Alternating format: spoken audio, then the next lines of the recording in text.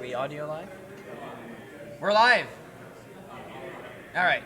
Welcome everyone, I am the Invisible Offbeat here with Money Mitch, the very visible, and we're here for day 2 of the Echo North LAN.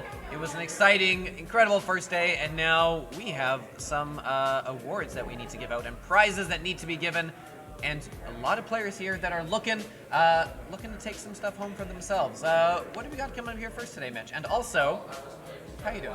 Yeah, I'm good, man. Yeah, good morning. Good morning. So this match that we got lined up here, we have Kanda versus Crown.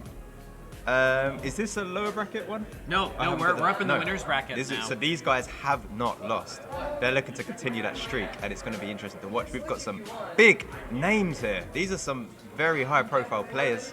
Over on Crown, we have Nate Appleton, 420. We have one and only Cruisin', and Z Gunslinger. And over on Kanda, we have C, Maddie Dash, Lowe's Dash, and Jewel Game. These are big players. Yeah. Go on. Yeah, one name that I will give you to keep an eye out for, if you did not manage to catch their game last night, one and only, not one of the big high-profile names coming into this tournament, but was absolutely lighting it up from outside the bubble in Crown's first game. I have to imagine Canada's going to be looking to see if they can kind of knock that down a peg and take away that threat, because it was really remarkable how well one and only was doing that on that front end with Cruz on the back end. Ready up? It's going to be a very exciting game here. Definitely keep an eye on him. Yeah, I agree. It's great. These kind of tournaments where it's mixed, it gives mid or like players that haven't already had that limelight, it gives them the chance to show off. For example, Corn Dog B played phenomenal yesterday. They had some really great moments. I don't know if you caught any of those games off the. Yeah. They played very well. Absolutely. And don't worry, for everyone watching on Twitch, we will get a prediction poll coming out here for you in just a second. Obviously, you can't have all the time in the world because we're ready to start. Teams are in the tunnels, and we are ready to get going here with round one. Take 1 minute here to gamble away your life savings in prediction points. There it is. It's live. Kanda on the left, Crown on the right. We are underway here at day 2 of Echo North, and it is going to be Crown getting that headbutt first, and that's going to bounce right into the bubble. Holy cow, that's about as quick as it gets. Oh, wow. Gunslinger, 2 points, wow. 8 seconds in. Incredible start for Crown. Wow. How long was that? I think in 8 seconds. 8 seconds. That was insane. What a start to this game. Let's see how Kanda respond to that as they come out now for their possession joust. We have Lowe's as QB passing over to the right tunnel, but we have C collecting that, passing it over, and that is now a loose disc. Can it be picked up by the one and only? One and only does get a hand on that, slapping it down into the end of Kanda. That may actually be on target, but no, it's not. It's just off, but it is in the bubble, and the defense are there to clear the tower.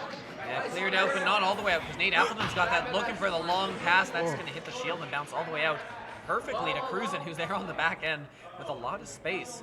Gonna send this up. They've got a 2-on-0, but no, the goal vacated, but they're not able to take advantage of that. Still doing a good job to get in position, recover these loose discs. Is Cruisin', gets a good cross pass there to Nate Appleton, who's gonna put that one in for 2. Crown, you might count that first one up to luck of the bounce, but that second one, no denying that. They deserve that one. Up 4-0 now. They are well rested, and they're good to go for the second day game. What, a minute and a half, not even gone, and they're 4 points up. Phenomenal work there, great cut, effort there in the bubble. But here we have Lowe's as QB picking this up, taking their time this time. Looking at the opportunities, finds a pass over on the right tunnel. That's picked up by Maddie. Maddie looks for the next pass. That pass is with C. C is challenged by a player, but does get the disc off to the left side, where we have Lowe's picking this up. On the side, passing it over to Jewel Game. Jewel Game moving in on the 1v1. He fancies his chances. He's going underneath the goal. He's moving in and he's beaten to it by the goalie. There's a loose disc within the bubble, but again picked up by Lowe's. Lowe's duking around. Incredible effort. Trying to ding that in. It doesn't go in favour in the way that he wanted it to go. A couple of great chances there for Canada, not able to capitalize. And Crown looking to see if they can punish this one. They're going to clear it in, but it's going to take a weird bounce off the shields back into the midfield. But that's one and only, slapping that head, slapping that towards the goal. They're in position there to maybe tuck that in for a quick 2 points. No! Nate Appleton not able to get the angle on that one to extend that lead to 6. Loose disc isn't being picked up by one and only. He's thrown that back at the goal, nearly missing. But this is still going to keep bouncing around the Canada zone. Lul's not able to clear. And this is still loose. C maybe with another chance here. No! Also slips out of the hand. One and only flood for this. Finally, Maddie gets enough of a piece of it to get out to the midfield. Both teams are playing so aggressively here. So aggressive. It's not even been 3 minutes, and we have so many shot attempts already. So many dings, so many saves. This is crazy, and this is now a loose disc in the end of Crown. It looks like the defense are there set. They all went to bubble. No one went for the disc, and Lowe's is capitalizing on that as he comes in, but one and only, while stunned out, does stop Lowe's in their tracks. Is now Cruising, slapping this forward down the field. It is all the way into the bubble. of Kanda, but Kanda defender does pick this up. This is C joking around on the wall, and I think that was a loss of tracking. Cruising, tries to get it in, and it's just hitting on the back four. It's another shot, but it's just a little bit too low. Yeah, Crown with a couple chances. They're not able to capitalize. Both teams have a little. Seems like they have a little bit of that morning rust, maybe up a little too late, enjoying the evening's festivities, and they're still in the process of waking up. I'm sure we'll see that kind of cool down as the game goes on. Maddie is going to get that one and clear it up across, back and forth. Good give and go, but no. Cruisin's going to read that. Cruisin looking for the long shot, isn't going to get it. Is going to bounce in the bubble around Lulz, able to collect that one. And Lulz making a couple moves, finding some time, and finding C. And C is going to clear this one all the way down into the crown bubble. Yeah, I think now's the time to slow it down a little bit. But say oh my word. Oh, that didn't go the way they wanted it to, but that was another shot. So many shots going on in this game. This is, oh my! Wow, if that was like an inch to the side, that would have gone in. It just dinged the wrong way, and how we have Maddie throwing this forward, trying to build something up here, but both teams are just so aggressive, trying to push this forward. Perhaps they need to slow this down. And here we have Lulz picking this up, dodging. Two players coming in. He has a third player pushing him there, and he puts it back to Dual Game. Dual Game looking to move something forward here as he passes it forward to someone who gets stunned out there. C gets stunned out, and Nate Appleton, 420, clears this forward. That's picked up by Z, Gunslinger, Geestung. Can't speak. Take the mic. Go. Geesungslinger. No. Oh, it's Crown with it. They've got it. The two goalies in there. Moving in is Nate Appleton. Nate Appleton can take the shot. My. That's a ding. This is, we're 5 minutes in here, still only 2 goals, but like the most tense 2-goal game I've probably ever cast. Here's another chance. There we go. I mean, if in doubt, take the shot from a meter away from the goal, if that's what it takes. Gunzy. We went a while without any points, but Crown gonna take this one back and extend that lead to 6-0 as we took it a timeout in the arena. Yes, we're seeing a pause come here from the side of Kanda. In my opinion, watching this match right now and getting a bit too excited here, I mean, both teams just need to slow it down. There's so much, Yeah, the reset options are there because both teams falling back on defense. We've seen it. They're prioritizing shooting back into the bubble, getting back to goal and defending that goal. But right now, no one's shooting the long shots well right now. And so you kind of need to adjust for that and realize, okay, maybe getting to goal isn't a priority. Getting possession should be more of a focus for us right now. Getting that possession and then holding that possession via strategic positioning so that those passes can line up is what we're not seeing at the moment. Right now we're seeing people grab the disc and immediately on the offensive trying to build something a little too quickly. Let's see what they change here. Yeah, for sure. So also keep in mind, both of these teams have only played one match so far. They played the one match yesterday, because yesterday was a big feature of the losers bracket, right? Because we got a longer way to work our way through the losers bracket. Need to get those games out of the way sooner. So these are teams that are coming in. Again, a lot of these players are native CV1 players, and so coming onto Quest, learning Quest and the little different intricacies of it for this tournament, it does make a significant difference. There is a learning curve, and they don't have as much experience as some of the other teams that we've seen play a couple times already of, making those adjustments and getting their bodies used to it. So I'm expecting to see kind of the quality of game pick up as we go on here. But Kanda not able to get it clear there. That is a dangerous interception. Lulz with it. Lulz is going to get stunned a little too much. No, the bounce. Not able to fall. Oh, Crown had a chance to seal it there, but the clear isn't out yet. Another chance.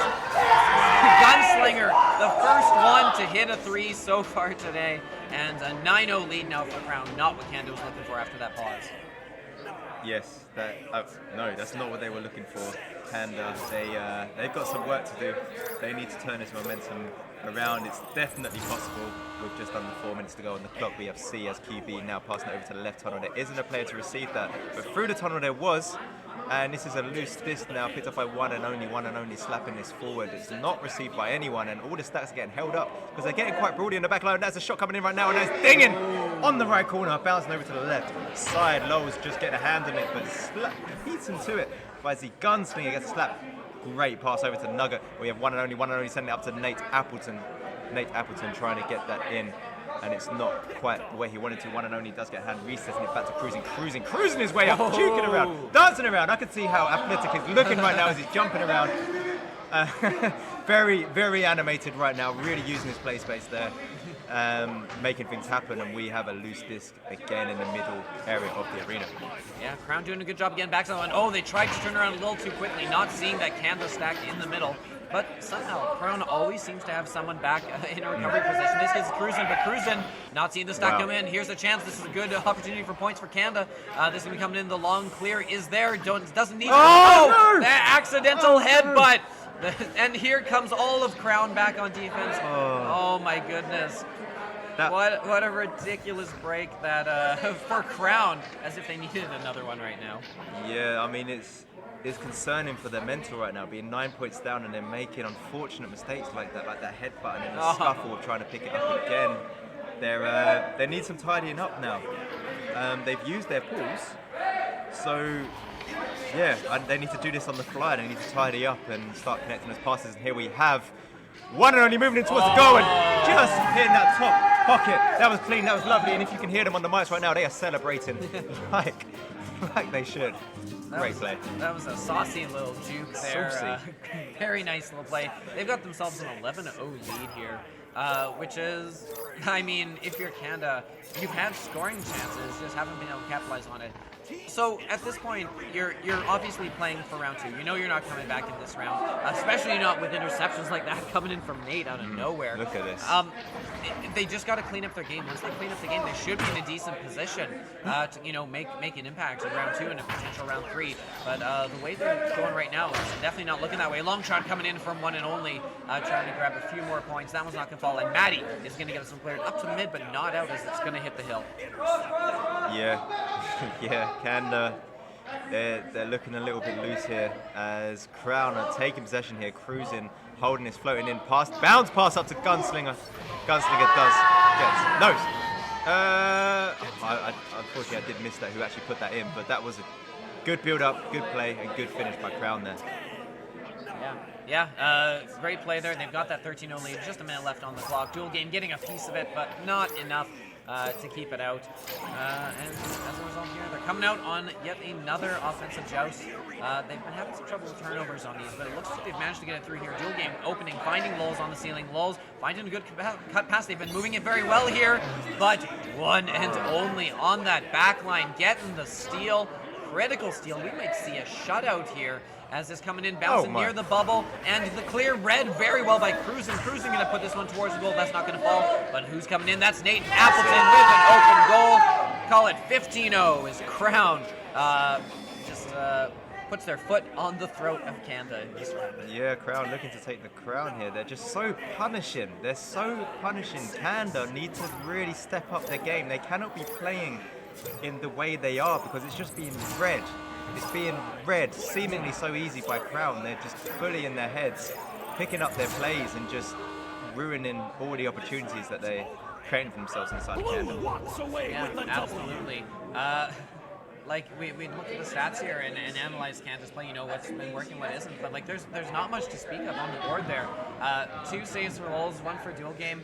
I take it we're still in the single camera.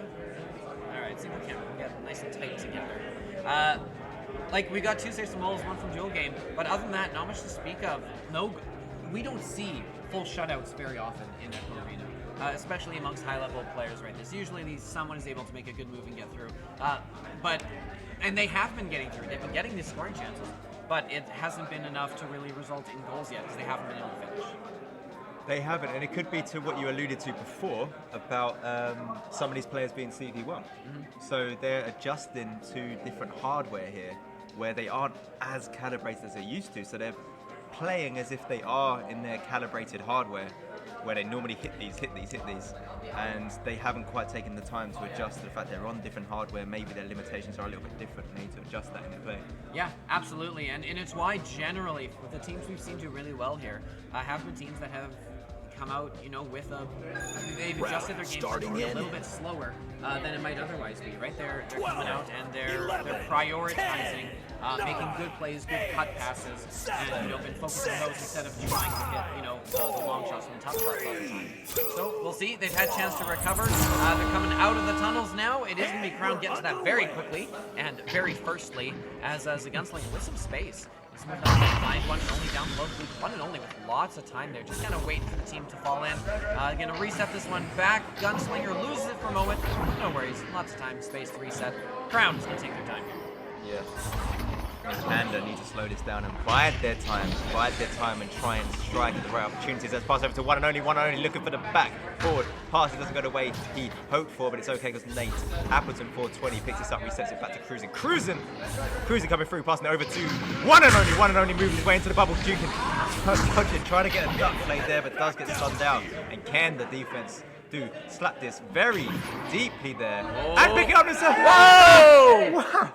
Who is that? Could that be Cruising getting back with an out-of-nowhere unbelievable save?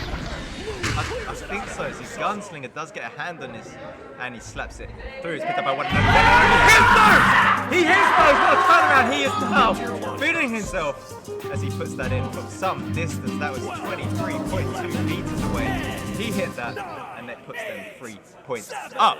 Wow, what a turnaround. Kanda looking at an open goal there. Out of nowhere comes Cruising around, just cycling that back down the arena the other way so quickly, so efficiently, and then one and only finishing it off with, of course, that excellent shot to give Crown the lead here.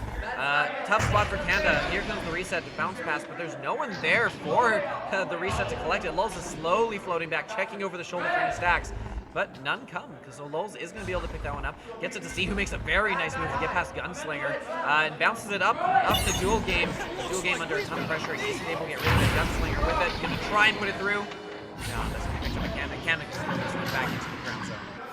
Yeah, you were right off beat a second ago. We said they're in a tough spot. They are in a tough spot. This is where champions are made. If Kanda can tidy up here and make something happen, despite the momentum being in the favour of the other team, it could be quite historic what they're doing here. I'm rooting for them because I love Carson so much. I want to see a third round. I really want them to win it.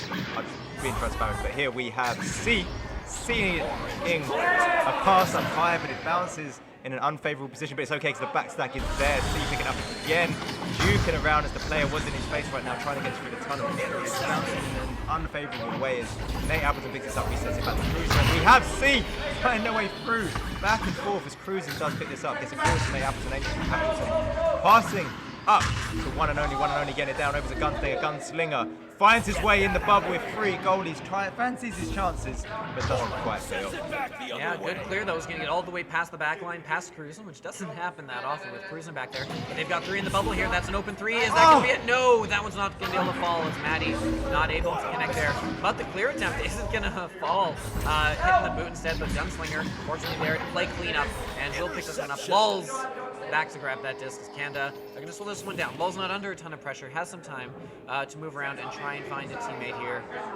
Just kind of waiting it out, looking for something clear. You know, when you talk about the needing to do, slow it down and, you know, make the plays. But the pass at the end of the day wasn't as accurate, so you're going to have to back up and have to try it again. Yes, Sophia, 100%. They're doing the right thing now. They are slowing this down, looking for opportunities. And I can hear the players shouting, pressure him. So they're baiting. They need Crown to play Kanda's game. They need Crown to come to them. And to do that, need to keep this possession up. And when those opportunities come up, to absolutely take them. We have Gunslinger slapping this into the bubble. That is now into the bubble. Picked up by Maddie on the side of Kanda. He's passing this out there. But quadruple stack for a second there.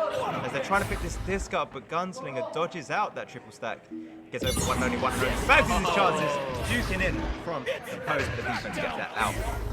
Not able to get past C and the clear. Not able to get past Cruising. Cruising on the back line with some space. Isn't moving. Has an open teammate on the ceiling. That's one and only. You don't want to leave one and only in space. Send back to Cruising. Cruising just slowly able to work his way up the field here.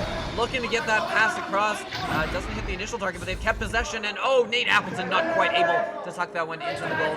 Cruising's back, but under pressure is going to dump this one down. Gets it past the pressure to a teammate, and that is an open goal for one and only. Nearly 5 minutes in and Crown still holding control of former Canada without a point in the round with a 5-point lead.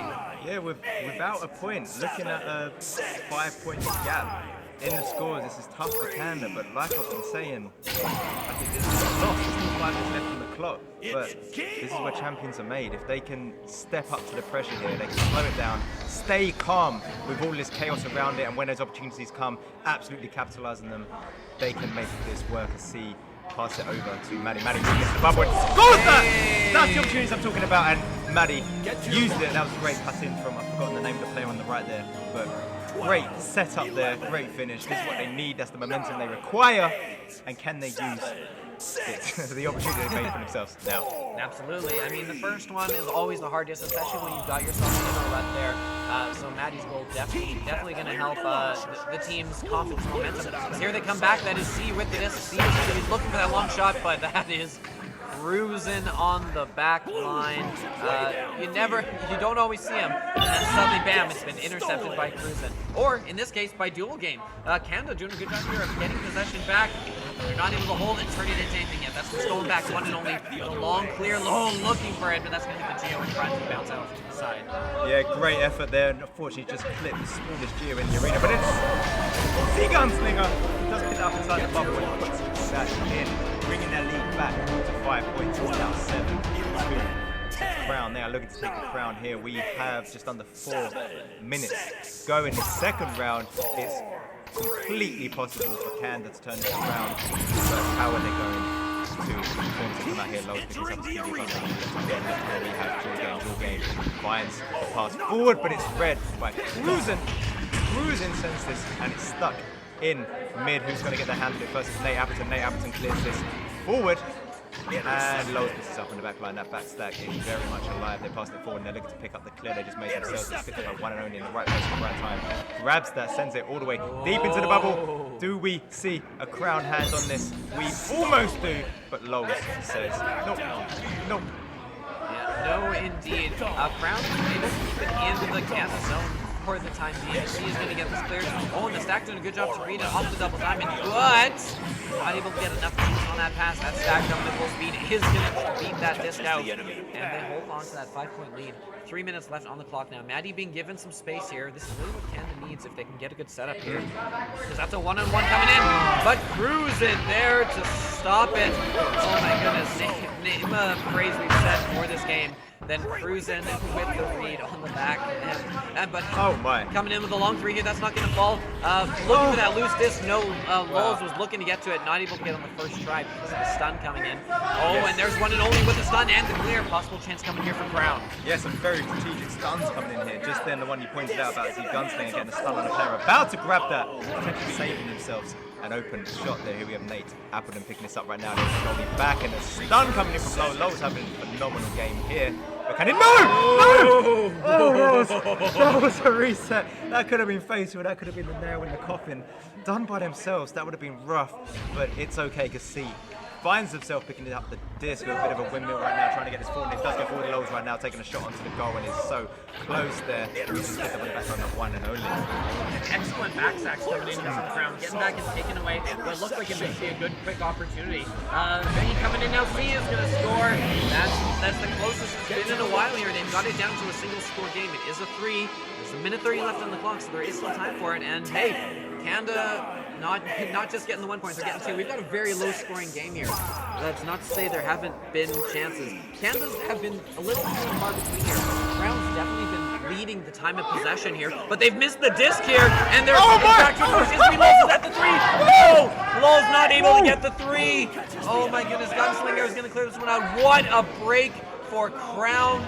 Oh my goodness, minute left on the clock. The thing is, when you're playing these games, you can't let that get to you. You've got to, like, onto the next play, you can't worry about it. But it's so critical. That 3 would have equalized them. It's okay because they got that 2 and they're only in 1 point deficit. They've got just under a minute right now to catch up. They need to score. The stakes are so high, but I mean, their mentality right now, they need to themselves be calm, collected, and just move forward and play to win. Yeah, absolutely. And there's still plenty of time, right? 40 seconds is a lot of time. That disc moves fast, and stacks move faster. Lowell's with the disc now. It's just Cruisin' there on the back end, but guess who's open above the goal? That is C, and C with the team leading 6 points of this round. Canada with their first lead of this series in position to force a third round. I'm just going to calmly say that was the correct decision. There was a chance to take a free there, but they decided to pass over to the player set up on the top and get that two. That's all they needed. That was smart. That was collected. That was what they required to potentially win the second round. They just need to be uber on the defensive right now with 2 seconds to go. There's a shot coming in. The shot! That is in! That is in! Nate Appleton says no! He says no! Oh my word, the room is electric right now. Everyone is standing on their feet. The players. Wow! Oh my god! It was wild. Oh my god! What was that, like half a second? Something Well, like can that. we get the stats on that? Do we know the numbers? I can check it. Let's check My the logs. God. Event log. That My goal God. coming in. That was 1 second left. Yeah, Less than a second. Less than a second left. Incredible shot coming in.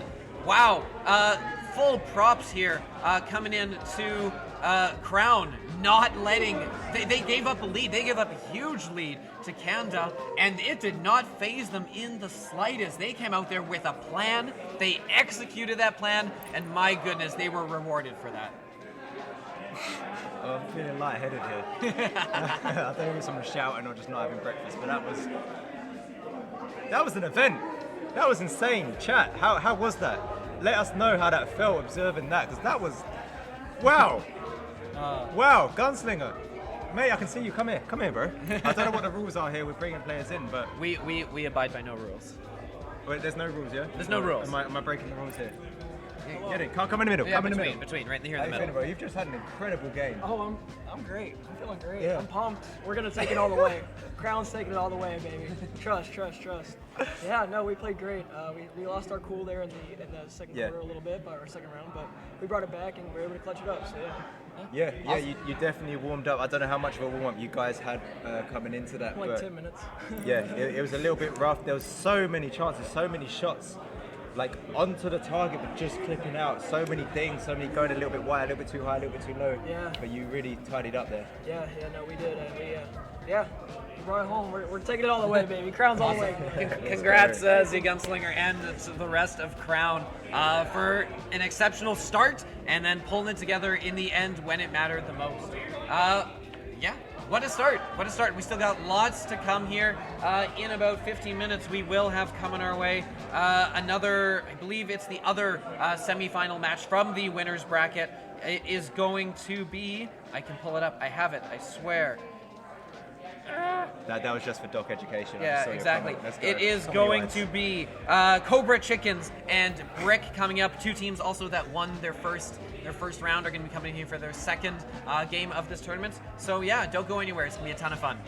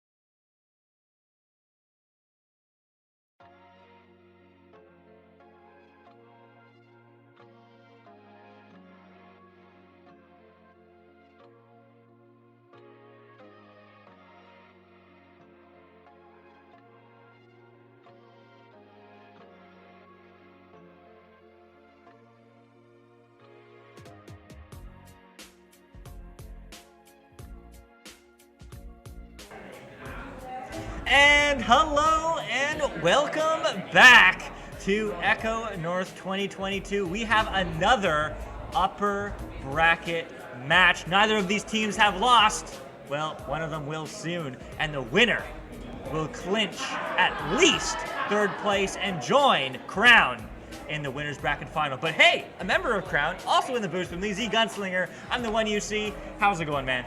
Oh man, well, if you can tell by my voice, it's gone. But it's going great. We're having a lot of fun, and I'm glad to be here. So thank you guys for letting me come on. Yeah, it's going to be an absolute banger of a time, and I'm so excited to see what these two teams can do. I mean, of course, Brick and Cobra Chickens, two teams that many people thought looked very, very good coming into this tournament. But as we saw, I mean, anything can happen here in Echo North 2022, and it only can happen because of you. So thank you, everyone in the community, for hanging out here with us, both in person here in Toronto and also on stream. Also, huge shout out to our sponsors here, Drizzly, Custom Ink, Slider Messaging, Virdis Media, Kiwi Design, VR Cover, Echoholics, and of course, thank you for VRML letting us stream on your platform, and thank you, Annexed Fate, for hosting this amazing tournament. It is so much fun to see all these amazing people who I can call friends again, and so many new faces as well. But the time has come. We are going into this matchup. Brick is in orange, Cobra Chickens is in blue, and hey, the winner will face you, Z Gunslinger, so maybe you can get the inside look. But let's find out right here, right now, with the neutral Joust. Take it away. Alrighty, this team's going to be on this rollout here. Going to be trying to get these points in quickly off this initial joust about these teams. Come here, going to be getting started quickly. This is going to be a race, and Brick's going to take it away as Acorn there is picking it up. Gets a little bit of a bounce there off the double diamond, slapping it over to KFC. KFC maybe going to try to take it in here. It's going to take a walk since cross pass over to Shepard. Shepard's going to try to take it in, and will get to Brick getting on the board quickly. Man, and you can hear KFC yelling already, the hype coming from Brick, but still plenty of time. That's only less than 30 seconds into this match. And now the Cobra Chickens have something to say. Let's see what they can do as they come out of these tubes. It is going to get picked up by Mad. Mad looking for an opportunity, finds the left side pass. Going to get picked up. Not going to get picked up by anyone on his team, though, unfortunately, as that clear is again going to be scuffed. Strem now with the disc. Grambitsky trying to find some sort of clear, not finding anybody, but KFC will find a shot opportunity. Not quite going the way he wants it to, though, as Strem finds it through the tunnel. Yeah, Strem getting the clear out there all the way through into the side of Brick. Brick stacks there, not able to collect it. Strem is, though. Strem's going to try to take it in here. Going to try to get a save. Oh, a save there by Wiggles. Beautiful save there. Picked up right back by KFC and sent all the way out into the side of Cobra Chickens. Cobra Chickens racing to get there. Strem will get it, but gets stunned out there by KFC. KFC now holding his disc. He's going to try to get set up so that for the reset over to Wiggles. Over to Wiggles now. The pass is not going to be good. Lots of missed passes right now in the arena, but Wiggles is trying to find an opportunity. Unfortunately, will be a turnover as Sweet Potato does pick that one up.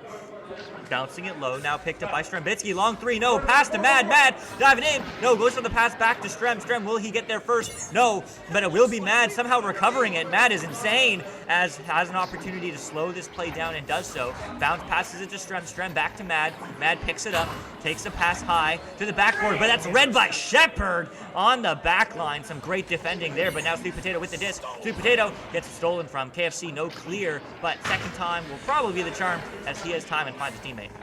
Yeah, KFC there, able to find that teammate, able to stack and clear out. That's going to be Wiggles there, going to try to take the three. He's not going to find the connection just yet. Will be KFC, though, to pick it up. KFC is going to try to send it in. Going to go for the bounce shot, unfortunately not finding that connection.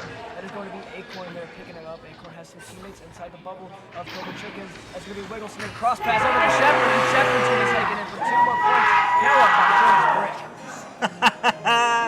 Man, I hope you can hear KFC yelling in the background.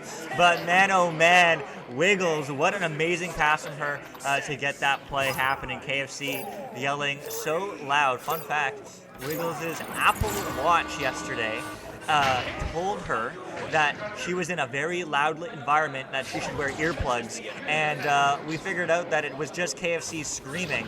So hey, if you think you're hype, you haven't played with KFC yet, you can always be more hype, and there is some more hype from KFC, getting 6 on the board for Brick. KFC there, he's going mental over there. It's so fun to watch him play. KFC able to get 2 more points for the side of Brick. Up by 6 now. Cobra Chickens has got to find something here for them to get going. They're going to be on this rollout here. Let's see if they can get something going. Yeah, let's see if they can, as they are still looking for their first points. Mad not finding a pass. Strembitsky stunned out, floating mid. That's going to get read by Shepard. Shepard the block, but also the block from his teammate, as that is going to be a bounce back into the bubble, but it will get picked up easily by Mad. Mad jukes, tries to find an angle, not finding the right one. Instead, it's going to get picked up again by the one and only Chicken Man himself, KFC, over to Acorn. Acorn to the backboard, picked up by Wiggles. Wiggles over to the Acorn, but no, pocket pick by Strembitsky, as that is going to get sent through in the mid area, but not quite through, as KFC over to Shepard. Shepard wants some points, but so does Acorn, and Acorn will get them. 8-0 Brick. Beautiful passing there by the side of Brick to get themselves another 2 points here. Only 4 minutes off the clock so far, and they're up by 8. Taking a commanding lead on the offense, especially here early. Cobra Chicken just has not had an answer on the defense yet. They are going to be trying to answer back here on the offense, as Matt's going to be holding it on the rollout, sending it over to the left side to Sweet Potato. Sweet Potato sending it across, pass high over to nobody. Where we'll find the hands of Acorn. Acorn's going to get it all cleared out. It's going to maybe take a bounce. No, unfortunately not. KFC will be there, gets the headbutt off. Going to be a scramble here for the disc as Matt gets it away. Slapped out. Now going to be a race to it. That's going to be Shepard. Shepard sending it low over to KFC. KFC's going to try to take a shot. No, will not find it. Acorn another chance here to get something going. Sending a reset pass back over to Wiggles. Yeah, passes it back over to Wiggles now. Wiggles finding the bounce pass, connects to Acorn. Acorn diving in, bounce not. No, but it will get picked up by Mad. Mad, great work there on the back line, but these clears aren't quite working out for them. That's going to get passed to the one and only KFC. The dunk is going to be good, and there's 10 on the board for Brick. Yeah, KFC there able to get that duck and dunk off and get 2 more points on the inside bottom pocket there for Brick. Brick now up by 10. Cobra Chickens here just not able to get anything going just yet. They want to get something going soon. If not, it might be too late. Mad though, Mad's going to be on this rollout, has a couple passes, sends it over to Strembitsky. Strembitsky trying to find EJP on the cross pass, will not find it just yet. That will be Mad picking it up, sending it over to Sweet Potato. Sweet Potato trying to send a pass back over, will find Strim there. Strim now going to maybe try to find a cut pass. EJP was into the receiver, but was stunned out. Mad now sending it over to Strim. Strim here slapping it back over to Mad. Beautiful pass that here unfortunately was just stunned out still, as Acorn gets it all the way cleared out onto the side of Cobra Chickens. Yeah, I mean, just those little passes, as it's just too quick. But 4 minutes, still plenty of time here on the side of Cobra Chickens. Cobra Chickens goes for the deep clear. It is a good one, but that's quickly read by the stacks from Brick, going for a low clear that is through. Now all the way downfield, bouncing around. Bouncing off the ceiling. Will it be recovered? Yes. Mad gets a hand. Mad gets a clear, but again, the back stack is here. Acorn picking it up. Now bouncing low. Not a connection immediately, but an opportunity for a stack to pick it up. And guess who? It's Acorn. It's KFC, but it's a save from Strembitsky. Oh my, as that is going to get cleared through the left side tunnel. All the way downfield now. Bouncing through the ceiling. Picked up again by Acorn. And man, this Brick stack, this Brick offense is absolutely relentless. And KFC will not find the shot. Yeah, KFC there was trying to find that shot. We'll find Wiggles though, but that's going to be Strim getting the steal there. Going to try to maybe find a clear out, waiting for the stacks to get together. Mad and Sweet Potato are together. A chance to score here as they're trying to track down this disc. Mad does have it, but gets stunned out there by Acorn. Sweet Potato slaps it across, trying to find a teammate over there. We'll find KFC though. KFC now holding on to this disc, getting it all the way cleared out, and the stacks there for Brick. Going to take the shot was Acorn, unfortunately. Just going to take a bounce off of the nest there. Now a race. Shepard's going to be there, going to give it a scramble. This is going to be Mad coming away with it. Mad getting it all the way cleared out. No, right into the hands of KFC. KFC now holding this disc, going to get a pass over to Acorn. Acorn now has got this, going to slow it down. Trying to find a pass. We'll find Strim though. Strim's going to try to get this all cleared out. We'll find the clear all the way through. Yeah, he will find the clear all the way through. The backline's not immediately there, so an opportunity, but the stack of Mad and Strembitsky does break apart, so this is an opportunity right back on the side of Brick. Flat off the backboard, it's a stack race, it's a leech race. Well, it's a leech, unsuccessful for Brick, but they still will get a hand. The rotations are quick, and there's the ender, there's the dive, and there's the goal! KFC showing off his skill, putting 2 more on the board. No shot that just happened. KFC, that was dirty. That was dirty. The ender off of the Joker off of the goalie there. Wow, beautiful, beautiful play there coming from the side of Brick to get themselves 2 more points here. And Cobra Chicken is going to be trying to look to maybe carry over some momentum for this second round here. That's going to be a pass over. We'll find Shepard, but Strim's getting the takeaway. Does get the stun, trying to find a pass to Sweet Potato maybe. Will not find it though. EJP is going to be there. EJP has a chance to pick it up. Does have some time maybe. Oh! Almost finding them. That 0 angle backwards 3 almost. Yeah, that was crazy. Yeah, that would have been really nice to see, but unfortunately it wasn't meant to be. And Acorn will hit that, certainly. 15-0 now. Brick absolutely dominating this first round. Yeah, Brick's been unstoppable here, and the name of the game for them has been just the offense. They really have not had to do much on defensive side as they've just been controlling the offensive side of the floor. So yeah, they've been really killing it well. And as Cobra Chickens is going to be trying to roll out here, Strim is going to be holding on to this list. Has a couple of pass options, gets the juke off. Hey, Strim in the background there. I hope you guys can hear him. So they can cross pass over to Mad. Mad now is going to send a cross pass. EJP unfortunately just missing the grab on that disc. Does get it all the way cleared out into the side of Cobra Chickens. The stack's there for Brick. Brick is there. KFC maybe trying to take the long shot there. Just hooked it a little bit too much as Mad gets it all the way cleared out into the side of Brick. I'm still laughing about the camaraderie between these folks. I mean, at the end of the day, yeah, it's a competitive game. But you know what? Everyone here is having such a blast, win or lose. And it's so much fun to see and so much fun to feel and hear the energy that they have. Let's see, 20 seconds now. Cobra Chicken's looking for some, and they get it, Mad. Oh, getting some points on the board. And as you say, getting some momentum for the second round, potentially. Yeah, that's exactly what they needed to carry over into the second round. So that's gonna be it's gonna be interesting to see if that plays an effect. So yeah, this is gonna be a first round victory for the side of Brick, but we have more rounds to play with.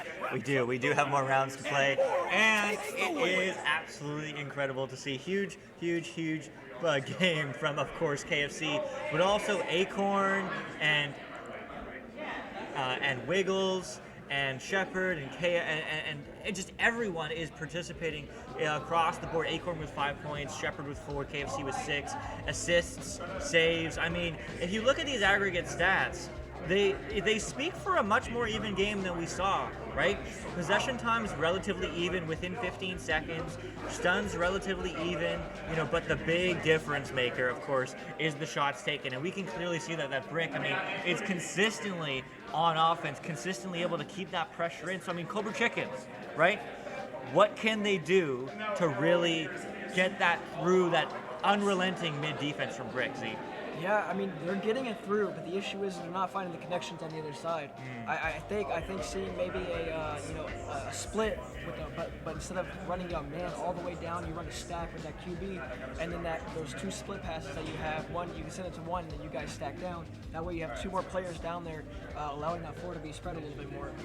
They're getting it down there, just not having those pass opportunities to get it into the bubble. All right. Well, let's see. I couldn't agree more. They really need to find each other. Well, let's see what they can do here in this second round. Cobra Chickens looking for some vengeance, and they're going to get to the disc with a vengeance. One for the low bounce. The back line will not pick it up. It's an opportunity. Where's the back stack? The stack has unfortunately broken apart, but Strembitsky and Mad are there, and they will pick that one up. Going for a juke bit, looking for a pass opportunity, pass option. Mad finding some space, finding 2 players back, just absolutely towing with them. Finding the cross pass now to Strem. Strem sees 2 options low, finds one. It's Sweet Potato. The shot no good. Wiggle saves it, but the clear is not what they needed. Sweet Potato back. The reset. It's good. It's going to get picked up here by Mad. Absolutely different gameplay here. They're finding their passes, Z. Yeah, they are, and Mad here is going to try to find another one as it's sent to Strembitsky. Strembitsky going for the end. Go! Sweet Potato will find it, though. After it was saved by that goalie, able to get themselves 2 points here. Early points for Cobra Chickens. Yeah, I mean, this is a different game. I'm right next to, well, we both are right next to the blue side physically in this menu. And we can see, during the break, Cobra Chickens were talking, Strambitsky was talking strategy. This is what we need to do. This is how we're going to change it. And we just see the experience of these players who've been playing for so long. And we can see the results in this game. A very different early game so far, but still early days. But will he get another stun? Yes, they do. Will he get another goal? Maybe diving in. Oh, what a shot from Strambitsky, getting 4 on the board for the Cobra Chickens. Yeah, now up by 4. Chickens. Invincible over there. Strim throwing a little bit of shade to the other team. Strim there able to get those, get that disc and do some juke in there to get themselves 2 more points here. The side of trying to get back as they roll out here. Now going to be Wiggles on that QB, sending it over to Acorn. Acorn getting it all the way down to Shepard. Shepard finding a cross pass over to KFC. KFC going to try to take it in here. Will find it. Oh my God, beautiful take there by KFC. Yeah, beautiful take for sure. I mean, the team play from Brick is absolutely phenomenal, but Cobra Chickens, don't count them out.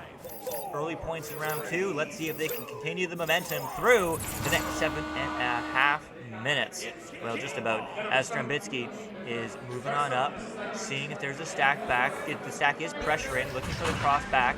Will find, gets stunned, finds EJP. EJP slowing it down, trying to find an anchor point, finds the low pass. It is going to be bouncing erratically, but it will get picked up here by KFC now. KFC looking for the right side clear. Not going to be Strambitsky is there. Strambitsky is here. Strambitsky has 3 pass options. Elects to go back, connects to Mad. Mad under a little bit of pressure, but slowing down this play, looking for an opportunity. Cross high perhaps. Yes, it's going to be Stram diving in, but the save Wiggles. Oh my, as it is going to bounce around, but still not quite out just yet. Yeah, not quite out just yet, and that's going to be Shepard there, picking it up, sending it high out into the side of Cobra Chickens. Strim now able to pick it up, trying to get the clear out. Will find the area of trap there, or the high trap at least. Mad there, going to try to take the log shot, but Shepard's in the back line to pick it off. Ambitious shot there, but Shepard's going to send it out all the way into the side to Acorn, that is. Acorn's going to take the shot. It's going to unfortunately ding it there. That will be Shepard, though, is going to pick it up and sending it in for 2 more points for the side of Brick. Now all tied up. All right, I mean, 4 points in a row for Cobra Chickens, now 4 points in a row for Brick. So what does that mean? That means that it's a new game. It is tied at 4, 6:25 on the board. And, well, it's just a just advantage for the Cobra Chickens. Strambitsky finding the left side pass to Mad. Mad seeing Stram back across Mad. Now once again with the disc, sees the opportunity low to EJP. EJP will get this disc picked up now, juking around back, bouncing up. It is going to get recovered by Mad. Mad, the cut, the shot, the dunk! Strambitsky, 2 for Cobra Chickens. That team play was amazing there from Cobra Chickens. I mean, super impressive to work it up that field. Strim and Mad slapping it back and forth to each other, and was able to find Sweet Potato on the floor. Sweet Potato set that pass up, was able to be picked up by Mad, and Strim putting it in for 2 more points. Now going to be on the rollout is Brick. They do have a player back in that tunnel coming out now. Will be a bad clear there. That will be Mad there, able to try to get this clear out. No, trying to find some passes, sends it back to Strim. Strim sending it back to Mad. Mad now on the floor, trying to maybe find a teammate inside the bubble. Will find Sweet Potato. Sweet Potato slapping it away there. A little panic nonetheless. They are going to be trying to find it back here. KFC was able to find it, getting it all the way cleared out to the side of Cobra Chicken. Going to be a little bit of a fight here. Strim comes away with it. Strim now sending it back over to Mad. Mad trying to maybe get something here as you have a couple people on the right side and one in the bubble. KFC is chasing them down, trying to get that stun out as Sweet Potato handles his disc. Yeah, Sweet Potato, great positioning there from her, as now Strem's juking around. Everyone's on him, but not able to quite get it through, but it's a juke. Still, is it a clear? Yes. If it is going to bounce all the way through near the near side wall, floating in that trap area. So will be Sweet Potato picking it up. Nice recovery. Finding the pass up to Strem. Strem under pressure. Pressure down to Mad. Mad hits those! What a play! 5-point lead for Cobra Chickens. Like you said, don't count Cobra Chickens out. They're up by 5 here in this second round, and we're seeing a whole different game here, Luke, here in this second round. So Brick is going to be trying to answer back here as they're going to be doing this rollout. It's going to be Wiggles on the QB here. Now has a couple of teammates running the short stack breaker kind of split here. We'll send it over to KFC. KFC now handling this, sending it back over to Wiggles. Wiggles there going to send it up to Shepard. Shepard's going to try to find a pass down the field. around. We'll find it's Acorn. Acorn had an open goal for a second, opted to not take it. Smart decision there as KFC picks it up off the back. Oh! Strem getting the stop and getting it all the way cleared out, but the stacks there for Brick are just too fast. Yeah, they're really good. But, I mean, what a defensive play from Cobra Chickens. They're not only seeing better offensive capabilities, but we're really seeing their defense, and that it will show it again. I mean, the spin play from Shepard, I don't know if it was it, but, hey, 3:32 on the clock. They have time, but there's a long three by Mad! Will it be in? No, unfortunately, but it will be Wiggles getting that clear out, bouncing in the trap area, not quite through, but it will get recovered by Sweet Potato now. Sweet Potato juking around, picked up by Mad. Mad is moving on up, moving on around, and it is going to be Mad. Oh, but Wiggles will find the save, as that is going to be through mid, but recovered by Strembitsky. Yeah, Strembitsky there able to pick it up quickly, get it sliding back. It's going to be a Ray Strem picking it up for a second, but getting it taken away. Maybe the headbutt off of the orange player there. Nonetheless, Shepard picking it up, going for a clear here. Maybe a shot almost, but Strem coming in quick, getting it cleared out. Wiggles in the back line to pick it up there. Wiggles sending a cross pass high over to Acorn. Acorn now has it, has a couple of teammates in the bubble, going to maybe opt for the solo. No, sends it to KFC. Still finds the bottom of the goal there. Now 2 more points on the side of Brick. Oh my goodness. I mean, what an absolute defensive play from the Cobra Chickens jumping out, but hey, the shot was already on its way, and KFC will happily take it, making it a 3-point game. Brick coming from behind, but again, if Brick wins this, they are undefeated. They remain in the upper bracket, and they clinch 3rd place at least. Cobra Chickens, they need to win this round to stay alive, to stay in this upper bracket. A self-pass from EJP. It's a beauty, but it doesn't quite connect because it will only connect with KFC, but now Mad is here. Mad takes the 3! And oh my goodness, what a dime! 12-6, Cobra Chickens up. Mad getting that long 3 there. Beautiful, beautiful execution.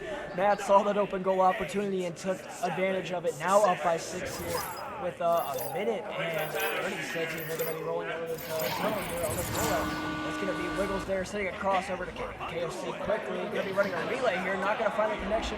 Maybe trying to find Acorn. Going to try to send the shot in. No, just a little too quickly there. That is going to be going maybe into the trap side. Yeah, that was going to be all that we put out. Nonetheless, KFC picks it up, sending a cross pass high over to Acorn. Acorn now has a couple players coming in. Oh, beautiful shot by Acorn. Damn, but it was only a 2. It was only a 2. That is huge. I'll tell you why. 60 seconds, 2 goals are necessary. They cannot score 1 goal anymore, so Cobra Chickens can burn the time away. Strembitsky looking for the pass, but oh shoot, it's a ding! They don't want a 2, they want a 3, they don't want a 2, they want a 3, and they will get a 2! Oh my goodness, okay. Cobra Chickens hanging on by a thread, but still up. Still plenty of time here, though. At least one more possession for both teams. No matter what, I think whoever, if Cobra Chicken scores here, they secure it for sure. Brick, if they score here, we might be seeing an OT unless it's a 3. Strem here on this rollout. They're gonna see that's gonna be Sweet Potato playing that deep back line. Will be into the hands of Shepard. Shepard now has this disc, trying to find maybe a dribble play. Will be a scramble for this disc here. Sweet Potato. Strembitsky finds it. Strem gets a slap away into the hands of Mad, but Wiggles, KFC, no. That's sent over to Shepard, sent over to Acorn. No, misses it. Last chance opportunity here. You gotta go to the heave. Slaps it back, and that's round 2 in the books. Cobra Chickens takes it. Oh my goodness. What a round, what a finish. I thought we might be able to get 2 back-to-back last-second goals. That would have been crazy. But it was not meant to be for Brick to make a 2-0 victory. Instead, Cobra Chickens have reset the match. Now round 3 is the one where it matters for both teams. Winner take all. And oh my goodness, these players are insane. I mean, everyone has assists on the side of Brick. There is 5 saves from Wiggles. Absolutely incredible performance from her. And KFC, 10 points, of course. Acorn with 9, Shepard with 6. But, I mean, you have to look at the turnaround from the Cobra Chickens. They talked strategy, they talked passing, they talked discipline, and oh my goodness, Z, I mean, after one break, they turned the game around. Yeah, indeed. And, taking a look at the team stats overall, the possession time still very equal. The shots taken have definitely evened out a little bit more. We were looking at, I think, a 73 to 27% there. And the assist, obviously coming more from the side of Brick. But, Mad having those starting in definitely secured that lead for them early on. So, Cobra Chickens just need to keep that pressure and keep on the side of Brick, and they may be able to take it in round 3. They very well may be able to, absolutely. I mean, it's been an incredible round 2, but round 3 is where it matters, and Mad is still going to win those, but so will Shepard Reeds, as it is going to be bouncing all the way through now, bouncing high off the ceiling. Who's going to get there? It's going to be KFC. Open shot, open net, no goal, but it's going to be recovered by Acorn now. Acorn, there we go. 3 points on the board for Brick, starting off this third round. Acorn, they were able to pick it up off the rebound. KFC tried to go for that shot, maybe just a little too open, shocked him a little bit there. Nonetheless, they were able to find those 3 points. Now up by 3 early here in this third round. Win our double elimination loser bracket. Yeah, exactly. There we go. That's what I'm looking for. So Strabitsky here gonna send a cross pass over to Mad. Mad now gonna try to maybe find a couple passes. We'll send it to the front of tunnel. That will be Strim there. The stack coming in quick. Strim gonna maybe try to send it up to EGP. We'll find it. EJP there. Gonna try to send a cross pass. Nobody just able to pick it up just yet. That's gonna be Mad though finding it. Mad's gonna send it below the goal to Strabitsky. Strabitsky to get over a backward shot. Will pick it up and finds 2 points to the side of Cobra Chicken. There we go. I mean, Cobra Chickens, of course, fighting, both these teams fighting to win this third round. They want to move on to the winner's bracket final to face against Crown, the currently only other undefeated. But the loser will move on to play Sky. Back-to-back matches for the loser. So not only do they get no rest, but they get a save! Mad, oh my goodness, that stack back and that look. That was insane, but still a 1-point game. And these teams are putting all in the arena. Yeah, indeed. And Shepard here trying to put that disc in the goal. Sends it over to Acorn. Acorn to KFC, and KFC's going to take it in and gets a slam dunk for 2 more points. Now up by 3. Here is Brick. And beautiful passing there, Luke. It really is phenomenal passing, and we've seen some phenomenal gameplay all tournament long. I mean, it's absolutely incredible to see what these players do in person. The Ducks, their headsets are basically on the floor. The throws, they give it their all, the jump, the excitement after each goal, the excitement when their team scores, the hype, the screaming, it's everything. Just like that defense from Strabitsky, as that's going to be now Mad, finding the pass across. Maybe to EJP, but it is a little bit awry. So it's going to be a little bit of a slow race here. Will it get picked up? Who? Well, it's going to get picked up by Acorn, who does not get the stun. That's going to go past Strem. Strem looking for the read. Will get the disc, not under immediate pressure, but now there is one player on. Looks for the pass across. Will it connect? Well, it will connect with the other side of the arena, but it will not connect immediately with the teammate. And that has to be a complicated self-pass, but no, Shepard gets a hand off the backboard now. The sideboard, the KFC board, but no, the defense is back. Spinning and winning. KFC 7-2 Brick. KFC there doing a little bit of a spin on the pole there. Giving him a spin cycle, I like to call it. It was able to take it for 2 more points. Now up by 5. It is the side of Brick. Cobra Chicken's not out of it yet. There's still plenty of time to go here in this third round. And they're going to be trying to answer back here on this loadout. As they come out, this is going to be Strabitsky handling it, sending it over to Mad. Mad now trying to get those stacks broken up and slowing it down here. Mad's going to walk it up the floor. It does have a stack back, and a stack is coming in for the side. Now all 4 Brick players are down. It's going to be sent over to Strabitsky. Strabitsky here going to send a pass back over to Mad. Mad's going to try to maybe get a juke off. Will not. Will get stolen by Wiggles here to get it into the hands of KFC, and they're going to try to clear it all the way out here into the side of Cobra Chickens. Now handled by Shepard. That's going to be stunned out though by Mad. Mad and Strim are stacked. They do get leashed though, so that's going to be their stack split. Going to try to get it all the way cleared out here. There was Acorn, but right into the hands of Mad. Mad sending over to Strabitsky. Strabitsky's going to send in the shot for 3 points for the side of Cobra Chickens. Yeah, getting the Cobra Chickens. And hello, man, in the chat. Much love to you, my friend. But hey, it's a 2-point game. Cobra Chickens, Brick, round 3, 7-5, winner.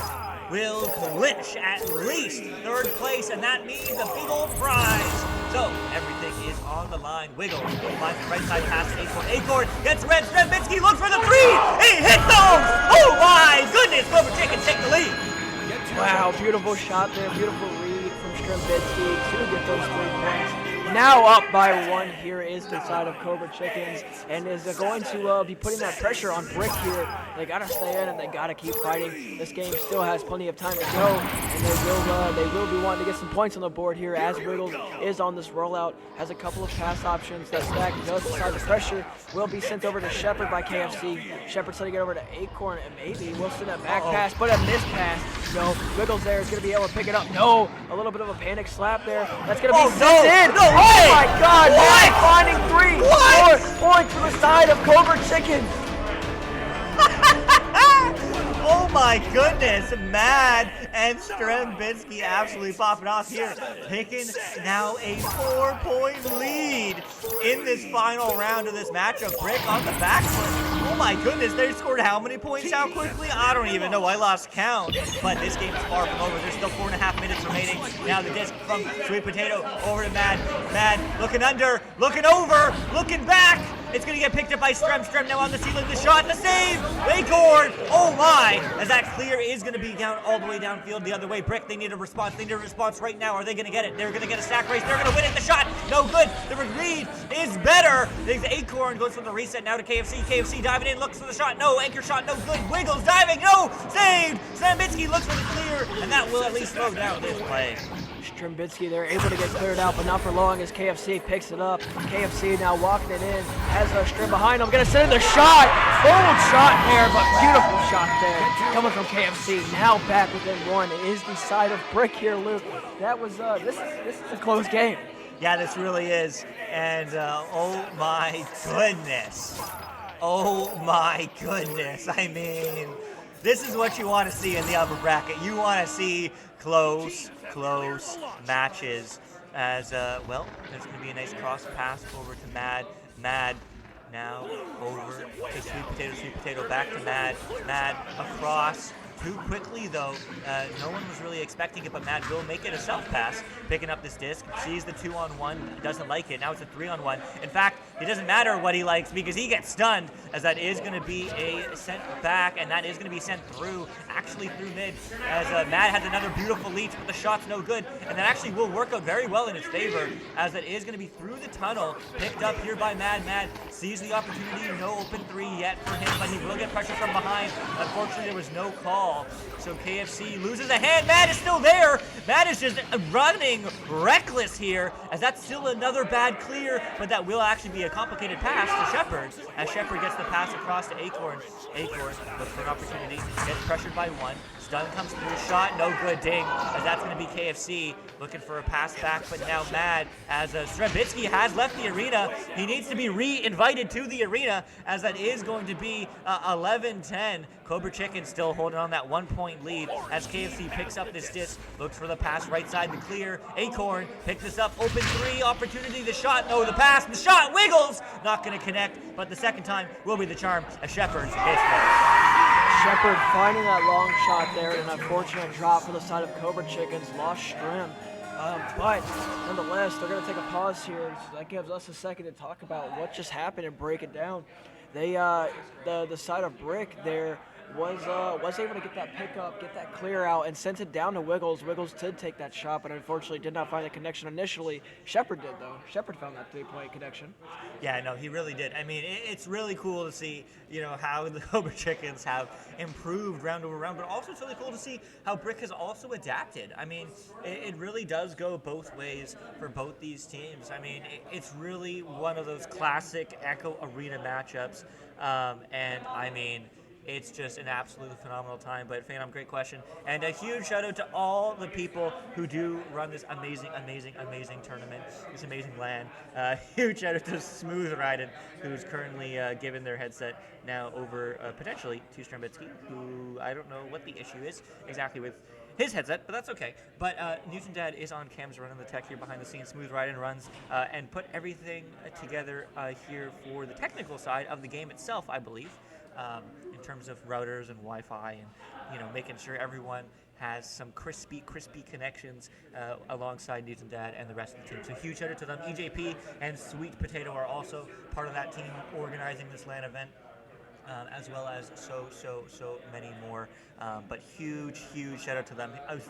It is not possible to run events without the support that these people have given the community and this game. So much love to them, but also much love to our sponsors. Huge shout out to Drizzly, Custom Ink, Slider Messaging, Viridis Media, Kiwi Design, VR Cover, Echoholics, and once again we are streamed by VRML, hosted by Annexed Fate. So huge shout out to both those organizations, because at the end of the day, none of this is possible without the community and without the attention that you folks give it, and therefore the sponsorships and the way that it works. So much love to every single one of you hanging out here on stream. Much love to every single one of you listening in here in the building, because it's so cool to see all your amazing faces in person, seeing this game, seeing everyone, and seeing all the energy that everyone is giving each other. So huge hype. It was so much fun watching your match, against Canada Z Gunslinger, but I mean, you did not see a round 3, and this match is just all the hype. Yeah, honestly, this match reminds me of our match against Sky yesterday. That was such a close one, and big shout out to Aiden there for the bits. Thank you so much. We appreciate it. But yeah, no, this match has been very close, very action-packed, and the side of Cobra Chickens is going to be looking to fight here and get back that lead that they had after Strim drop.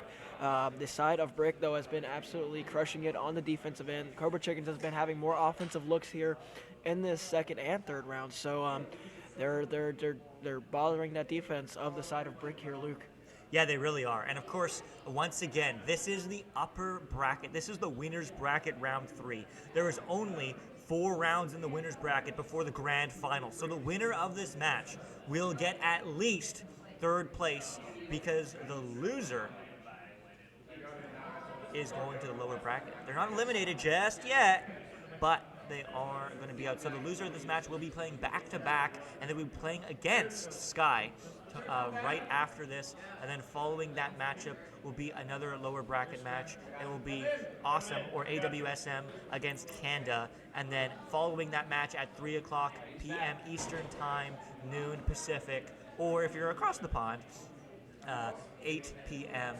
British Time will be the winner's bracket final, followed by the loser's bracket final, followed by the grand final. So make sure you folks definitely tune in to all the Echo Arena action all day today, because it is an absolute banger.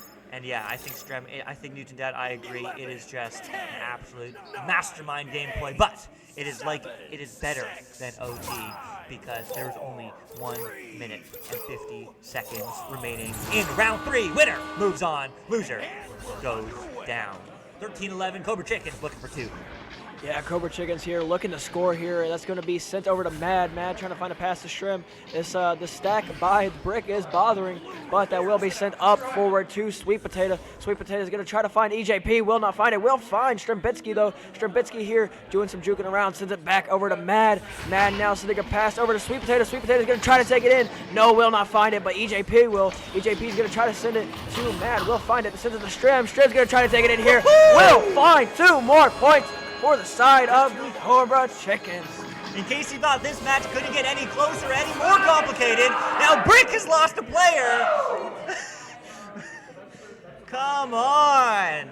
All right, well, it's reverse. It's the reverse ice. It's a new game. There's going to be less than 50 seconds remaining when the next person touches this disc once the unpause comes through. And that means it's like the ultimate overtime, where either there's going to be a second overtime with 2 minutes and a neutral joust, or there's going to be a winner in the next 55 seconds or so. Wiggles will find themselves back in the arena. Welcome back, Wiggles. Glad to have you. But oh my goodness. This is everything. This is everything for these teams. The winners clinch third place. But again, this is a LAN, and this is a LAN with all our amazing sponsors: Drizzly Custom Ink, Slider Messaging, Viridis Media, Kiwi Design, VR Cover, Alcoholics, and of course, Stream.VRML, hosted by Annexed Fate. But there are so many amazing prizes, which we will tell you about later. But one of these teams will be winning those prizes at least in third place when they win this match. Let's find out who that will be. Wiggles grabbing the disc and looking for a pass. Yeah, Wiggles there seeing it over to KFC. KFC now has this disc, going to try to send it upfield. Will not find a teammate on the other side. The stacks there coming in from Cobra Chickens. That is going to be Strimbitsky coming away with it, sending it over to the left side. But no Acorn's going to be there to stop it. Sending a pass over to KFC. KFC maybe going to try to take it in here. Will be sent up to Shepard. Shepard will get the shot after the stun out on Mad came through. Now up by 2 is Brick. This is going to be last possession, last play here, Luke. Yeah, this is everything. This is really it. Cobra Chickens get a 2, OT.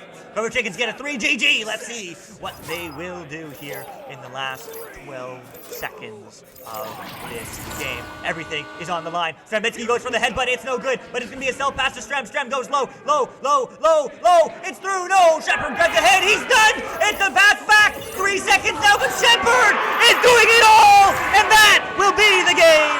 Brick, oh my goodness. Taking it in 3 rounds, but man, what a nail biter. Yeah, wow, what a close matchup there from the side of both of these teams. Honestly, Brick there able to get those last quick 2 points and putting themselves up there, putting the pressure on Cobra Chickens. Maybe the headbutt wasn't the best play, but nonetheless, they tried it and it almost worked. It almost worked. Almost worked, But it Shepard. didn't. You saw USA fade on, but Shepard is much love from Calgary. Go Canada, go! But oh my goodness, huge shout out to Brick getting that win, getting that W. But that was a close match, and that's what you want to see. So Cobra Chickens will continue to play right here, right now, against Sky after a very short break, and Brick will move on to face the also undefeated squad of Crown. Yeah, Crown's coming for it.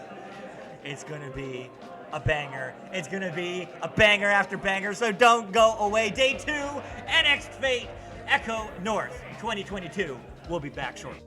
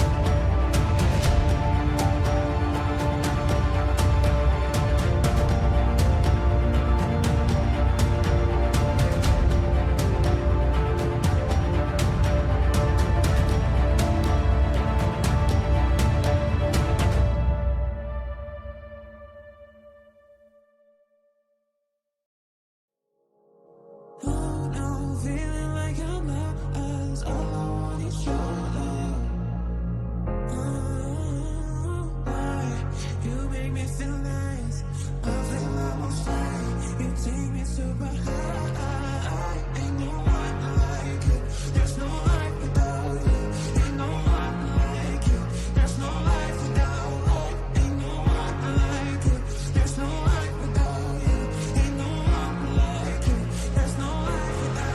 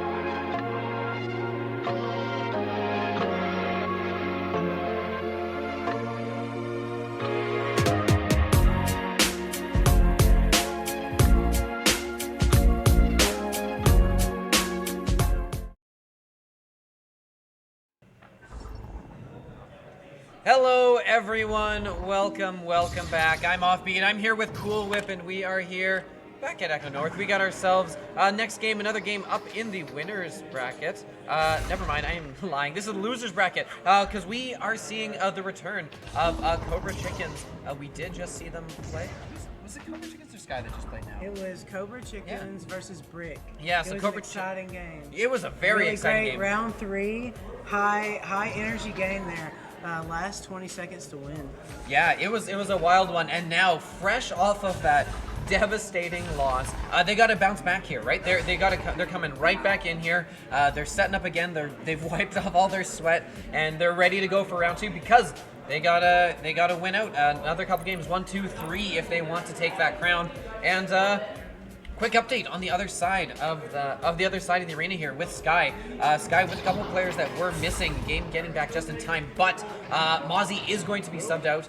We do have a player coming in to fill that sub role. Running with you'll see the name Archangel Phoenix in there, but that is going to be Yui. Yui, who was previously. No, that's Archangel. Oh, sorry. It's going to be My bad. I think it's Right. He's going to be on Smooth Riding, I think. Smooth Riding? All right. Smooth Riding is going to be Yui. Smooth Riding's in. There we go. Yeah, So Smooth okay. Riding is Yeah. actually Yui, Yeah, who yeah. was, of course, playing on Valerium earlier in this tournament. You may recognize him as my teammate, who did fairly well with us. We do have 8 And players. we've got 8 players in the arena, so it means we're probably very likely ready to go here. Time to see if Cobra Chickens can indeed bounce back after a heartbreaking loss and take on a fully rested team in Sky here. 100%. We're getting ready up here in the virtual and IRL arena. So here we go. It looks like we might have got the ready up glitch because I keep hearing multiple ready up. Here we go. Now we're resetting to the middle. We do have this first initial joust. First touch, first possession. Who do you think it's going to go to? Yeah, their teams are in the tunnels, teams are out, we are live, and it is going to be Cobra Chickens getting to that disc first. It is going to be picked up by Skramitzi. Skramitzi with a quick shot, and hey, that's 7 seconds in. Cobra Chickens striking early with a good, quick lead, and hey, not at all surprised that they're striking early. They're fresh. The question is, can they keep up that stamina over the course of a 2 or 3 round game? Like you said, Cobra Chickens do have momentum coming into this game here, but it will be Sky with this offensive joust coming out hot. It is game inverted, going straight to the ceiling. Getting pressured by the Strim Mad Stack. He's doing some juking, looking for him passing lane, just utilizing all of the geos he has here. Oh, doing some juking, looking for an open pass, Strim is going to get the headbutt down, but it is going to be Game that gets that sent over to Confetti here. And he gets sent all the way down into the bubble. It's a stack race. It is going to be Cobra Chickens here first, getting the 3-4 stack. Now sitting into the 2-2, clearing it all the way through left tunnel. It is going to be cleared all the way down into the bubble. Looking to see who is going to recover this first. It is going to be Mad, but he is getting pressured there, but the slap out is going to be from Sky.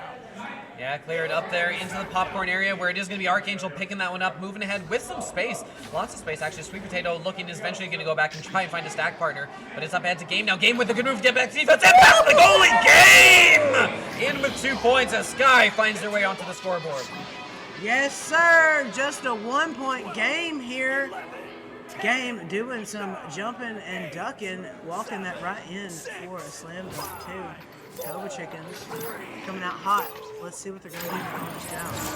Running a 2-2. They do get a little split here. Strim sending it hot left, trying to connect there to the tunnel. It is going to be Mad. It does get a slap on it, but it is still free. Who's going to collect it? It is Mad. Strim trying to get on his toes. They do get the stack there, going for the shot. Is it in? But no, it is going to be dunked in for another 2 points by Mad. Yeah, even some of these long shots aren't going in, and it's a long one. You're not expecting these, but a mark of a good team is they recognize that they're following it up and putting themselves in position to get those rebounds and get the surefire points on the other end of it. And that's exactly what Mad did there, and Mad was rewarded with the 2 points as a result. They've got themselves that 3-point lead restored, and it is going to be up to Game now. Game moving it up ahead is going to send it up to Archangel. Archangel in the tunnel. Just going to let the Cobra Chickens defense zoom past. And that's going to get sent into the chicken popcorn area where Sky's going to slow down and set up. Chicken popcorn area? That was a good one. It is going to be collected there by Matt. Trying to send that clear through mid. It is going to get there. Looking for stacks. It is going to be grabbed there by Game. Doing a back pass. Smart there back to Huey. Game does have getting pressure by Strim. Is going to try to find a Geo to get anchored on, but goes for that cross pass trying to connect there too, Confetti, but it is going to be Strim that ultimately gets that walking it forward. Cleared it all the way throughout tunnel. Yeah, cleared up through the tunnel into an empty bubble. Which stack is going to get there first? It is going to be the stack of Yui. Yui and I believe that was getting back to it. Yeah, and they're going to clear this one up to the mid. Oh, and just out of the reach of Mad. Mad not able to get a hand of that game. Moving in here with some space. It's a one-on-one with the goalie. EJP not able to catch up. Here come the flyby stuns. And oh, a nice easy dunk up and around for Game. Game, second score of the game, and has brought Sky back to within 1. Great job there by Game, utilizing that boost, letting go of the disc and just floating forward to the goal until he literally just had to dunk it in. Going for that steez in that bottom pocket, just placing it gently. It is going to be the Cobra Chickens. Coming out, see when they're going to roll. They're going to run a split here, going left, trying to connect their in tunnels. Does connect with Mad. Mad and Sweet get stacked there. Does have a stack coming in, gets rid of it. But it is going to be Archangel on the back line getting that, trying to get that cleared out, but it is going to be stuck down in trap. Yeah, a couple stuns back and forth, both teams vying for possession. It is going to be Mad getting the last touch on that, and going to reset it back wisely to Strambitsky, who's kind of waiting on the other side of the tunnel for that reset, but they're not able to turn it into much of a possession because Game has the disc, is juking all around. Going to send it across to Archangel. Not able to connect though. Bounce is going to be a little out of reach. Strem is going to grab it and clear it right back into the Sky Zone. What a great clear there by Strambitsky. They do have the stack. Going to put that in for another 2 points. Making this just a mere 3-point game to the Cobra Chickens here. With plenty of time left on the clock. This is still anybody's game. Absolutely. Look, Sky comes in, they get their points, but the Cobra Chickens have been doing a great job of answering back, which is, exactly what their mantra needed to be coming into this game. Being able to bounce back from adversity. It's going to be Game with the disc now, making a move to get around that stack via Cloud. EJP in pursuit, but is not going to be able to catch up right away. Game has got themselves some space away from the stack. Going to move up around the ceiling. Still Game with the disc. That's about as far as I've seen a quarterback take it up. Finding Archangel eventually, and then, and there's an open pass to Yui, and Yui is going to put that one in for 2 points, making an impact as a sub on Sky, and bringing this back to within 1. That was a great job there by Sky. Game, utilizing all that space. He knew that he couldn't get caught, utilizing, juking all over those walls, and not just, he had those 2 defenders on him, so he knew that they had numbers. All he had to do was beat them, and then, he didn't pass until he was pressured. Ultimately, he didn't get that. Make this just a mere 1-point game. But it is going to be Cobra Chickens. Walking this forward is Mad. Not getting any pressure. There is a stack there pushing him out. Going cross forward to EJP. Going for the back cross. Oh, but just a little low. Trying to connect there to Mad. It's going to be recovered by Game. Game's getting a little pressure, but the stack's going to keep going by him. But getting a little hassle there in tunnel. It is a free disc. Who's going to recover it? It is going to be Sweet Potato getting the slap back. It is free. It's going to be stuck. It's going to be looking for stacks. It is going to be Confetti who does get that cleared out. But on the back line is Mad going forward with Strim. Open goal opportunity. What's he going to do? He's going to dunk it? Nope. Go for the fadeaway for another 2 points. Stram with a nice little move there, throw off the goalie. You assume, right? Most players would assume you're going to go and just put it straight in as quickly as you can, and a lot of goalies will try to read that and adjust and put themselves in that spot. But you hold up for just a second there, knowing you have the time to take that risk, and then the net just opens up and they're able to tuck that in with a nice little fadeaway, and they've got themselves back in the lead here with a very nice 6-9 scoreline. Game is going to send this one up to Archangel. Archangel going to get that one away before too much pressure comes in. Ooh, a fun bounce off of Skytrench. Yui going to send this back to Archangel. Archangel got Yui across, but holds on to for just a little too long. Sweet Potato just sticks that one, takes it away, and tries to turn this around, but they've lost it at the midfield. So Sky still holding on to possession here, looking to see if they can bring this one in, and they are going to get it. That's Game with another 2 points. Game with the game leading 6 so far now, and we're back to a 1-point game. Yeah, great job there. Great assist by Yui there, getting that extra pass in. Good job here by Sky, making this just a mere 1-point game. Still anybody's game. There's still plenty of time left in this first round here. Someone asked in the chat what happened to Mozzie. Mozzie got stuck, I think, on a basketball court somewhere. So we got a good little sub for him. It is going to be walked forward by the one. Oh, what the save by Mad! Not in his house. He is going to get that cleared all the way out. Stuck in left tunnel though, looking for stacks. It is going to be a self pass, but they are going to be stacked. Going for the chase, going for the shot. Is another 2 points here for the Cobra Chickens. The Mad Strambitsky stack, hard to beat. Incredibly hard to beat, and they've been doing a great job here on the offensive side. Sky's claws a little closer, and Cobra Chicken's put them a little further out of reach here. And if that trend keeps up, there's only 2 minutes left. Eventually, Sky is going to have to chain together a couple here. And that's not. Oh, getting very lucky. Game doing an incredible job to hold on to possession. Oh, the Ender! Oh, the Ender coming in from Yui. What a great play to hold on to possession over to Archangel. They're just barely keeping out of the defense's hands here, but they are managing to keep possession.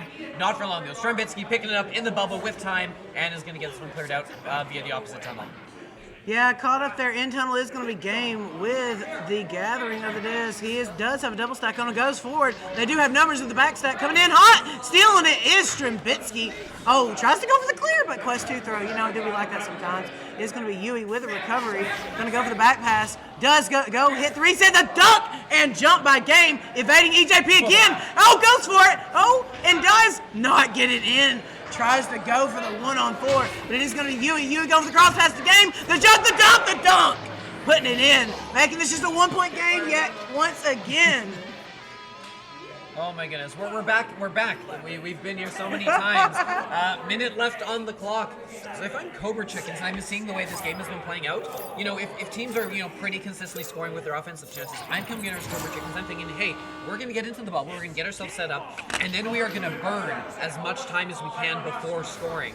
I don't know if they'll do that because they've got an opportunity. Oh, the read! No, but Game with a nice little pocket pick is going to grab that one.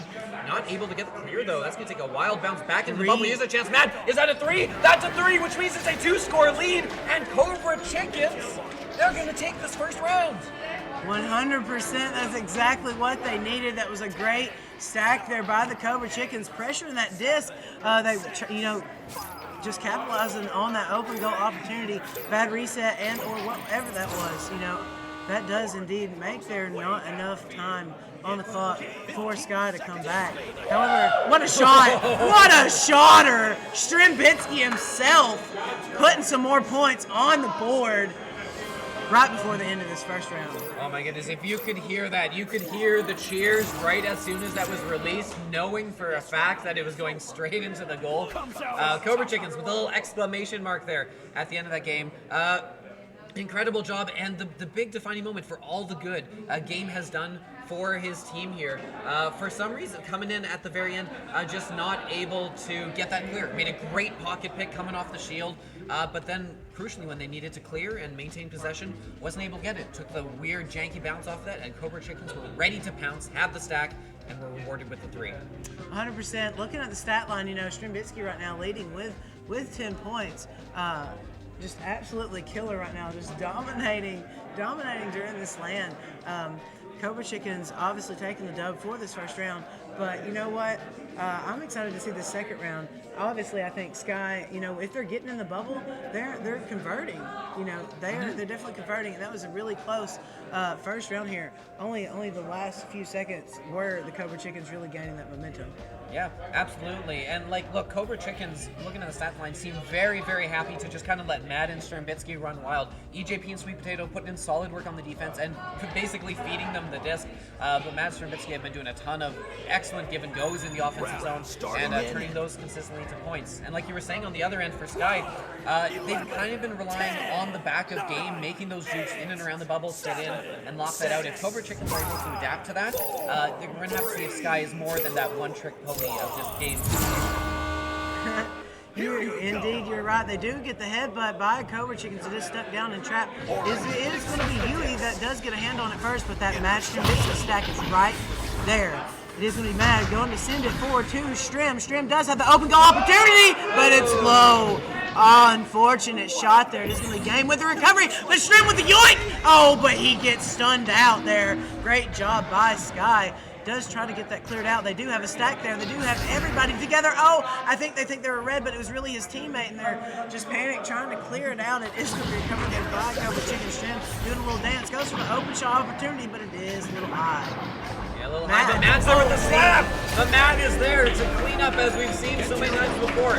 Long risky screen coming in, but guess who's there for the rebound? It is Mad with a lovely slap from a really difficult angle to put that one down and in. And Cobra Chickens, who were playing with the lead for so much if not all of round one, find themselves up in the lead again now. And some issues in the tunnel back on the Sky Engine. They're not able to get out. But somehow they still keep the disc going all the way through. And here they come. They've got possession behind the goal. Looking inside this game. It's game. Can game be stopped? Game cannot be stopped. We ourselves a tie game. 2's on the board. Indeed, they didn't matter if their rollout was scuffed. They got down there and still converted. They were still quicker than whatever was going on the Cobra Chicken side. Doing some dancing there on backboard is game. Put that in for 2 points. Here we do have the Cobra Chicken rolling out. See what they're going to do. They're going to run the split here. Strim sending it hot left. Do we have a relay? It is completed over the left. This is going to send that over to the cross. Getting a little pressure there. Oh, there is a stack, but the disc is free. Stuck up near Popcorn. It's going to be covered by Game. We do have pressure from the front. He has the shot. What a shot off of Shield. It is going to be recovered there by you. He has the lane. He's got the ender. Oh, but off the ding ring. Unfortunate there. It is going to be Game on the backline recovery. Oh, doing some sidestepping. Gets Strim stunned out. Oh, they're both stunned out. It is going to be recovered by Strim, though, sent all the way through mid. Oh, that's a fun bounce. It's going to be down into the bubble if they can get to it first. The stack is there first for Cobra Chickens, but they're not able to get to it. That's okay because they've recovered it. And that's going to be Strembitsky putting it in for 3 points. Cobra Chickens doing a great job getting down into that bubble. First try didn't work, but it doesn't matter. They were reading those rebounds. They kept up the pressure. And there's only so much you can do as the one lone Sky member back on defense there. Yeah, 100%. There, like you said, there's not much you can do in that position. They're going to roll out here. Slowing it down. Nobody's pushing Game. Now that stack he's going to send that hot left, but it just bounces there off. So they're going to go for the Joker train? Maybe no. Archangel's going to shut that down, and he's going to get that cleared all the way through, looking for stacks, and he's going to be covered here by Yui. Yui going for the shot! But it's just a little bit wide there. Recovered by Strim, doing some dancing, juking around. Nobody's pushing. He's just going to walk it forward now that stack is pressuring him. He does get that cleared all the way through left tunnel. Yeah, take a fun bounce up to the Sky where it is going to be Yui stacking there with Game. Game with some space, not enough though. Strembitsky steals it, but stolen right back. That's Yui. What a shot! Oh, that is Yui with the one of the best shots we have seen so far here today, all the way from back in the tunnel with a ton of pressure all around. It's such a scramble to be able to get that accuracy of a shot out while under that much pressure. Insane. We ourselves a tie. Back at 5s. Man, that's how diamonds are made right there, under the pressure, bro. Completely just shutting it down and converting on that opportunity. It is going to be the Yui Game stack here, getting this recovery, but Mad getting the dunk, but ultimately gets stunned out there by Game. Who's going to recover it? It is going to be Strim. Strim going for the cut pass and the slap by Mad. What a great cut slap by the Cobra Chicken, splitting them up by 2 here. Strem Mad, Mad Strem, Strem Mad. Back and forth they go. Mad with 11 points and 3 assists. Strem with 13 points and 3 assists. They're putting in work on the front there. They have been highlighting some exceptional pass plays here today. And they find themselves in the lead again. Sky looking to see if they come back, but that's not going to help. Mad with the steal is going to throw that one down to Strem. Strem has a bit of a better angle down below. Oh, it's going to go just wide. Good chance for the Chickens to jump ahead by 2 scores. They still have possession here. Oh, that pass isn't what they want. Just going to come back out to Sweet Potato. No, Game's going to steal it and move it up for Sky with a couple of dukes. He does get the dunk. I'm watching him IRL. His movement is so smooth. Does get that cross pass over to Archangel. Archangel getting crushed, pressure by Strim. Confetti. Strim, go. Oh, he goes for the shot, but Matt is there to intercept and get that cleared out. It's going to be stuck at mid. Oh, the game Yui stack gets just a little hit there off of doubles, but they are still going to continue to pressure and ultimately will get the disc and try to clear it back through over to the Chicken side. Yeah, and they've successfully done that, but down on the back line is Sweet Potato waiting there, reading it well, able to put it back through. But only for a moment, because here they come. They've got a 3-on-1. If they can just pick up this disc. Game has it. Game is going to try and juke all the way in. Oh, he will, but loses the disc. And Mad pounces, gets it cleared. And here comes the stack back the other way. That's Mad up above the goal. Mad going to move it in. Done. Great pass behind the goal to Strembitsky. And Cobra Chickens has their first 2-score lead of the game, now 9-5. See, everybody just thought he was going to dunk that, but if you know anything about Kangays, they're going to go for that one extra pass. Mad Strim making, being the duo pairing, absolutely incredible job off of the Chickens. Sky rolling out here. Game getting pressured. Does get the duck. He tries to get the clear there. Tries to connect there to his teammate. But it is going to be Strim, but getting stunned out as he's trying to clear that. What a self pass. He's got an open goal opportunity. Oh, he's going to go for the back pass. Archangel does get the slap, and it is going to be stuck at mid. Not Richard saying in chat. I think the problem with Sky's offense is that they don't get to game every time. And look, Game has been doing exceptionally well in the bubble, but I would note that Cobra Chickens have been doing a lot here to try and pick that up. And getting back is going to be mad now with the distance clear.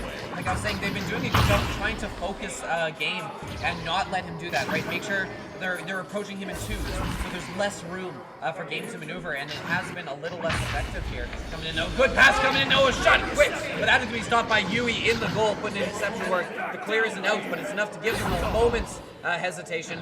Cobra Chickens are going to lose this one. It's going to be Game picking it up. Not losing it for long though. Oh, Confetti, lucky to get out of that one with the disc. We'll send this up, and Sky has a chance to do it. Indeed, Matt is to recover. That goes for the undershot. Is this in? No, it's just going to bounce on the underside of the pyramid here. Sweet Potato trying to get a hand on that. Archangel is going to recover. Goes for the clear through the right tunnel. Smooth. Actually, that is Yui. Yui goes for the long shot, but who put Nugget there? He's indeed going to bounce off. Trying to get recovered here. It is going to be Strim. Strim goes for the back pass. It is going to go to Yui, though. Yui recovers it, sending it across the game. Game's going to do with some... Yep, and gets stunned out there by Strim. Strim has no pressure here. Matt on his toes, goes to the back pass. They're going to get stacked, hopefully, but he gets stunned out in the backfield. This was an attempted shot, but it is going to be Game there on the back line. Getting stacked there with Yui. Yui and Game are doing some incredible stacking here, but ultimately that Strim Matt stack is faster and doesn't cover the disc. Trying to put them in. Yeah, like they're all exceptional players, but you cannot deny the synergy that Strim and Matt have. They will get together on a shot coming in from Game. That's a little wide, but they've got possession still. Yui coming in with the shot. No, Matt! Matt's on that line. Oh, not able to get the clear. It still keeps bouncing off that shield over and over again. Matt with the disc, or Strim with the disc now is finally going to get this one cleared up and out. Oh, and past that back line into the Sky zone. Yes, we do have 1 minute and 55 seconds left. Oh, he gets stunned from behind. Goes for the no look, but no, it's just a little too high there. It is going to be Yui that gets, but that's just too little in the bubble. Everybody's heads are in the way. It is going to be a slap there by Cobra Chickens. Strim has the 2-on-1, the 3-on-1. He gets it in for another 2 points here, making this a 6-point game. They have a lead with only 1 minute 30 seconds left in this game. Saucy little back shot there from Stravitsky, and crucially a 6-point lead here. Time running out for Sky. Glass Dash, you're asking chat, what is made at random? When you joined up and you signed up for LAN, you could request one partner. So we took a bunch of pairs and solo players and balanced teams that way. So in a sense, they got a partner, but they didn't get to come in with like a whole team. And oh my goodness, Game needs to keep those jukes to hold this and keep it live. But with 6 points down, only a minute left on the clock, they really need some points quick. Particularly some threes. And it's Yui. Can Yui make these? He's had a couple long ones. What a shot! What a shot! Yui, the sub coming in clutch. Who needs Mozzie when you've got Yui? 48 seconds left, and suddenly they've got a chance. Indeed, they still have a chance. All they need is a 3 here. Man, Sky is riding on a high right now. What an incredible shot by Yui. If you don't know this kid, man, after this lane, you know it now. Oh, what a stack there by Sky. The disc still is loose, but it is going to be recovered by Matt. Matt playing possession now. They do have the time. He is going to try to send that cross connector to EJP, but it's loose. Who's going to get there first? It is going to be Strim. Strim gets the grab, goes for the reset. Oh, Yui goes for the pressure. It is going to try to be cleared out there through mid, but it is not. Strim, the game gets the grab. He's going to walk it forward, goes for the cross pass. They do need a 3. They do need a 3. Stun the goalie, but no! Matt shuts it down, and then they self-goal to end the game. Dirty Birds. But that is the strat. You hate to see it, but love to see it at the same time. Smart thinking there by Strim. Man, what an unfortunate L there. But man, that is indeed the strat. What a game, and yeah, Confetti dropping out for the last 30 seconds of the game there, but it really didn't matter. They had the chance, they got in, they were close, they had the shot, but Mad in the goal with the saves, and then Strambitsky with the little own goal at the end to just secure it away. Excellent match. Over in 2, but they were 2 very close, excellent rounds between Sky and Cobra Chickens. Yeah, with that being said, that does mean that Sky is indeed out of the tournament now. Cobra Chickens moving forward on the losers bracket side. So in order for Cobra Chickens, they're going to have to win it out from here. Yeah. You know. Absolutely, but it's not that far to win out, right? Nope, it's because not. we're getting near the end here. Next up, we are going to have Kanda and Awesome.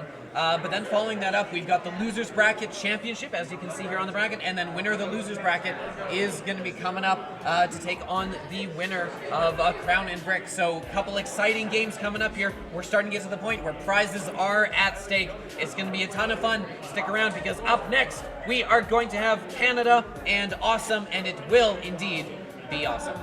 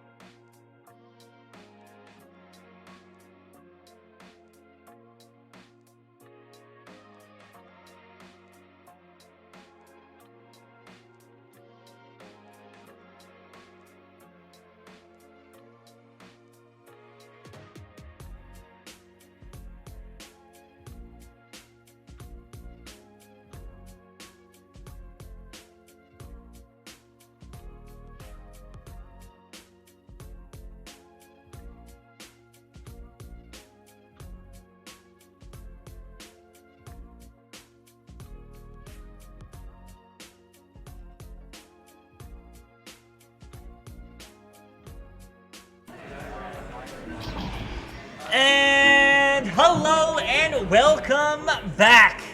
This is Echo North 2022, Day 2. And hey, it's the one you see, and Gilligan, once here again. How's it going, my man? I'm doing good, man. Just excited about these matches. We're at Day 2. Let's go. Better teams, better matches.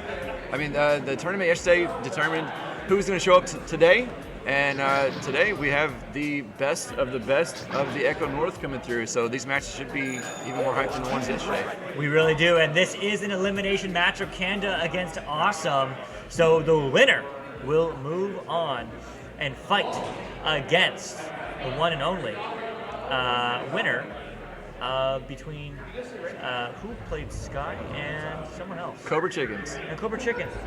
Thank you. Okay, that's updated. So yeah, so they would be facing the Cobra Chickens. So the winner of this match moves on, and the loser will unfortunately end their Echo North 2022 journey. But they certainly had a lot of fun. I know they did, because I've been talking to each and every one of them. See there on the orange side is, of course, Callan on one of his many accounts. And Money Mitch, notably, flew all the way from the UK, all the way from London to come here play with us today. So huge shout out to the community at large, huge shout out to you, but huge shout out to Gil, who's going to take us in this game. And the teams are off as the joust comes out. And the blue team gets it first. They send it all the way down headbutt. No one able to grab control first. It's still loose. Orange slaps it down towards the blue zone. Orange eventually taking first possession, but the stun coming through. Lulz losing it to Tony and Skinny, but the brawls in the brawls in the popcorn area right there. No one able to maintain possession for more than just a couple of seconds so far, but the disc is loose in the orange zone, and the blue team comes through. Orange team finally gets a hand of it and sends it through the mid. Blue team picks it up, sends it back. It is a Money Mitch gets stuffed by Lulz, sends it right back into Abshu 2, sends it forward to the orange team. It's just back and forth right now. This is not Echo Arena, it's ping pong. Tennis, if you will, as it goes back and forth. No one able to get a hand of it for more than just a couple seconds. No one able to score a goal yet, but that, oh man, it looked like it was going in, but not quite. As Lulz finally picks it up, sends it over. Nope, just kidding. Gonna send it back to the reset. Reset on Maddie. Maddie bouncing around looking for the teammate. Open option. Lulz just barely getting past the defender on the ceiling there as they waiting around for the teammates to get open.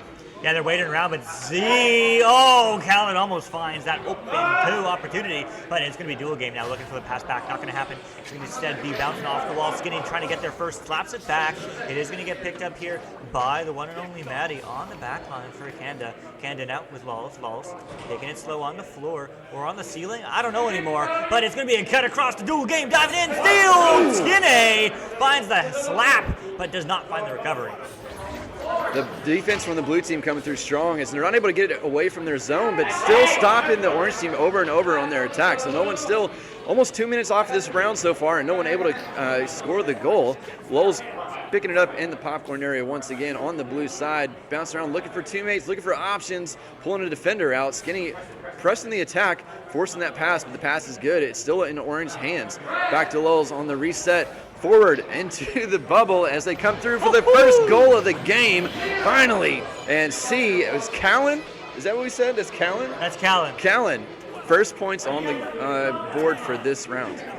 Yeah, I mean, what an absolute banger so far. We're 2.5 minutes in with only 2 points. I mean, that's absolutely incredible how close these teams are matched right now. And of course, this is an elimination matchup, so they have everything to fight for as their tournament lives are on the line. But Callan will pick up this disc now, looking low, looking for a clear, not going to find it. Instead, we'll find a pass. Slow pass to Maddie. Maddie goes right back down to Lulz, who finds a 3.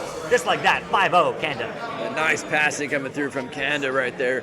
Callan up to Lulz, down and into the goal for the open 3.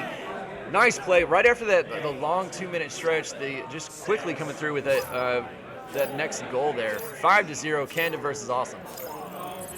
All right, well, let's see how awesome is, as it's going to be Chu juking around, finding the right pass. Tony, it's Tony Town, but no, not going to find quite the deep angle they were looking for, but it will get recovered by the one and only Tony.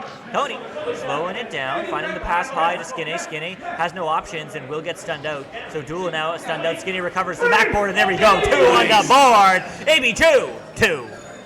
And And after that great passing play from the orange team just a minute ago, blue team responds with their own passing play in the bubble. Teammates a goal, and it's good. 2-5, awesome on the board. Just 6:20 on the clock still in this first round. Orange team with joust advantage. Yeah, orange team with joust advantage, and now it's going to be Lulz with the disc. Finding the left side pass, not going to find it. He's going to not be happy about that one because it's going to be turned over. Maybe 2-2-2, looking for another, looking for a long shot. Bounce board, backboard, more. Scores will be the Tony. As it's going to be a 1-point game, 5-4, Canada. Excellent play there from Awesome. The clear all the way down. They knew they had to stack together, so that clear was good. Went all the way through, and the blue team stack, Awesome, uncontested. Gets all the way down there, grabs the disc, puts it in before the orange team get back. Now it's orange team with joust advantage once again. Canada up by 1 with the joust advantage here. Lulz grabs the disc, sends it down. Nowhere yet, all the way through the mid. Ooh, but the Geo's in the way.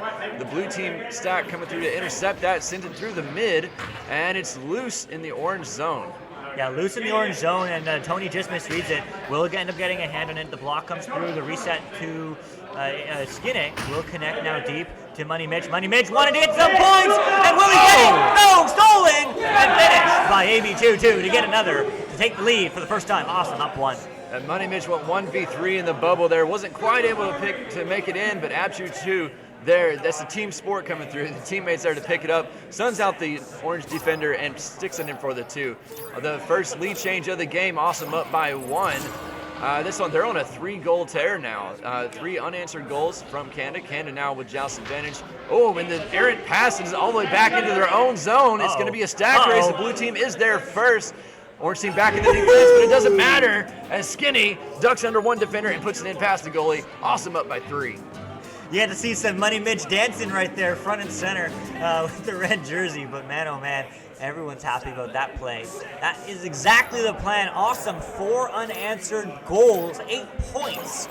Canada looking for something here as Lulz picks up the disc. Lulz picks up the distance down into the left tunnel. It's a good pass as Callan grabs it. It gets stunned out, starting to send it forward, and the Money Mitch and his stack team gets the interception, but that clear through the mid's not going to make it as Lulz picks up. It's a complicated self-pass, that's all that is. Then he sends it forward to Maddie. Maddie over to Lulz again, going off the backboard, but not quite able to make it in. Orange team still maintains possession. Nice little move there by Callan to keep the disc in his possession, but it doesn't matter. Skinny eventually comes through and grabs it, sends it down into the orange zone. Down into the orange zone, but bouncing around now. Skinny, will he get there? No, it's going to be instead Callan looking for that slap out. Very interesting, but it does work. That clear not quite going the right way. He needs it to go low, so it's going to be Tony picking up. Tony finding the low cut. It's going to be Skinny. Skinny looking for Tony. No, looking for the Money Mitch. They're going for the relay. Now, the reset rather. AB2 looking for a hand, not going to get it. Skinny loses it, but gets the stun. Picks it up now, looks for the cross pass. No options. Gets stunned out. The clear, no good. That's going to bounce right back where it came from. Is it going to get picked up again by Skinny? Yes, it is. Is there a shot open? There is, but it's going to be AB2 too. Over to Mitch. Mitch looking for the cut. And the goal! Skinny finds 2. That was just a master course there in passing from the blue team. Awesome, just sending it back over and over to their own teammates. Dodging around the orange defenders. Orange couldn't do anything about it. Awesome eventually puts that in. The passing plays are really what's making this game so far work for Awesome. Lulz, once again, QB, pass it over to the left tunnel. Dual game, sends it forward, but the Geo keeps getting in the way here. Gonna be stunned out by the blue team. Tony picks up, sends it all the way down, cleared into the orange zone. Orange gonna get there first, but overshoots. It is picked up by Skinny on the blue team. Skinny up to Abshu2. We have a drop on the blue team. It is 3v4, but that's not gonna matter. They're gonna keep pressing as the orange team sends it out into the blue zone. Yeah, Tony Tom needs to get pulled back in, but he seems like his headset is working, so he will be finding it soon, but not sooner than this 2 from Maddie, making it 7-10. Canada behind. Canada taking advantage of that missing teammate on the Awesome's side. The 3v4, they pressure that advantage and it works in their favor. The pause coming through now as we try to get Tony back in the arena.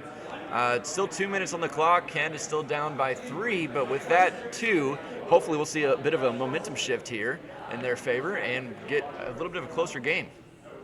Yeah, I mean, it's certainly a fun time to pause. You get to see the momentum, you get to see it shift, but you get to see the players hang out here on stream here as Tony's looking to get back in. Is he in a lobby? He should be. He's not in a lobby just yet. but he is popping up, so now he is going to be re-invited into the lobby. Thank you, Tony. And you can see his smiling face there on camera. Man, oh man, I mean, it's so much fun to be here, seeing the entire community hosted by Annexed Fate, streamed by VRML, but also, huge shout out to all of our sponsors making this all possible: Drizzly Custom Ink, Slider Messaging, Virtus Media, Kiwi Design, VR Cover, and Echoholics, but of course, VRML and Annexed Fate tying us up. But oh my goodness, this is an elimination match, and this couldn't be much closer, man. Yeah, it's a really close game. I would expect nothing less this late into the tournament bracket. I mean, as we said earlier, the teams that got eliminated are no longer here, so we're only seeing the teams that have won their matches, at least only lost one match so far. And Canada, awesome, getting ready to put the disc back into play here to see who's going to get eliminated from this match. Yeah, well, one of these teams unfortunately will end their journey, but we will find that out. Not this round just yet, but who's going to have the advantage? Let's see as AB2 looks for the long pass, and oh my goodness, that went through! But it is going to get read and picked up by Dual Game, who is quickly under pressure, but still has a gentle pass, but too gentle, because Skinny looks for the shot, but no, Dual Game once again has it. Tony, the shot, no, it's low, it's in the bubble. They want to finish this round, but it's not going to be just yet, as Callan finds the clear. Yeah, on display here, the closeness of these two teams, the back and forth constantly. The disc changed hands, 6 times there in that little play. The shot from Callan just a little wide, not able to make it, and going to be picked up by Skinny, cleared back out towards the mid. The defense, again, coming through strong for both teams here. Neither team having an easy time scoring goals. Maddie here with the disc, sending it down to Lulz, who tries to send it back up, but the Geo stops it this time, and Geo being a good defense for the blue team. Skinny sends it through the mid, and it's going to be loose in the orange zone. Picked up by Skinny. Look for the long shot, unable to hit that lane. Tries to send it over, but gets stunned out, and orange team clears it through. Kellen, does he hit those? Yes, he does. 10-10. Canada ties the game. 10-10, 40 seconds on the clock. The next goal will win, or we're going to go into overtime. Oh my goodness. Round 1 OT for an elimination match. Couldn't ask for much more than that, but 30 seconds, less than 30, 20 seconds by the time they touch the disc. Now it's going to be AB2, looks to the left side, going to be picked up by Skinny, slowing it down, finding the cross pass. It's not going to be where he wants it to go, but it will be recovered by Callan. Callan under pressure, going to look for the clear. It's bouncing, it's loose, it's not the pass they wanted, but it will get picked up by no one. Actually, Dual Game will finally find a hand on it. 6 seconds now. Oh my, this looks like OT, but there's one more shot. Opportunity, but no.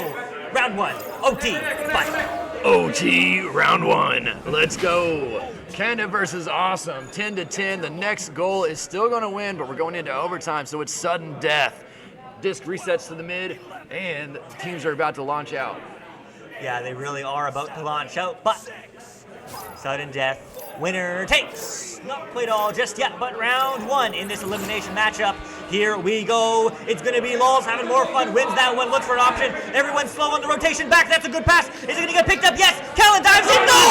AB2! Monstrous save. Monstrous defense, and buying some time. Buying some time. Lulz gets the disc, sends it back down to the mid. It's still loose. No one's going to grab it. Sent forward by Tony. It's cleared into the orange zone. Who's going to get there first? If it's blue, they can. Oh my goodness! That was so close. That was so close to going in on accident. Blue team still keeping possession of the disc. It's in the orange zone. The next goal is going to take it. That one's just wide, and it's loose. Defense once again clearing that out, and then we're going to go back to the other side. Yeah, but not quite the clear they wanted. That's going to get picked up here by Money Mitch. Money Mitch bounces it off the ceiling all the way across. Tony once again with the disc. 1 minute left in this first round of OT. There might be a second, but maybe not. Diving in. The pass back. Tony is stunned and astounded because he's going to send that one right back. Tony looks for the wall pass. It's wall. It's diving. It's a shot. It's no good. But he's going to do one more pass. Tony! Awesome! We'll take round 1.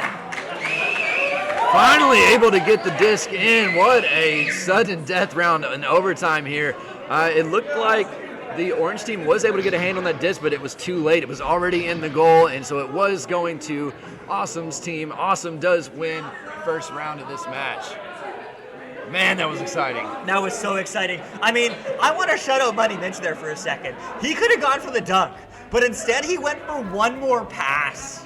to find Tony, to find the back of the net. It's just that extra pass to guarantee, how it all connects. But oh my goodness, huge shout out to these two teams, and huge shout out especially to Callan. 5 points to him. He is the points leader in this game right now. Skinny and EB2 each with 4 apiece, and then everyone participating across the board in terms of assists and points. And oh my goodness, this is an absolute banger, but Canada needs to win round 2, Gil. They do. I love the passing plays. The extra passes, sometimes they're dangerous, but I mean, this is a team sport, and that just puts that on display. You want that extra pass. You want to depend on your teammates, and when they're there to make it work for you, it's such a sweet play to see that happen. I love that. Yeah, it really is. And well, let's see what has happened in that break. See if Canada's really changed out the way they are going to snake their way into this round victory, or will it be GG? No restart, no rematch. Well, it's going to not be C, but Skinny going off the backboard is going to get the headbutt, but won't get the recovery. But they will get the clear as Canada finds the disc on the other side of the ring. Yeah, Abshu trying to chase it down, but Maddie's going to get there first. The stack coming through from the orange team faster than the blue team. Oh, just off the ding ring. Best goalie in this country.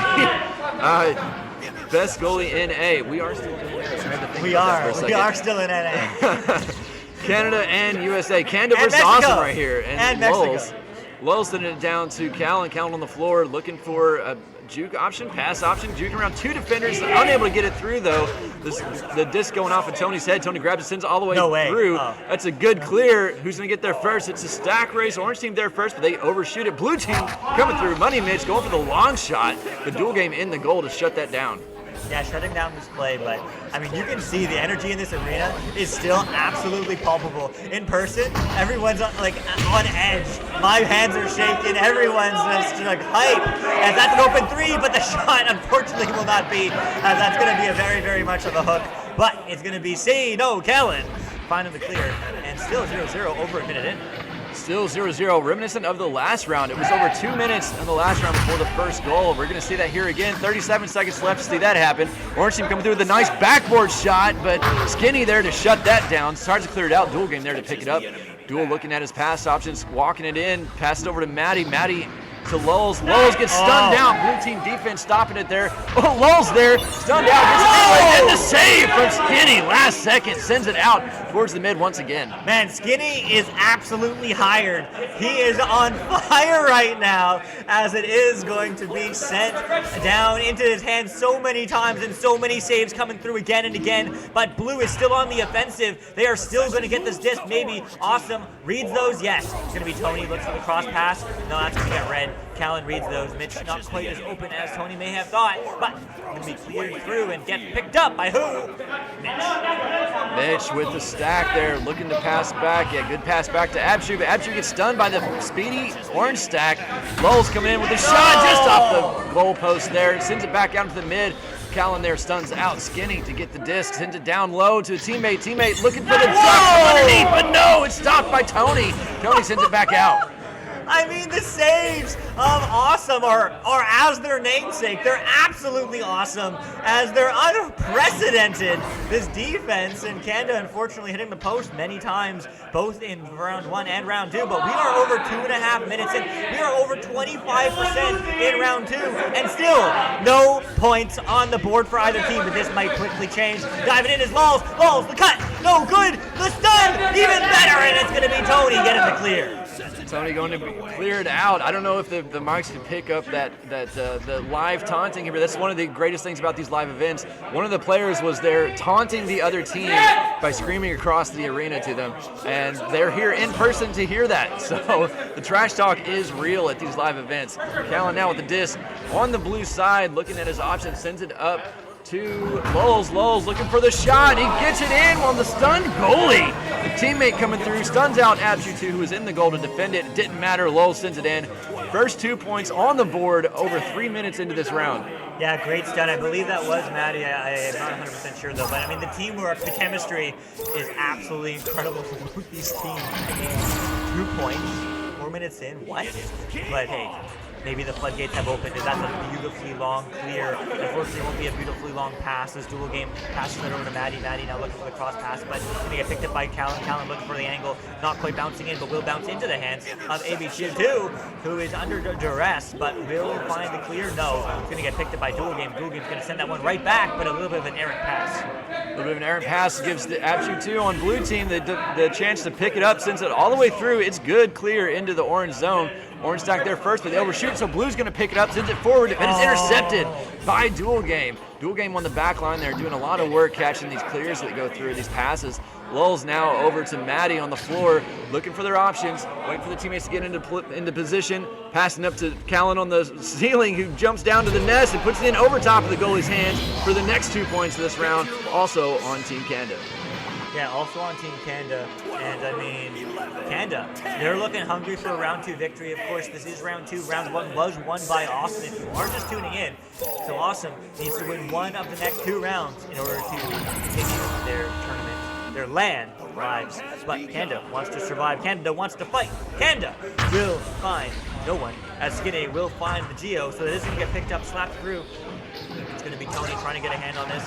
Instead, it will get a reset. Will it be picked up? Yes, Skinny now back up high, bouncing back. That's not going to get read by Mitch immediately, and that is going to be a nice little stun there from the Dual Game, as they are not going to get the read either. So Mitch and Dual just absolutely battling it out. The Dual will win this one, but sending it right to the hands of Skinny, hiding on that table area around tunnel. Now picked up by Mitch. Mitch juking low. The pass is good to Skinny. Skinny passing it back, almost read by Tony, who is upside down, but that is instead just cleared.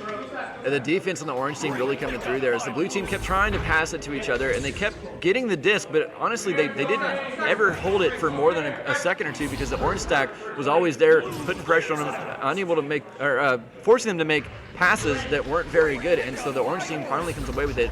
Callan, once again, sends it through into the blue side, clears it through. That's a long shot from Lulz, and it's good! 3-pointer from 35 meters out. Wow. Wow. I mean, Kanda is just on another level here in the second round. But awesome. I mean, they've battled through the entire lower bracket. I want to talk about this at halftime, but they have beaten and eliminated almost every team that has been eliminated. They've eliminated the Toronto Smoke, Delirium, and now they're looking to eliminate Kanda. But it is going to be a battle for it. Tony looking for an opportunity here. Moving on up, moving on through, going for the low pass to Money Mitch. Money Mitch, 26. The shot! Oh! Good! What a bullet! Awesome on the board. The underhanded shot from down low to get past the goalie and into the goal puts Awesome on the board for their first 3 points of this round. Just 7 minutes off the clock, 3 minutes to go in this round. If Awesome takes it, they're going to win. If Kanda takes it, we'll see round 3. We certainly shall, as Lone Ducks stack. Skinny and Tony do break apart. So there's an opportunity here for Maddie to take a shot, but there is a goaltender back now, buying some time for the defense. That's a mistake. The defense doesn't have a stack ready, but they will get a hand maybe on it. Yes, they do, as AB2 will find that clear past the backliner of Lulz. The stacks are not ready. The stacks are there. The stacks are reading. The stacks are shooting, but the stacks shall not be hitting the shot, unfortunately. So it will be Callan picking this one up. And just taking some time trying to find the clear and chase, the clear and boost, and that's exactly what they will do. They send it through. No one there to quite pick it up yet. The blue team's defense overshoots. Oh my goodness. No way did that just go in. What a long accidental shot. We love that. The 3-pointer coming through from Callan. It was supposed to be a pass. The pass didn't connect, but the bounce is good. It goes in for 3, and that's 3 more points for Kanda. Wow. Wow, okay. I mean, Awesome 7 points behind. That's 3 goals, 3 threes. It's possible, but that is not going to help them. Callan is ready. Callan is hyped. Callan is looking for a fight, and they very well may get it. Another 2 points on the board from Lulz for Kanda. They're hungry for the third round. Yeah, their hunger is palpable in this arena. They lost the first round in overtime, and they're here to correct that mistake as they see it, as they are putting a definitive stamp on this round. Kanda up by 9. Awesome's not going to have a chance to come back and win this unless they really pull something together fast. But with interceptions like that coming through over and over from the orange team stacks, it's not looking likely. And once again, the defense on blue team, not able to stop them. Oh, but just as I say that, Tony with the last second save as he's floating backwards towards the goal. The slap out, nice move, gets Awesome a chance to send the disc down into the orange zone, but orange team's going to pick it up first. Yeah, and even if you don't score again in this round, even if no one scores again in this round, moments like that are what gives you so much hype, so much momentum moving into this final and winner takes all round. They are going to get stunned. They do want another goal, though. As fun as saves and defense are, it's a lot more fun to score. It's a lot more fun to win, and that is exactly what Canada is trying to do right here, right now. Just 2 more points, and will it be? No, off the post, but it will be recovered by Dual Game. Dual Game juking on the floor, looking for an opportunity. There is a goaltender. There is a dunk. There is a save, but there is a play from Malls. 14-3, maybe the final. 14-3, 11-point lead. Yeah, the points at this point are just candy. Icing on the cake. If Awesome wants to have something happen, they're looking for a momentum shift. The momentum of this game really makes or breaks teams over and over. And so Awesome looking to score something here at the end with a headbutt. Joust unable. Oh, but they do manage to pick it up. Absher sending it down towards Skinny. Unable to pick it up, though. Goes up to the top. Picked up by Money Mitch. There's a brawl in the midfield. No more goals this round. It's going to be 14-3. Canada taking round 2. All right. I mean, wow. Okay. So, I mean, we've seen this before. We've seen a total shift in round 2. In round 3, it's a whole new game. I mean, this is one of those classic games, right? This is one of those classic Echo Arena games where round 1 was won by Team 1, round 2 was run by Team 2, and round 3 is going to be an absolute barn burner. I expect it to be. But I mean, Canada really finding another gear there. Lawls with 12 points, Callan with 10, Maddie with 2, assists across the board as well as saves. I mean, it's absolutely incredible what's going on right now on the Canada side. So, I mean, Gil, if you were playing right now on Awesome, you've made your way through the losers bracket, you've eliminated team after team after team. What do you need to do to eliminate Canada? Honestly, I think their stacks is the stacks on Canada's side is what's really tearing Awesome apart. Awesome's got the nice passes, but the stacked defense from Canada is just tearing them apart left and right. I think if Awesome has a chance to win this next round, they need to shut down their stack. So I'd almost speaking as a brawler, I would want to dedicate at least one member of my team to stack breaking. Just break up the defense, give your teammates time to pass that disc, because it's the nice clear. You need time to make the passes, and if you're constantly under pressure from the stack, you can't make those nice clean passes. And that's what causes turnovers.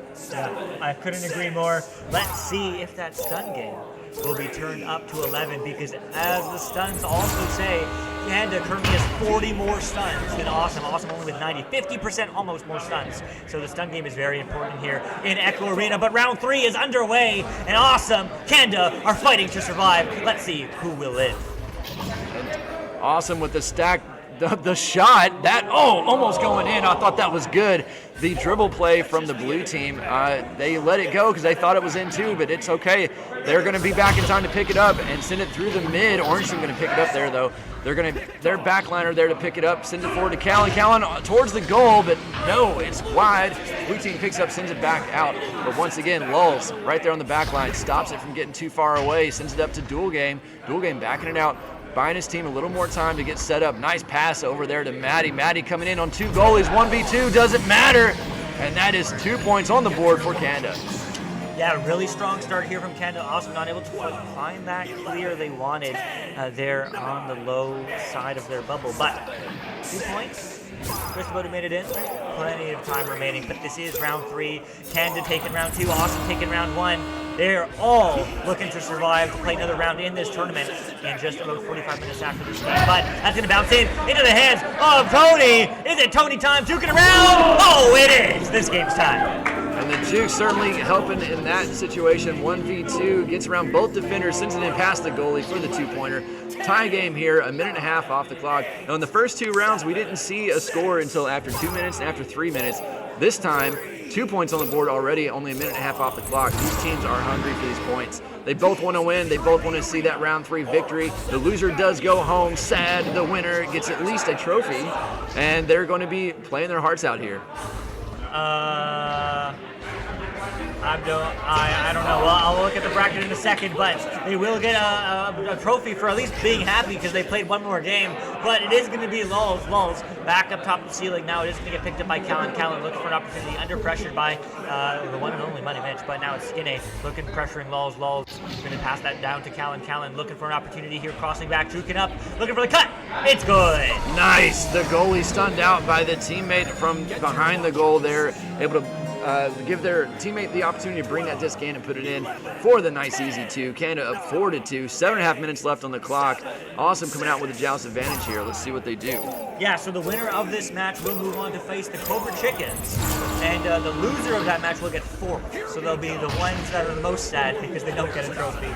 But if they do win against the Cobra Chickens, they do guarantee at least 3rd. So that is exciting. But 2 more matches to go for both these teams if they want to bring home a prize. Let's see if they can. Let's see which one that may be as they go for the passing low. It's not going to be an immediate option, but it will work out in their favor. Tony now over to Mitch. Mitch looking for maybe the pass back over to Tony. Yes, it's going to be back over to Skinny now. Skinny looking back for Mitch. Mitch going to recover it. Looks for an opportunity on the back line. Finds a pass. Ooh, no, it's going to be erratic. That's actually going to be a self-clear as that's a stacked race, but it's weakly won Lulz for the pass. Oh, not quite red as the defense flies in. Stolen! Skinny! Oh my goodness! But take way too long. So Lulz is going to pick this one up. Looks for a pass. No good. That finds the stun instead as that clear will bounce around, but Maddie will recover. Pine high pass now. This is just absolutely electric. Diving in. Callan to pass the cut. No good! And finally, Tony will buy some time. Yeah, awesome defense coming through to shut that down. Tony with the clear, sends it forward. Oh, stun just before the shot. Orange team defense stopping that one short. Still dangerously close to the goal. That's an open goal. The goalie floats through, but it's too late. And awesome, 4-4. Another 2 points on the team for the blue team. Yeah. Oh my goodness. I mean, this is a game. This is what you want to see in a round 3. This is what you want to see in an elimination match. And my goodness, I am so happy to see it right here, right now. I don't know who is going to win, but I know it's going to be an absolute clanger as Lulz now picks up this distance to the left side. Going to get read by Maddie. Maddie, not the pass she was looking for, but it actually will connect to Callan almost as Money Mitch is just putting on the moves. Oh my goodness. Callan not able to find the stun there as Skinny under pressure, just able to keep on juking up, buying some space, looking for the pass back. Will connect now with AB2 too. And my goodness, that was beautiful as this is going to bounce off the ceiling, but it will get recovered by Tony. Tony looking for the cut to Skinny. Skinny shoots and scores! 2 points in the lead. Awesome. Yeah, once again, the passing coming through from the blue team, looking very clean when they have the time to make them, and they have so far. We've got a pause coming through. Looks like we had a player drop out from Callan the orange team, as we will attempt to get Callan back into the arena here as quickly as possible. Yeah, Canada versus Awesome. At the halfway point of this 3rd round, Canada down by 2, just lost their player. Awesome's passing looking good, the juking looking good. They were able to utilize all of that to get that goal in. Pass across the ceiling, down to the shield, and then into the goal. Yeah, it certainly is. Certainly is the team play coming out from Awesome. I can't get over those jukes from Money Mitch. He may be from across the pond, but he can juke with the best of them because Callan not able to find that stun. And in fact, he left the game. No, that wasn't anything to do with it. But nevertheless, I mean, a fantastic game from both these teams so far. I mean, let's look at the most important stat, Gil. Stuns. Stuns. Right? And after the half this round, oh my goodness, Awesome has already gotten over 20 stuns. For all you folks who can't see Gil's face, which is everyone besides me, he smiled at that because that is exactly what they needed to do, and hey, it's working out. It is working out, yeah. The stun game from Awesome picking up. I do agree with Binganator in the chat there saying that Awesome looks more composed this round. I agree. The stuns coming out, they are stopping those stacks on the orange team from putting pressure on them so much, and they are able to get their passes through. So just what I said before this round, that was what I would do. It seems like what Awesome is doing, and it's working for them. Yeah, it's always good to see that. And what's less good to see, as you can see on stream, is everyone leaving the play space. So I guess both teams forfeit. No one moves on. GG. No, they'll be back in a second. Callan is trying to figure out his headset, and everyone decided to go for a water break. As I can see them by the water. right now, presumably getting water. At least I hope so. But nevertheless, it's all good. But hey, you know what? We're having fun here, and thanks for hanging out with us in chat. Beauty Bird, Sniper, Assassin, VRML, Binginator, Jucifer, everyone else hanging out, being all those chat ghosts. Much love to you for hanging out and being part of the Echo Arena community. And if you're new, if you're like, what the heck are you watching? Get involved. Download Echo VR on Oculus. It is such a fun game. And you know what? There is someone who's only played a handful of games playing in this LAN, and they were absolutely crushing it. A friend of a friend. Oh, hey, that's us. Hello. But oh my goodness, it's so exciting to see, and it's so exciting to see everyone here physically in this building, in the community, as we do see the players going back. But before we do, before we get back into the action, I do want to shout out our amazing sponsors who do make this happen. Drizzly, Custom Ink, Slider Messaging, Beardist Media, TV Design, VR Cover, Echoholics, VRML, and Annexed Fate. And of course, this is streamed by VRML and hosted by Annexed Fate. And huge shout out to the team that puts that together. Newton Dad on cams. We have Smooth Riding. We have EJP, Sweet Potato, so many more making this event possible. So huge shout out to the organizers, huge shout out to the people, and huge shout out to you for hanging out here with us and supporting the RML and Echo Arena and Annexed Fate and everyone. I could go on, but maybe it is time to go on into the third round build. Yeah, I went on about this a bunch yesterday. I'm gonna do it again. These events are amazing. If you have the chance to come to one of these LAN events or just to get together, we have several every year. This is like my fourth or fifth one this year, I think. I've been to just about every one this year. Yeah, it's a blast. It's a lot of fun seeing all these people that you play with online. You don't know what they look like, you know what they sound like, and that's it. And then you get to see them in person, and it's an amazing event. Come support each other. Yesterday we had that moment where one of the players' batteries died, and another player who was just in the crowd came running across the room to try to get them a battery as quickly as possible. Like, it's a big effort. Everyone pitches in. Everyone has a lot of fun, and just the spectating event itself. You can come sit in the crowd here live and watch these games on the big screen. You can watch the players jumping around and dodging and throwing hands. It's a lot of fun. Yeah, it's so much fun to see. It's so much fun to see the energy. And hey, if you ever wondered, how do they throw that disc? How do they duck? Well, you can see them physically do it, and then you know. And then you can do it. And you can have some fun. But hey, there's some fun. Dual game, Lols, Khaled, Maddie. It is kind of funny that they're all in there, like standing, like floating next to each other in game, and they're actually standing pretty much that close together. They're in the same order as well. So they're physically in game and in person, hearing each other from the right place. Well, maybe not anymore, but for a second ago. But yeah, it's always fun. Everyone seems to be back in the arena, and we will resume this one. But hey, we're about halfway through, halfway paused, and halfway to decide who is going to figure out this last match as the pause is coming through right here, right now. Round 3 again, elimination matchup. Winner moves on to fight for survival. The loser will go home. So, hey, who wants to go home? Neither one. Let's find out who is going to be 5 minutes on the clock. 4-6, Austin with a 2-point lead. Let's go. Cannon with Joust advantage coming out. Lulz picks it up, sends it forward quickly into the tunnel. Picked up by Callan, who tries to send it forward under pressure from the blue team stack. Awesome getting the stun. Tony picking it up, slinging it backwards into the orange zone. It stays stuck in the mid. Blue team there to pick it up though. Skinny sends it across under pressure. That pass no good. Going to be picked up by the orange team stack, maybe. Yep, there it is. Callan and Lulz sends it across just past the blue team player there. It is loose again in the orange, a slap from the orange team. Blue team going to pick it up. And again, it's ping pong, it's tennis, it's not Echo Arena. It is a back and forth game until someone finally gets the goal in. Skinny losing it, passing it down, but that player gets stunned out as well. Finally picked up by Money Mitch. Nice reset there to Abshu on the bow tie block. Tries to send it forward, but no one there to pick it up. Skinny grabs it in the bubble, gets stunned out, just stuns everywhere. Yeah, stuns everywhere. I mean, 4 minutes remaining on the clock. You might think there's 30 seconds remaining, how close this game is and how hard everyone is fighting. But there's fighting, and there's a fight, and there's a punch. It's a knockout. AB2 finds 2. Yeah, that fight finally coming to an end in favor of Awesome. Abshu finally able to put that in. 8-4. Awesome extends their lead by 4 points. Cannon coming out with Joust advantage once again. Probably going to be Lulz on QB as he has been. Oh, but that is a scuffed launch. Lulz still picks it up. Blue team not putting too much pressure on him, so the pass is good. Callan looking for options, walking it forward, putting a little animation into it. Oh. Nice shield. Oh. With the save, even better from Abshu. Stops that from going in, sends it back out, and blue team clears it towards the orange zone. Yeah, Tony goes for the slap. Not going to go quite through, but it will get picked up here by Lulz. They forgot the disc. Tony will not, but he won't find the clear he needed, so it is going to get picked up here by Callan. Callan looks for a pass flow, going to connect now with Lulz. Lulz looking for a shot. No, it's going to be a reset. Yes, as Dual Game now picks this up, goes deep. It's a dive. It's a 2. Oh my goodness. 2 points behind Kanda. Yeah, that 2 going just past the goalie. The goalie unable to stop it, puts it in.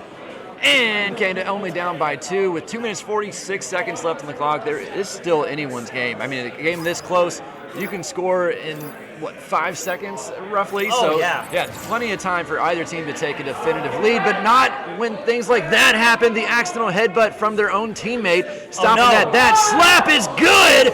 What?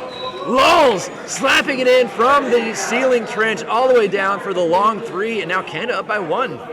Yeah, I mean, this is crazy. This is an unfortunate turn of events for Awesome and a really fortunate turn of events for Kanda, putting on the pressure, but 1 point game, 2 minutes remaining. It very well may be next goal wins, as unfortunately Kanda does hit the shield of the tube. So both these teams feeling the pressure, as it is going to be Money Mitch now juking like crazy. I love it. As he's going to find the pass over to Skinny. Skinny moving on up, moving on around, moving on through, under pressure from below. Going to find the high pass, but too high, but it will be moving fast into the hands of Tony. Tony looks for the reset. Skinny maybe. No, finds the deep pass to AB2. AB2 gets stunned. Maybe should have gone for the reset. So it instead is going to get picked up here by Lulz. Lulz gets the clear. It's the clear all the way down into the blue zone. It's being chased by a blue player, but the orange stack coming through faster. Lulz with the wrong shot, and another 3 coming through for Kanda. Puts them up by 4. Just at the start of this round, it was 6-4. Awesome up by 2. Awesome went up by 4. Now Kanda's up by 4. So yeah, the momentum shifts in this game are huge. Yeah, they're so huge, but this is the moment. This is the last 75 seconds, minute and 15 that is remaining. Ab2 now over to Skinny. Skinny. They need a 3. They need a 3. They need a 3. Send that one high. No, it's going to be low. It's going to bounce erratically off the wall. Who's going to get there? It will not be Skinny, but it will be Ab2. Ab2 looks for the pass to Skinny. Skinny reads those. Take the anchor shot. Take it. Take the 3. No, it's a 2. It works. It's a goal. Yes! Oh! Skinny makes it a 2-point game. And some tricky maneuvering by Skinny to with that disc, waving it around with the fake shots, gets the goalie out of sorts, and he's able to slam that in from the back. 12-10, Kanda up by 2. It's still anyone's game. The next goal is going to win, though. If any team is able to score, Kanda will shut down Awesome, or Awesome will get this in and tie it up, or go ahead with a scuffed launch like that. And another interception goes off the head of the blue team, sending it forward. It's anyone's disc. Blue is going to get there first. No, orange is going to get there first. Bounce. Callan sends it forward. Blue team there to stack with the stack to pick it up. 15 seconds left on the clock. It's loose again.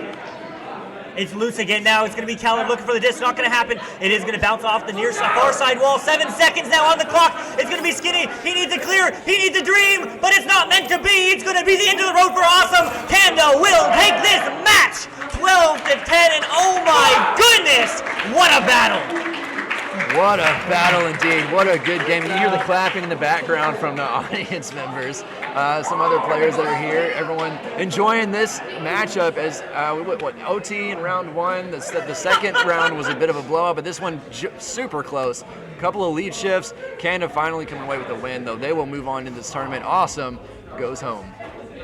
Yeah, Awesome will go home, unfortunately. But my goodness, what a battle. I just want to look at this bracket really quick. Before we talk about the next match, I want to talk about how far Awesome has come.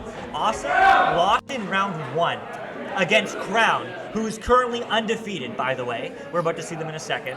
And then they just continued to beat the Toronto Smoke in the lower bracket, Valerium in the lower bracket, and unfortunately, they have found their end here in the lower bracket against Kanda. Kanda, of course, moving their way through the upper bracket, relegating Pork and Beans and getting relegated by Crown. But they are going to be fighting the Cobra Chickens coming up next. Not next, but in 45 minutes. But coming up next, right here, right now, is the winners bracket final.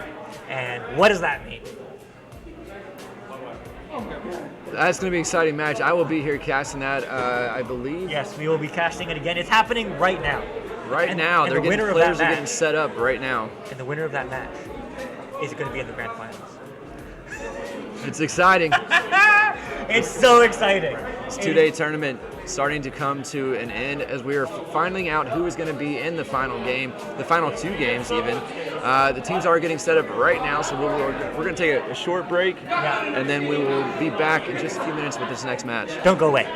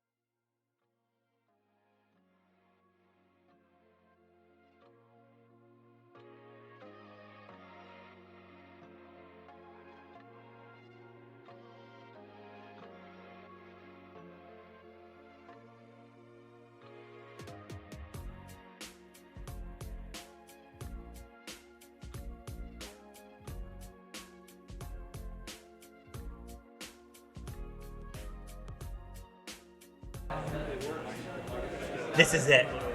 Echo North 2022 Winners Bracket Final. Winner moves on to the grand finals. Loser moves on to the losers bracket final, where they, if they win, will find their way to the grand final. This is so exciting. Crown and Brick, the only two remaining undefeated teams, will be battling it out, and we will be your casters. I'm the one you see, and next to me is the one and only Gilligan. How's it going, man? I'm good, man. That last match was exciting. This one, I don't know what to expect about this. Two undefeated teams coming together. It's hard to predict. I have no idea what we're going to see, but I know it's going to be good. Oh, it is going to be great. And let's goes are coming around the building.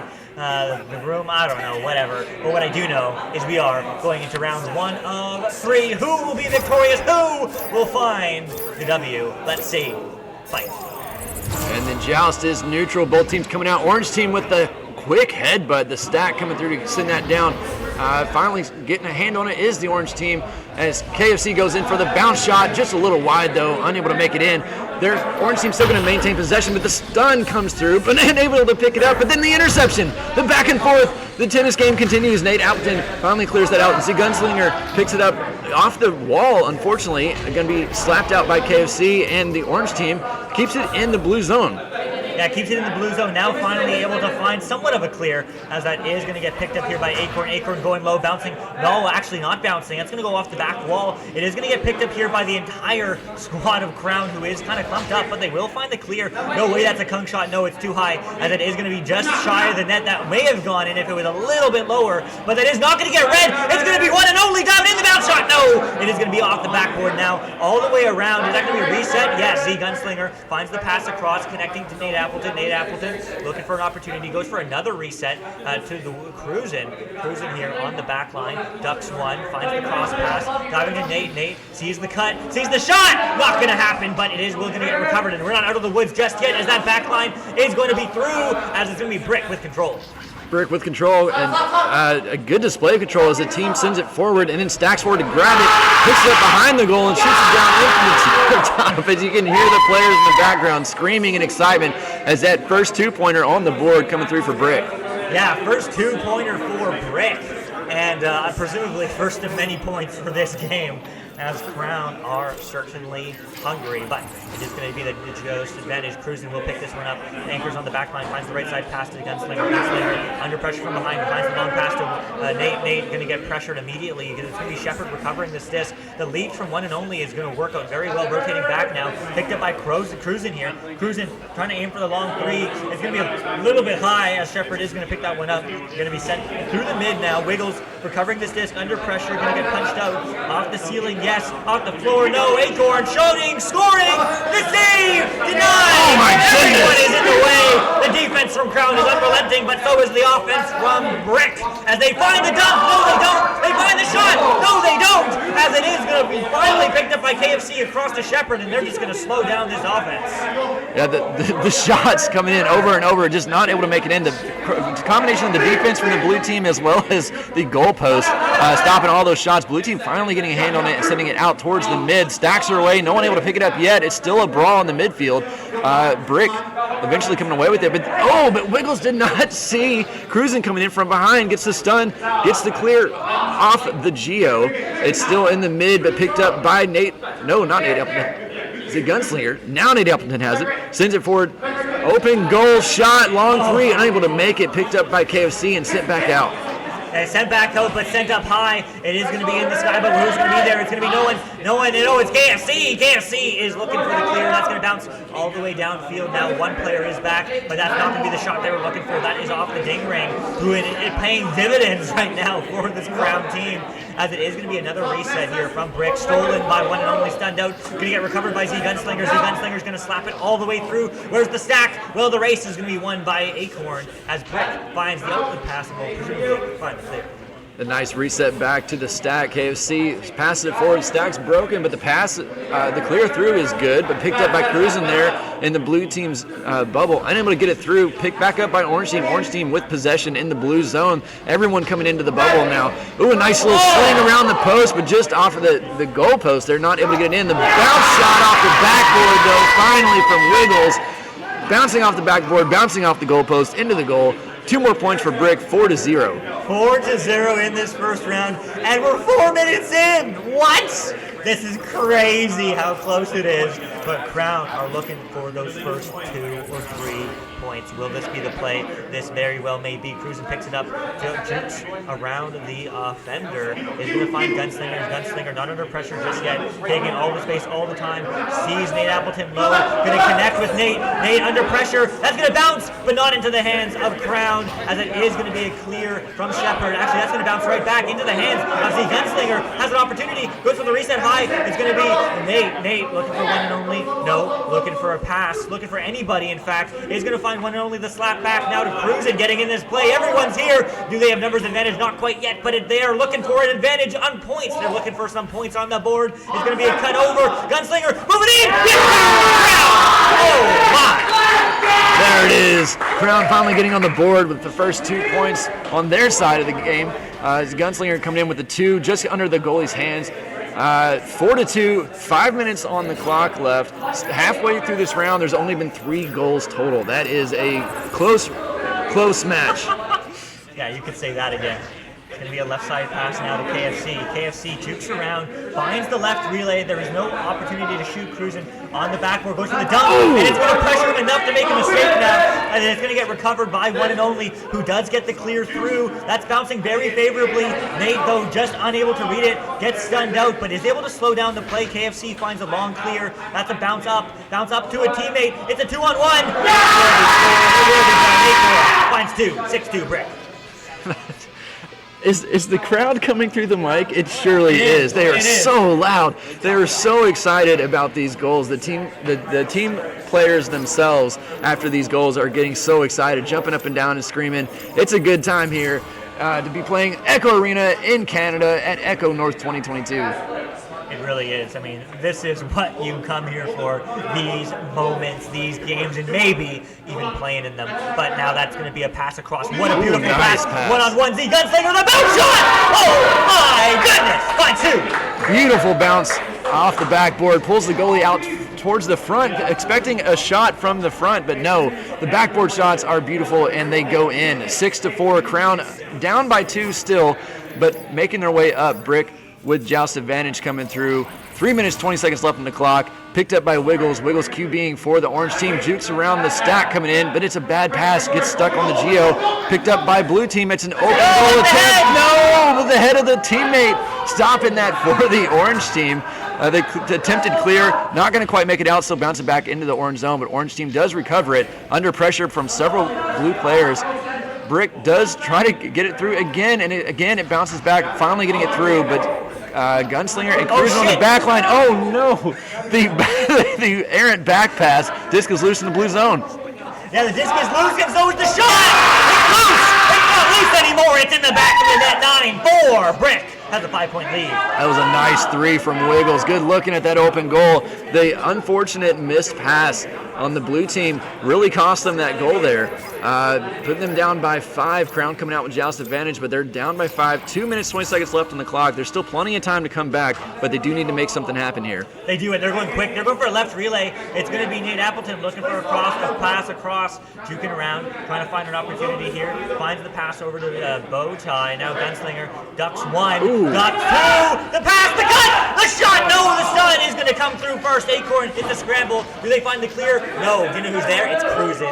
Back line master. It's going to be picked up. Nate Appleton jukes around, finds the pass across to one and only. No, it's the Gunslinger with a bounce shot, back pocket. No, going to get recovered. One and only still on the backboard. Diving in, jukes one. No, going to get stunned. KFC. No clear, as that's going to bounce very, very, very, very high, but very much into the hands of himself as they do find the clear.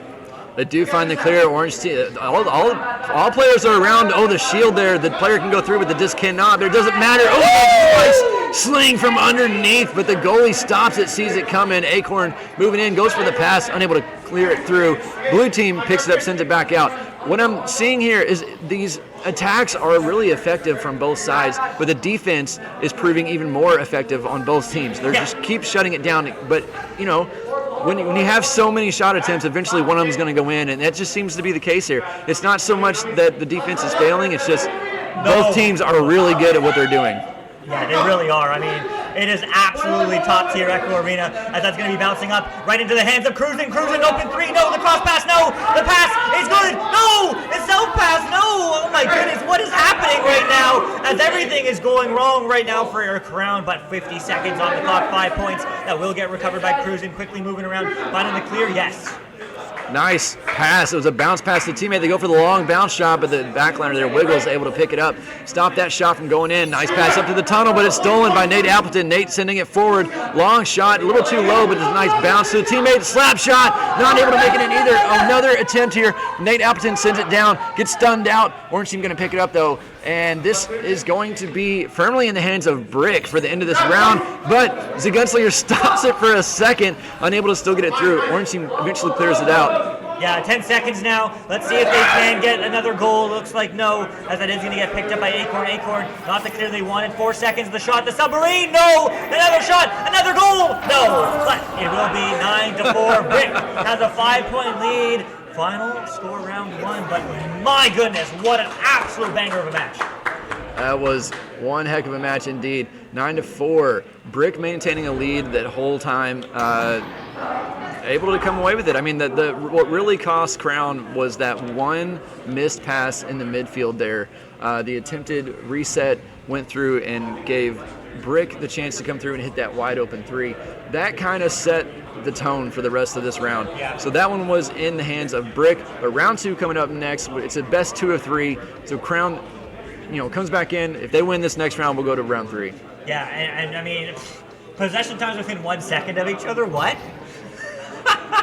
Stuns in favor of Brick, shots taken in favor of Brick. I mean, this game is just so close.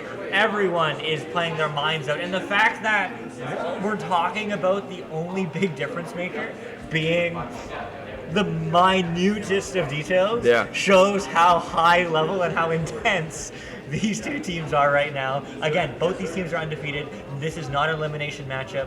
In fact, both these teams are going to be guaranteed at least third, but the winner will move in to the grand finals and maybe get first, maybe get second. So let's see who is going to come out victorious. Brick taking round 1. Will they take round 2? Will they move on? Or will Crown take us the distance to round 3? Let's find out. Let's find out as the neutral joust comes out here. Blue team, Crown getting it almost uncontested as they were so much faster than the orange team. KFC does eventually come away with it, though, for Brick. Sending it down, no one's there to pick it up, so it's going to be in the hands of Blue. The one and only picking it up on Crown's defense, sending it up to Cruisin, bouncing up to the ceiling, looking at his options as he moves forward. The stack from the orange team being stuck in the back by the Brawls. It does have time, sends it forward, no one there to pick it up yet, but the blue team stack does come through. Orange team still being stuck in the back by, someone was stack breaking back there, didn't see who it was. Now all 8 players rather, are up forward, upside down, not going to get him around the defender as KFC stuns him and sends it back out. Sends it back out, it sends it back through, and that's going to be a nice easy 2. Wiggle. First 2 points of this round 2. I'll let that screaming do the casting for us for a moment.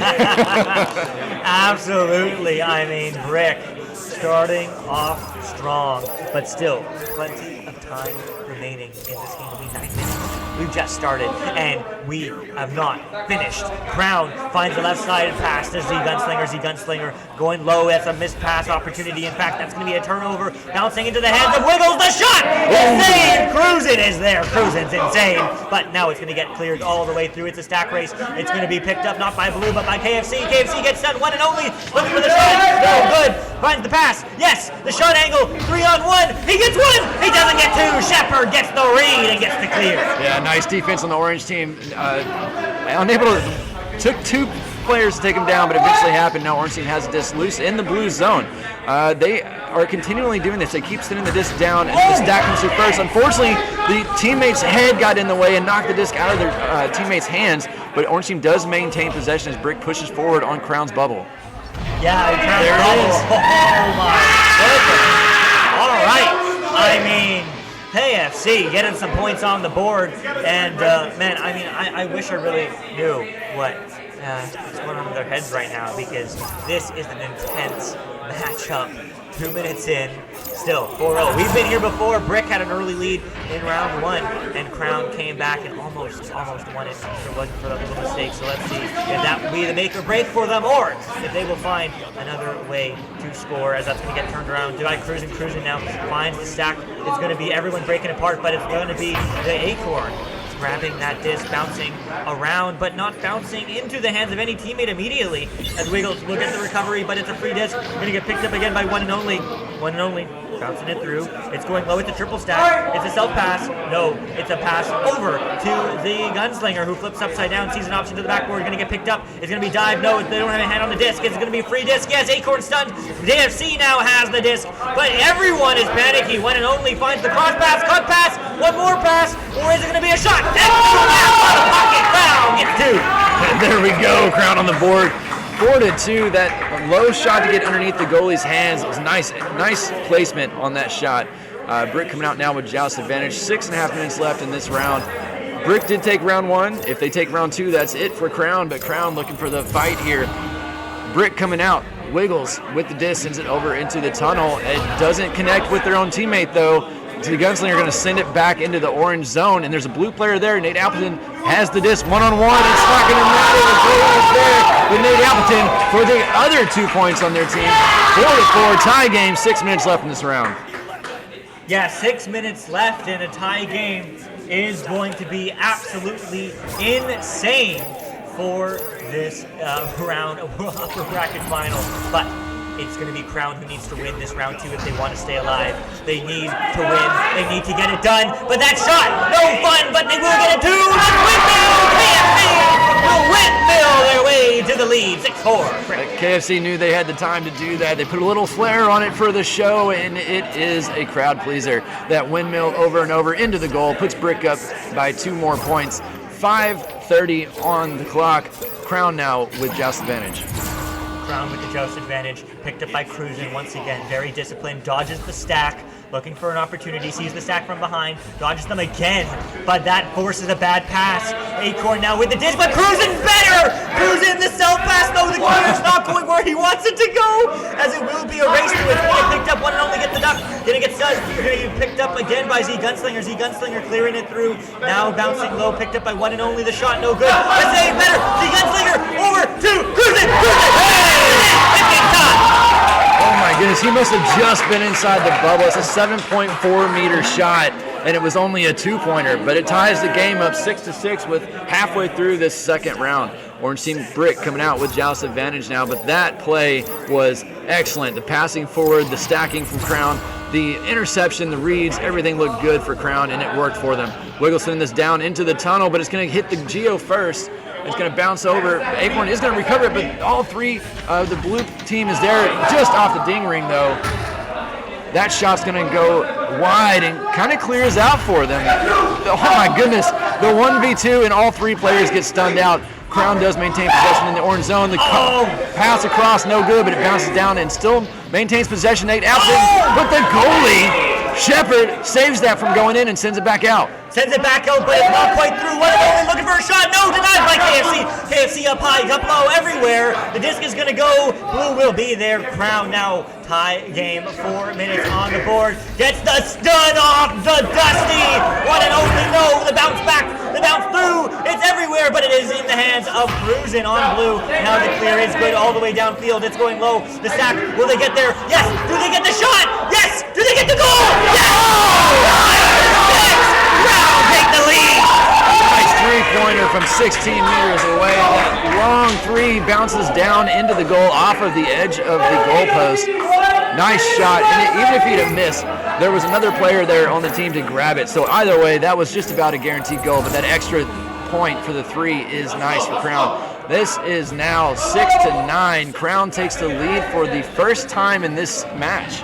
Yeah, the first time. No, the second time. I don't know, but it's the right time, as it's going to be 3 minutes on the clock to clear. No good. It's just so intense. That disc is going to be slowly floating. Is the stack going to get there first? No, it's going to be Wiggles slowing down this game. Wiggles off the ceiling, picked up to Acorn. Acorn diving in, the duck, the pass, the goal! That was a great bounce pass off of the ceiling. Nice long pass from Wiggles up to the ceiling. Acorn picks it up, sends it down to Shepard just before getting stunned out, and Shepard able to put that in for the 2. Excellent team play there by Brick. Yeah, excellent team play there. And what are these players fighting for? First place in this tournament is 4 Kiwi Designs upgraded elite straps, 4 Ecoholics t-shirts, and $600 Canadian from Annexed Fate. Everything is on the line. There is prize money. Second is 4 times Kiwi Design upgraded elite straps and $400 Canadian. Third place, well, we'll just have to find out because this is the moment for them to fight and dive in. Crown, push for 2. No, it's gonna get stolen by Shepard, but it's not out of the woods just yet. Picked up here by Z Gunslinger. Gunslinger going low. It's an erratic pass, but is it recovered? Shepard, no. It's going to be a clear all the way back to the blue side. All the way back to the blue side. The stacks are away. Looks like blue team's going to get there first fairly easily as the stacks were held back by one and only. Did some stunning in the back there to stop the brick stack. Bricked the stack, if you will. Crown coming through, cruising, sends it long across low to one and only juking around, looking for an option, passes up to the Gunslinger, and it's in! Nice little explore move, sends it in past the goalie's hands, and Crown is now up 8-11. The energy here is absolutely amazing, and my goodness, we're in the last 90 seconds of round 2. Crown are fighting to stay in this match. They need to win, and they need to win now, but 1:25 on the clock. Wiggles slowing down its play. The cross pass to Acorn. Acorn across back, but that's going to get red. Made Appleton to clear. It's clean. It's better. It's a 3-point score. 8-14. That was a nice shot. The stack from Brick was almost there in time, but weren't able to get a hand on it. Crown extending their lead up to 6 points. Brick now needs 2 threes to stay in this. Oh my goodness, what is going on? What is happening? Wiggles has a disc. One and only! He is the one and only, and he finds 3. Yeah, the momentum clearly in the hands of Crown as they just extend their lead to put the icing on the cake. That is going to be round 2 in favor of Crown. So we will be seeing round 3 coming up next. Brick still has an opportunity to make some points, try to shut down the Crown's momentum. The pass is coming through over. It's good. It's good clear down into the blue zone. Are they going to be able to get there in time to score? Cruising there first, slaps it back, keeps it out of danger. As the Gunslinger tries to pick it up. KOC stuns him out. KOC passing forward to no one. No one's there to get it yet. It's loose in the blue zone. Last 5 seconds, 17-8. Brick trying one last time, but unable to connect. Final score, 8-17. Crown wins with a clear momentum advantage. Oh my goodness, you hear the clapping, you hear the shouting. I don't know who it's for, that's for this incredible game.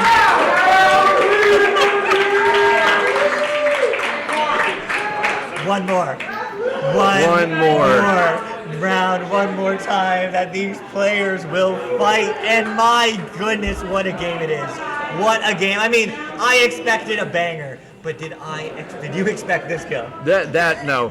That was too exciting. Crown looked to be the underdogs this whole match just about, and then something changes. I don't know what it was, but they found their groove. They found the weakness in Brick's play. I don't know, but they took off. And yeah. I mean, as the score reflects, 17-8. I mean, Crown found their groove and they took off with it. The momentum in their hands. If they're able to maintain that into this next round, Brick isn't going to stand a chance. But as we see so often with this game, momentum shifts hands fairly easily. So if Brick can get their feet back underneath them, who knows? Maybe Brick will blow them out this time. Who knows? Anything is possible. And of course, what is possible is we are fighting for some nice prizes here in the Annexed Fate Echo North 2022. Third place gets the Kiwi Design upgraded elite straps, Bear cover facial interfaces, and a $25 Tim Hortons gift card. Second place, $400 Canadian, and Kiwi Design's upgraded elite straps. First place gets all of the above, but $600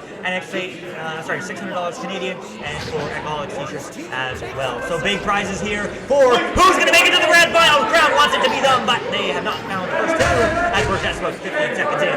Final round, sudden death. Yeah, that was an interesting play there. looks like Brick didn't even try to get the neutral joust. They just waited for Crown to hit it, and it worked in their favor. They were able to get it cleared out, and now the first goal on the board for Brick. Acorn with a 2-pointer from behind the goal. Goalie not able to get a hand on it, and I mean, that might be the beginning of the momentum shift we were just talking about. Yeah, this might be it, but Crown, don't count them out. Both these teams have never lost this tournament. Both these teams know that everything is on the line. Both these teams are hype and fighting for their tournament grand final life, as they are going to find the pass back. No, not going to connect immediately, but it is going to be Nate Appleton looking for the cross pass. Will it connect? Yes. Lee Gunslinger is there under pressure. Back to Nate. No, back to one and only upfield. Not going to bounce the right way, but Cruising will read those all day. Under pressure, gets the stun. No, the clear is no good. It bounced off the wall. Wiggles goes for the long shot. Not going to bounce in. Maybe it will. No. Oh my goodness. Ding, but it is going to be off the ceiling now, as one and only takes a second. Looks for the clear. It is going to bounce low. The stack is there. It's going to be one and only again. Going for another shot. Oh my goodness! With the headbutt save, or I don't know what that was. That was a head save. That was incredible as a Cruising. Yeah, didn't see it, but hey, you know what? We take those. Brick takes those, and that's going all the way downfield, not bouncing in, but it was very close. And now it's going to be Acorn diving in. Looks for the net. And the windmill to sling it in from underneath, just under the goalie's hands. Oh my goodness, that was incredible. Wiggles with the long clear that almost nearly went in, bounced off the ding ring, and then Crown with the long shot that accidentally went off the orange player's head, and then eventually back down, Acorn in with the 2. Brick up 4-0. Yeah, up 4-0 now. Long pass, right side relay. It looks like no, it's a cross pass over to Gunslinger. Gunslinger looking for an option forward. Doesn't have one. Has a pass low deep. It is going to be moving on up. No pressure just yet. Walking. Is everything doesn't walk? No. The pass back. Nate Appleton walking in. 1-2. And no! Nice! The bottom pocket. Crown on the board. Yeah, excellent play there from Crown. Good disc placement in the goal there. Get under the goalie. Nate Appleton saw the one-on-one attempt and made it. I mean, Crown 2-4. It's anyone's game right now, and this is going to be close. I don't think there's going to be a blowout anymore. This is going to be close. Yeah, it is. And again, I mean, the loser does go to the lower bracket finals. The loser could find themselves in the grand finals, and this could be a grand finals rematch. We don't know, because we will find out after a few more matches. But this is the match. This is the upper bracket finals. That's an open 3. The cut lead. Cruising insane. Oh my goodness! As that's going to be cleared all the way downfield. Is there a stack race? Yes. Is there a leech? No. It's going to be blue. It's going to be Crown. They scored 3. No. Yes. No. It's going to be bouncing everywhere. It's a 3-on-1. They need to get this done. They need to get this done. They do. The game time.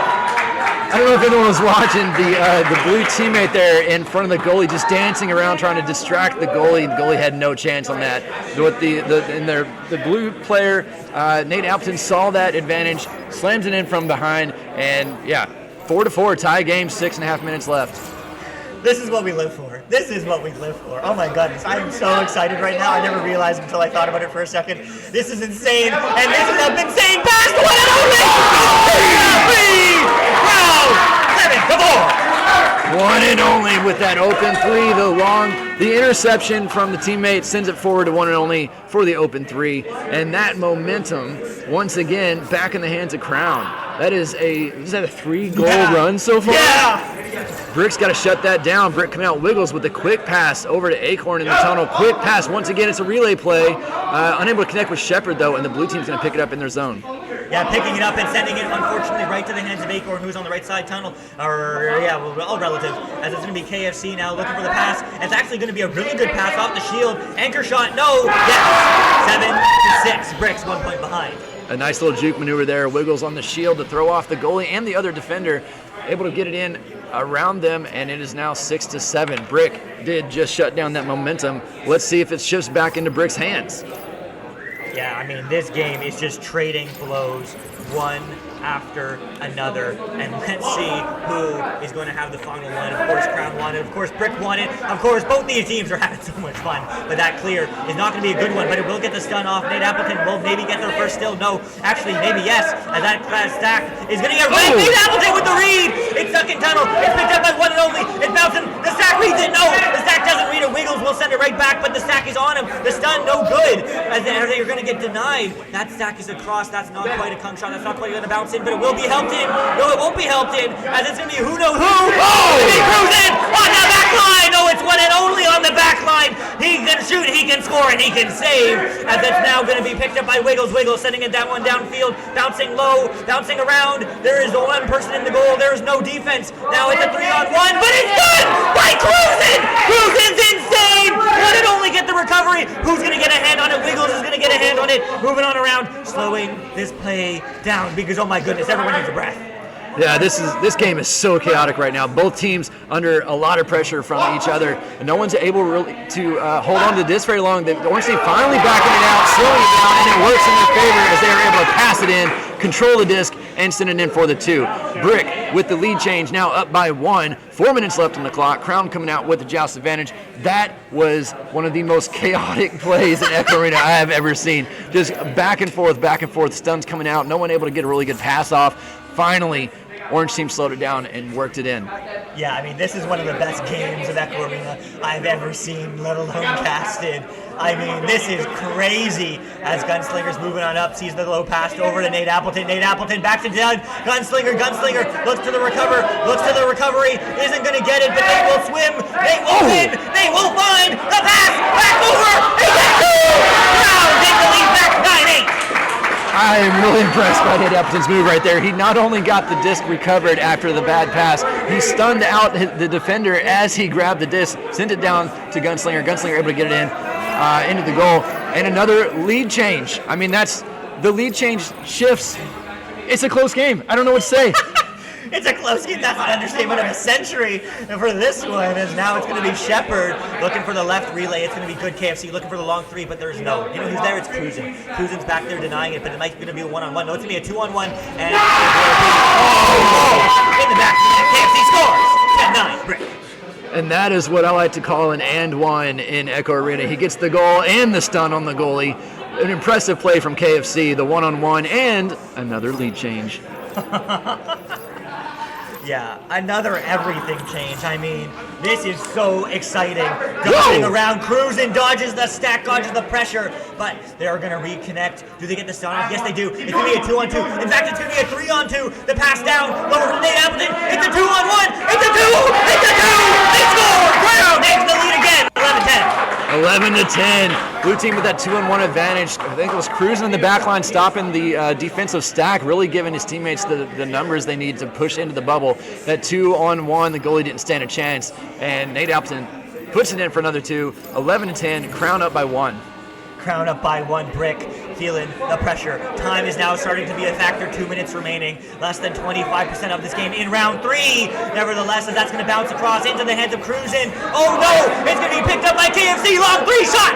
No! Oh! Just a little bit off the goal, as that's going to be a self-clear actually. Picked up by 1 and only. Too much pass, too much speed. No way! Off the field as that's going to bounce away across. But it is going to be Acorn sending in that one over to KFC. KFC picks it up immediately. Send out the Gunslinger looking for it. No, it's going to be a pass through mid. Bouncing off the far side wall. The stack is there. Cruzen goes for the shot. The angle. No good. Will he get the recovery? No, but he's going to go to the net. He gets the save! It is better, as that is going to be around and low. But who is there? It's going to be Nate Appleton. Loses the head. Everyone's there on the side of Brick, feeling the pressure. 1 minute remaining. And now it's going to be Wiggles picking up this disc. Looking for a reset. Maybe to slow it down. No, diving in. The shot. Oh! Gunslinger gets the clear. Nice grab there by Gunslinger, sending it down into the orange zone. The stack overshooting. Unfortunately, they would have had an open attempt there. Orange finally getting a hand on it, send it back into the blue zone. It's bouncing loose. Blue team there to pick it up first. The quick send through, not under pressure, but they weren't aware of it yet. KFC with a long attempt perhaps coming through with the windmill again, and it's in! Fast Cruzen and another lead change. Okay. Brick up by 1, 30 seconds left on the clock. Okay, Crown, last game when they beat Canada in round 2, they scored with less than a second remaining. Can they do it again? They only have 15 seconds. Let's find out. Crown coming out. It's Cruzen with the QB, taking the disc forward, walking it forward. Not a whole lot of pressure from the orange team. They're playing it safe. They know they have time on their hands. They know they have to just keep them from scoring. And the interception there, the grab by Shepard. That might be it. It's 12-11, and Brick takes the win. Oh my goodness, what a game. Brick remains undefeated. They will go on to the grand finals. Crown will be relegated to the lower bracket finals, but they do get, thankfully, a bit of a break. Coming up next is a lower bracket match, an elimination match, the last elimination match for no prizes, and that is going to be the Cobra Chickens against Canada. But oh my goodness, Gilligan, what a freaking game. I'm upset. I hate tournaments like this because you have a match like that, you don't want either team to drop out. Yeah. You don't want either team to lose, but somebody's got to. That's the way this works. But oh my gosh. I mean, that last round, it was literally just when the clock ran out, who was going to be ahead, who had scored last. That's all it was. There was no blowout. It was, how many lead changes were there? It was insane. A dozen. I mean, I feel like every point was a lead change, but nevertheless, all good things must come to an end. So we are going to be taking a quick break. Coming up next is Canada against the Cobra Chickens. Don't go away.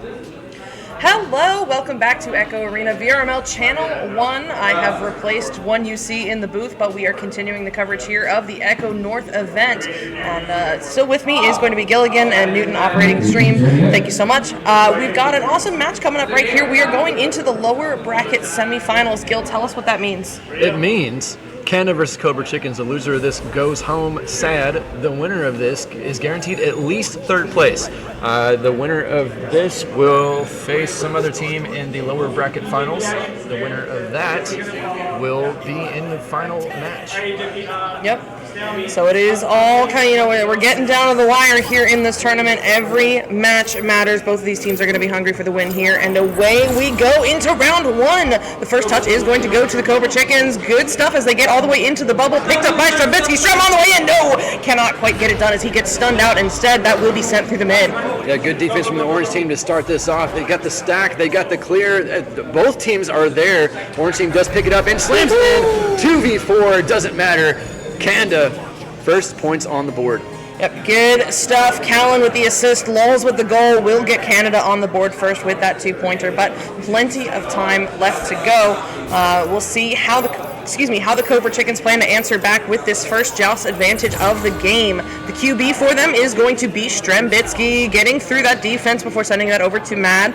Mad at the ghost here, playing a little patient, slowing it down as Strem tries to duke it out with Lulz there at the bow tie, buying Mad some time and space to get this one up, sending it forward. Oh, looking for the pass there, down low to EJP, but instead it is going to bounce back into the hands of Callan. Callan getting the slap over to Dual Game. Dual under pressure's got to get rid of it and does, barely in time, up to Maddie, and Maddie will look to help this one along, but instead it is going to bounce back into the hands of Original.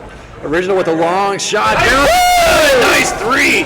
Cobra Chickens on the board, 3-2. It was a 20.8 meter shot from the bottom trench off the backboard, and it's good. Yeah, I did not think he had that lane open, but Original takes it and makes it, getting it done with that 3-pointer to take the lead for Cobra Chickens. We'll see how Canada deals with that added pressure as Lulz comes out as the QB. He's going to get all the way to mid here. That stack is lurking, but sends this one over to Callan. Callan gets through on the wall. Low cross is going to be good to Maddie. Maddie, with a little time and space to work with, hits that cross back over to Callan. Callan looking for Original. Oh, no! Instead, that is going to be broken apart there by the Cobra Chicken defense, but Lulz recovers on the back line. Yeah, good read from the blue team defense. The quick turn off the backboard. There's no way that just went in. Callan wasn't even looking. He just slung it behind him off the backboard, and it's good. Canada retakes the lead, 4-3. A pretty back and forth game so far, but still plenty of time to go. We'll see how the Cobra Chickens look to handle this one as they are down by 1 point. It's going to be Strembitsky as the QB, not stopping this time. He is making his way to the mid. Stack is lurking, so we'll send this one over to Original. Original not able to get the block up in time, but does manage to get this one over to Mad. Mad not able to get rid of it, though. We'll lose that to Callan and Lulz, but the headbutt comes through. Oh, my goodness. Strem managing to break that one up, sending it to Mad. Mad's got the open leg, but off the wall, off the backboard, and for the 3! This is a game of backboard shots so far. It's once again, blue team with a backboard long 3, this time from Mad. The stack defense from Canada is a force to be reckoned with. They keep putting the blue team under pressure. This time, though, blue team able to get it away, and Mad, that long 3, puts them up 6-4. Yep, up 6-4. That is, I think, the largest lead we've seen so far, and it's not much. Lulz will look to send that one over, but Original breaks up that pass, looking to send that one into the Canada bubble. Strembitsky in the area. Can he track this down? Yes, he can. Getting through Lulz, getting to the goal, and gently tucking that one in like a baby for a nap.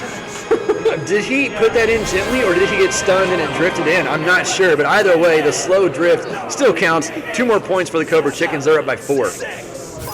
Yep, good stuff from them. Now up by 4, again, the largest lead that we've seen so far. Let's see how Canada answers back. Lulz, as the QB, makes his way forward before sending that one up. Finds Callan there at the nose. Callan with the open goal, and oh, that backboard shot will not quite work out. Instead, it's going to be into the hands of Strembitsky, who looks to send this one out, but Lulz on the back line has something to say about it. He's sending this one back in, up to Maddie. Maddie to the goal, but Mad shuts that one down and sends it out. Maddie and Mad. Opposite teams, orange team, Lowell sends it up to the ceiling. It bounces down, unable to connect with the teammate, but the teammate does pick it up. For the 3, the 7.2 meter 3 from Callan. Canada still down by 1 point, but with still 6 minutes left in this match, it's anyone's round to take here. Cobra Chicken's coming out with joust advantage once again. Strembitsky still probably on QB. Let's see how they handle this. Strembitsky grabs it, floating forward. No, not too much pressure from Orange team. The stack is broke. The pass is long. Doesn't connect with anyone. It's still loose in the orange zone. Can be picked up eventually by Callan, who turns and swings it through. Maddie grabs it, sends it down. Nice pass over to Lulz on the ground there. Back to Maddie, able to grab it. Back to Lulz, a little back and forth there, and it works. Top pocket shot from Lulz puts them up 1 point, 9-8.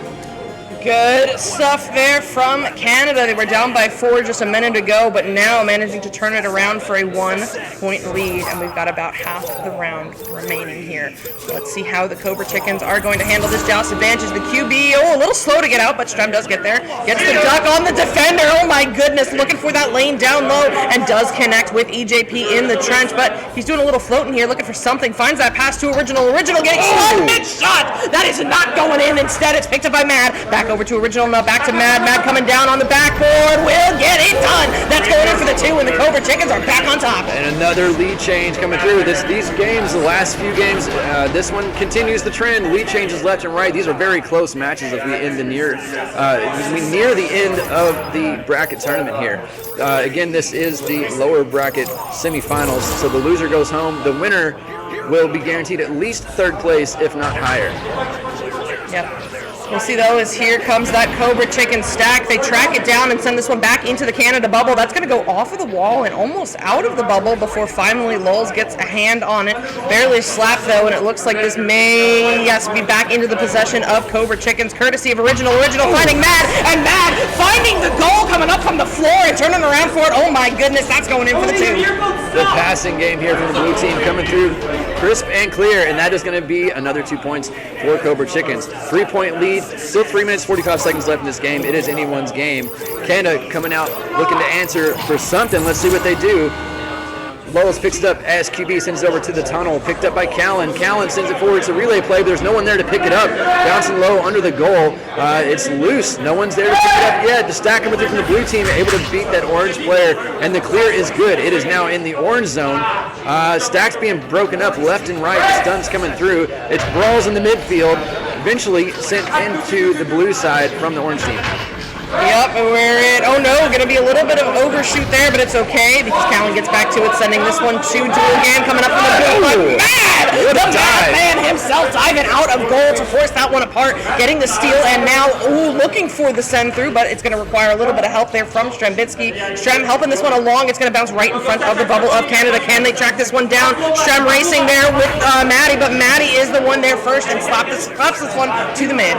To the mid, just past the blue player on the back line there, but it doesn't matter. The blue team stack coming through, going to dodge the orange team stack, sending it through into the mid. Maddie able to slap it through before she gets stunned. It's going into the blue zone. It's a stack race. There's a lot of pressure there. Blue team managing to just get it out before the stun, but it doesn't matter. The back line, Callan going to pick that up front for Canada. Wait, is it Canada? It's Canada. They're missing an A, and it drives me insane. I haven't noticed.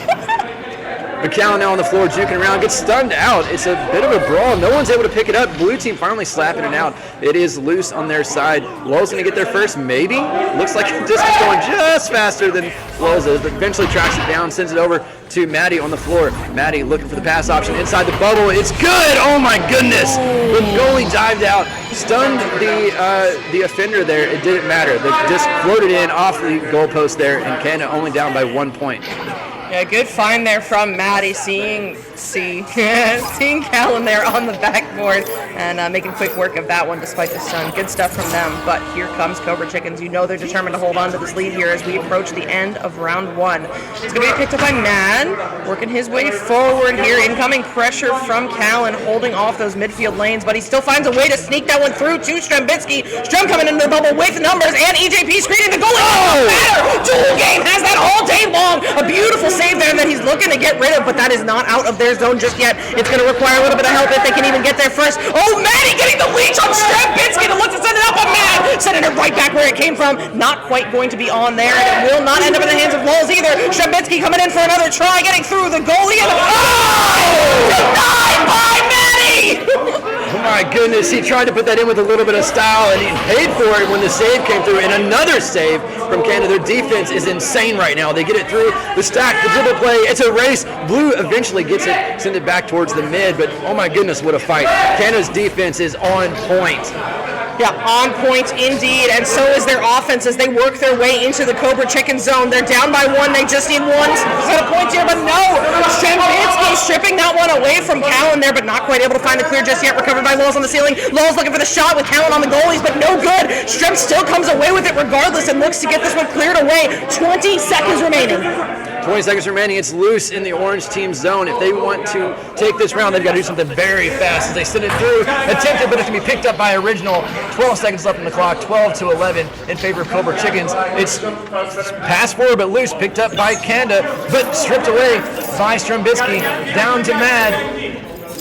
And that's the end of the round. 11-12. Cobra Chickens does take the first round. Wow. I mean, that is just all I have to say about that round. Wow. The defense from Canada, we really have to talk about because they had so many of those Cobra Chickens plays read and intercepted before, Cobra Chickens even realized those lanes were covered. They did an excellent job working it up the arena with a level of chemistry and precision that we're not used to seeing from, these mixed teams that we see in LANs because it's not like they have a ton of practice time together. I am so pleasantly surprised with the performance from Canada, but Cobra Chickens are the ones that took that round, and that comes down to that stack between Mad and Strembitsky is so fast and so precise. The stack accuracy, thank you, Smooth Riding, just out of this world, and it's something to struggle with even when you have that precision factor like you see on Canada. Yeah, and even there was that one save especially that I was really impressed with where the goalie was being bothered by one of the blue players, and it didn't matter. They still got the save. They sent it out. Then they got another save a few seconds later. Yeah, the defense from Canada, although it wasn't enough for them to win the round, it kept it very close and very exciting. And we'll see what happens in the next one. Yeah, Juice for in chat saying, I'm sorry, that's Newton Dad in chat saying Strem vs. Callan stun battle going on. No, you are completely correct. We also need to talk about the stack brawling that's been going on in the midfield because that's how you counter those fast stacks that we're seeing from both these teams as you brawl them out, and both Callan and Strembitsky are doing a fantastic job at that with 26 stuns each in just one round. But here we go now into round 2. Take it away, Gil. And the stacks are off. It's a race. It picked up by Orange first, but Blue steals it, but then gets stunned out. Lulz comes away with it eventually. Canada, with the first possession of this round, sends it forward, unable to grab that pass. They do eventually get it, but then stolen away by Original, who sends it down. It's cleared into the orange zone. The orange stack, oh no, the headbutt on accident by their own teammate, but the pass forward from the blue team, the open 3, and that is good. Strembitsky for the open 3 puts Cobra Chickens on the board first this round. Yeah, that is unfortunate, but it happens to the best of us there. A little miscommunication by the stack, and Matt and Strembitsky were quick to capitalize. Strem is not going to miss those open opportunities. So Cobra Chickens up by 3 to start out round 1. But let's see how Canada plans to answer back. It's going to be Lulz as the QB, sending this one over, looking to connect with Callan, and does. Callan now looking for this crossover, connecting with dual game, and here he comes! That's going in for the 2-pointer, and now Canada is only down by 1. Beautiful cross arena pass there from Callan to Duel. Duel with a little twirl around the shield, puts it in for the 2. This is, once again, a close game. 1 point. I mean, you can't score a 1-pointer, but Canada and Cobra Chickens managed to keep the game within 1 point over and over again, and they continue that into this round. Strembitsky now coming out QB position for the blue team. Cobra Chicken sends it forward. It's a long bounce. No one's able to grab it on either side. It's in the orange bubble. Orange under pressure. Oh no, the defense though coming through. Rolls MVP of that play, stops it from going through. Maddie now sends it forward. The stack is there to pick it up. It's Lulz in the blue zone. Open goal, passes over to Callan on the goal. Slams in there for the 2-pointer, and it's still a 1-point game. Yeah, good choice there from Lulz. It was either going to sneak into that far side pocket away from Mad, or it was going to end up in the hands of Callan, and he knows what to do with those. Oh my goodness, I can hear myself more clearly. That's wild. Some technical stuff going on. It's all good. Here come the Cobra Chickens. It's going to be Strembitsky as the QB. This time stopping at Nest, playing chicken with Lulz. They're finally drawing him out before sending it to Original. Original backs it out a little bit. Incoming pressure here from Callan forces him to the ceiling. Needs something. Finds Strembitsky at the bow, but now Strem is under that same pressure. Finds the relief throw through, but Dual Game on the back line is quick to pick that one up and send it right back where it came from. The stun's coming through, the stack battle, and eventually it's Lulz coming away with it, looking for that long three. Off the back wall, though, and into the hands of Maddie on the floor. Maddie looking for the quick pass into Lulz, but oh no, that is a bit too high and picked up by Strembitsky instead. Strembitsky sends it down into the middle, bounces back into the hands of Maddie. Maddie with the stack, goes for the pass over to Callan. Callan across the arena, unfortunately not able to connect, but picks it up. Oh no, it is another stun battle as the disc is still loose in the blue zone. No one's able to maintain possession. There's just so much brawling going on. It's just everyone's clustering up on each other, stunning each other out. Eventually this gets through. Lulz picks it up for the orange team. Nice cut over to Callan, but Callan gets red and stunned out before he can make the shot. Mad with the disc. Tries to send it through, but it's stuffed by Lulz. Lulz moving back into the blue bubble. Looking, oh no, stack, but then the grab by Callan slams in it for 2 points. Canada up 6-3. Oh my goodness, Lulz looking out of options there, just sends that one in, the hopeful fling, and Callan says, I got you, putting it in for the 2, and now Canada is up by 3, but plenty of time remaining. Let's see how the Cobra Chickens answer back to that one. It's going to be Strembitsky as the QB, taking this one forward before sending it over to Mad in the tunnel. Mad, not like what he sees, sends this one over to Original, who is happy to slow it down in the mid for just a second before finding EJP, or looking for EJP, but instead it is going to bounce into the hands of Dual Game for Canada, and he's looking for Lulz over there on the wall. Excuse me, I did not see him, and Lulz will send this one through. Lulz sends it through. That's going to be a bit of a race to get there. Both stacks there. The blue team defense able to stop it before it's able to get slammed in, but it's passed back out into Lulz's hands. Lulz goes for the shot, but picked up by Strembitsky, who tries to clear it out. It's stuck on the blue team side. No one in possession yet. Picked up by Mad. Mad sends it through, and it's cleared. Yep, this one is going to get through, bouncing around off the Geo there. Where are the stacks? This is an opportunity. Someone needs to get home right here, right now. No, it's going to be Mad there first, and Mad! Oh! The technical goal through Maddie is unfortunate, but points are points, and those are some points the Cobra Chickens very much needed. Yeah, Maddie got a hand on it, but she was already inside the goal plane, so the disc does count as a goal for Cobra Chickens, and we're back to within a 1-point lead for Canada. 5 minutes left in this round. We're at the halfway point of this round, and Lulz with the QB position sends it forward. Nice bounce off the low, but it's not able to connect with Mad. Just off. Picks up by Strembitsky now for the blue team. Sends it back over to Mad. Mad with the clear. The stack is away. The blue team has the advantage here, but no, picked up by Orange. Lulz in the back line, being sneaky. Grabs it, sends it forward, and it's in the blue zone. Yep, this is down into the Cobra Chicken zone where it will be recovered by Original. Original just looking to fire this one through, but Lulz on the back line. He has been a monster on the back line all game long. Gets that to Maddie. Maddie looking for the shot, but will get denied there by Mad. However, the clear is not going to get through. Here comes Canada once again, picked up by Callan. Sent over to Maddie on the ceiling. Maddie getting through one, finding that low pass. Oh no, a little bit off on that, and that means it is a turnover and a send through for the Cobra Chickens. Send through for the Cobra Chickens. What a nice move. All the way down into off the back. Strembitsky with a shot face. Maddie saves that. Sends it back out into the midfield. Is picked up by her teammate Lulz. Lulz sends it through. It's loose in the blue zone. Blue gonna get there first. Mad picks it up, but he gets stunned out. Gets the pass over to Strembitsky. Strembitsky sends it back into. Oh, I lied. It was gonna be a clear, but the wall had something else to say about that. Lulz picks it up. Nice reset pass to slow it down. Recognizing he had no teammates forward, sends it back to Callan to slow this down. They have the lead. They have, there's no, plenty of time on their hands. The shot there, Mad saves it. Mad is Mad in goal, and he sends it back into the orange zone. I just realized Maddie and Mad are both the goalies. This is the battle of the Mad goalies. I love it. But here comes Mad. Speak of the devil, he will get the disc and put it in for the 2. The Cobra Chickens are now up by 1. Cobra Chickens up by 1, 6-7, 3.5 minutes left in the clock. This is still anyone's game, and the lead changes are exciting. I'm very excited about this. Canada versus Cobra Chickens, 3:20 on the clock.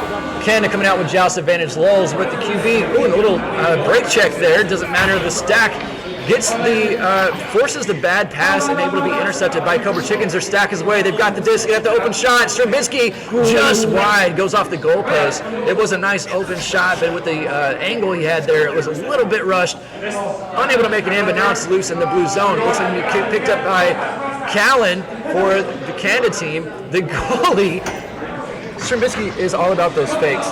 He maneuvers around, his shots, his passes, and his jukes. He does a lot of faking to throw people off. Ooh, nice pickup by Mad, though. Send it back into the orange zone. Yep, that one's going to be all the way off the back wall and out of the bubble before anybody gets a hand on it. We're going to have a little brawl going through, but it is Strembitsky there first. Strem not able to hold on to it, though, as Lowles comes out of the stun and steals it back from him. Lowles finds his pass up to Callan. Callan working his way through the tunnel, maybe has the open lane, yes, but that is not going to be on. Instead, it bounces all the way out of the bubble into the hands of Maddie. Maddie, under some pressure, looking for Lowles there on the wall, but oh no, bouncing instead into the hands of Original, and Original will sneak this clear through up to Strembitsky, and Strem sends it all the way. Strem sends it all the way through, and their stack is there first. Mad open shot. The goalies were there, but they were not in position fast enough to catch it, and Cobra Chickens takes a 3-point lead. Yep, and here comes the timeout here from the side of Canada, which is, to be expected. Cobra Chickens took round one. We've got less than 2 minutes remaining, and honestly, Cobra Chickens has been on a bit of a tear. The momentum, I feel, is very much in their favor. So this is a smart timeout from Canada to, take a second, take a breath, because nobody wants to go home. And if they lose this match, they go home. So they've got to figure out a strategy, a battle plan to go into these final 2 minutes in order to not let that happen. The strategic timeout from Canada, and then the strategic unpausing as Strembitsky is out of headset.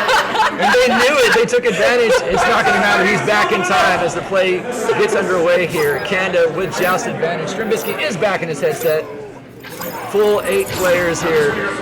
Lulls with the QB position, takes the disc, sending it forward into the tunnel, picked up by Dual Game, sends it across under pressure. The pass is picked up by Callan. Callan floating forward with the disc, sees a low pass, tries to connect, unable to connect, but it's okay. Dual Game's there to pick it up, send it forward. Oh, errant pass off the ceiling, picked up by Strembitsky, who gets stunned out. It's still orange disc, but blue defense picks it up and sends it back out.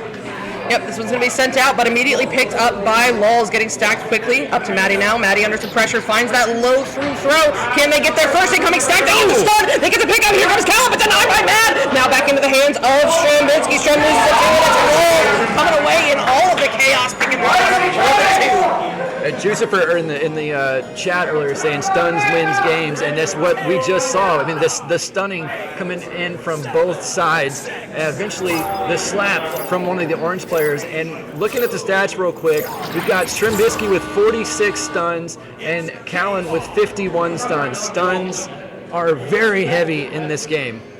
Yep, for sure. But now with 40 seconds remaining, if Cobra Chickens puts in more points, it's basically the ice here. Or Canada, they're looking for round 2. They want this round 3. Strembitsky gets stunned out. It's Maddie with it now, sending this one forward. The one-on-one. Oh! Matt jumping a mile out of goal to break up that play. Has that one read and gets this one sent on through. There's 20 seconds remaining for Canada to do something. They need some points, and oh no, that is not what you want to see from them as that bounces all the way back into their own zone. They misread it. It's shifting in. No! So Callan finally getting there. Gets that one picked up, but not cleared away just yet. 8 seconds left. 8 seconds left. Blue team with the goal, with the disc, and that is going to be it. 8-9. Canada is knocked out. Hear the applause there from our live spectators. Everyone attending this event is in this room cheering on their favorite teams, their favorite players, their friends, their buddies, their enemies. It's an exciting time. Why are you looking at me with that? But yeah, I mean, really, really solid stuff from both of these teams. But in the end, it is Cobra Chickens coming away with it. And so, unfortunately, that is the end of Canada. We will be saying goodbye to them. However, Cobra Chickens, I do believe, are up next in the lower bracket finals. And it also means they have secured at least 3rd place. And Gil, I believe we've got some prizes for third through first. We do have some prizes. Would you like to tell us about Osai? Dang it! Yeah, I would be happy to. So, now that they have secured at least 3rd place, that means they get at least the 3rd place prizes, which is 4 Kiwi Designs upgraded Elite Straps, 4 VR covered facial interfaces, and a $25 Canadian Tim Hortons gift card. Second place, 4 Kiwi Designs upgraded Elite Straps, 400 Canadian dollars from Annexed Fate. And in first place, you get the 4 Kiwi Designs upgraded Elite Straps, the 4 Echoholics t-shirts, honestly the most valuable prize out there, and 600 Canadian dollars from Annexed Fate. And all of that is only made possible by our wonderful sponsors. Our sponsors, thank you to Drizzly Custom Ink, Slide Messaging, Beardus Kiwi Design, VR Cover, Echoholics, VRML, and Annexed Fate. Streamed by VRML and set up by Annexed Fate. We really appreciate all of these organizations and people coming together to make this Echo North 2022 a possibility. It's super fun, guys. If you're not here, make sure you make it to the next one. Yeah. 100%. And speaking of next ones, we've got to get ready for the next match. We've got the lower bracket finals coming up in just a few moments. You do not want to miss that, so stick around. We'll be right back.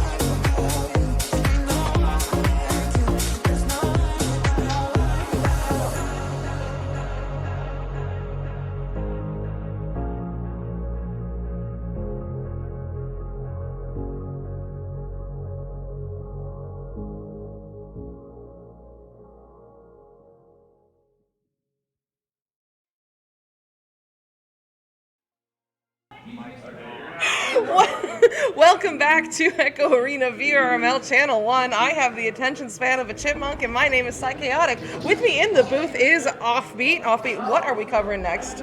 We got Crown and we got Cobra Chickens. You may remember Cobra Chickens because they've been playing here a lot today.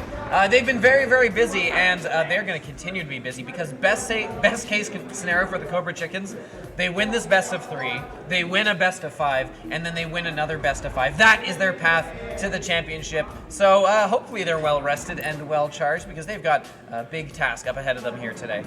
Yep, absolutely. I mean, this is the final stretch of the marathon. It is, they've got to win here, and then they've got to go up and face Brick. And Brick is a scary force to be reckoned with. I mean, that roster over there is what KFC, Acorn, Wiggles, and Shepard. Very aware. From the very beginning, that was the team my team was going to face from the get-go. And we were panicking for the last couple of weeks. And, we were just amazed that we took them to 3 rounds. So, I mean, they are an excellent, excellent group.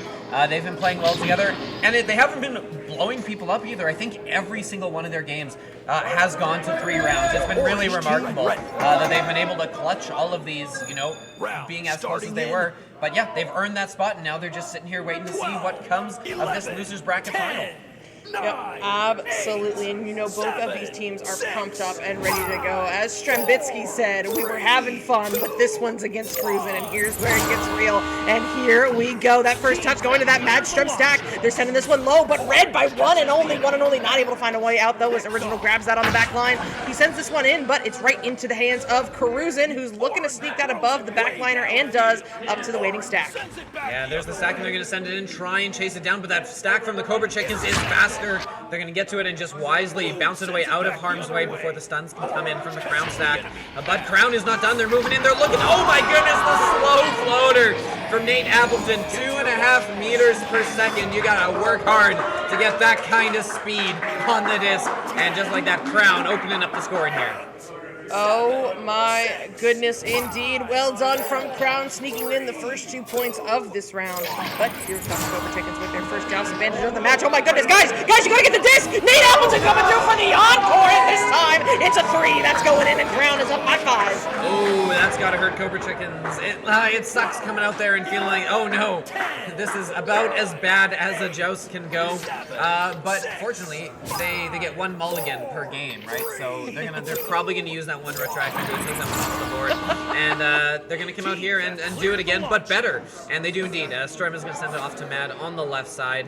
Mad just kind of got some time, going to look around, trying to find a target, because there is one. That's Original way on the other side. Send it over to EJP. EJP not able to get rid of it in time. That Crown defense collapsing in on that one, and Crown not able to get out. Original is going to get the steal there.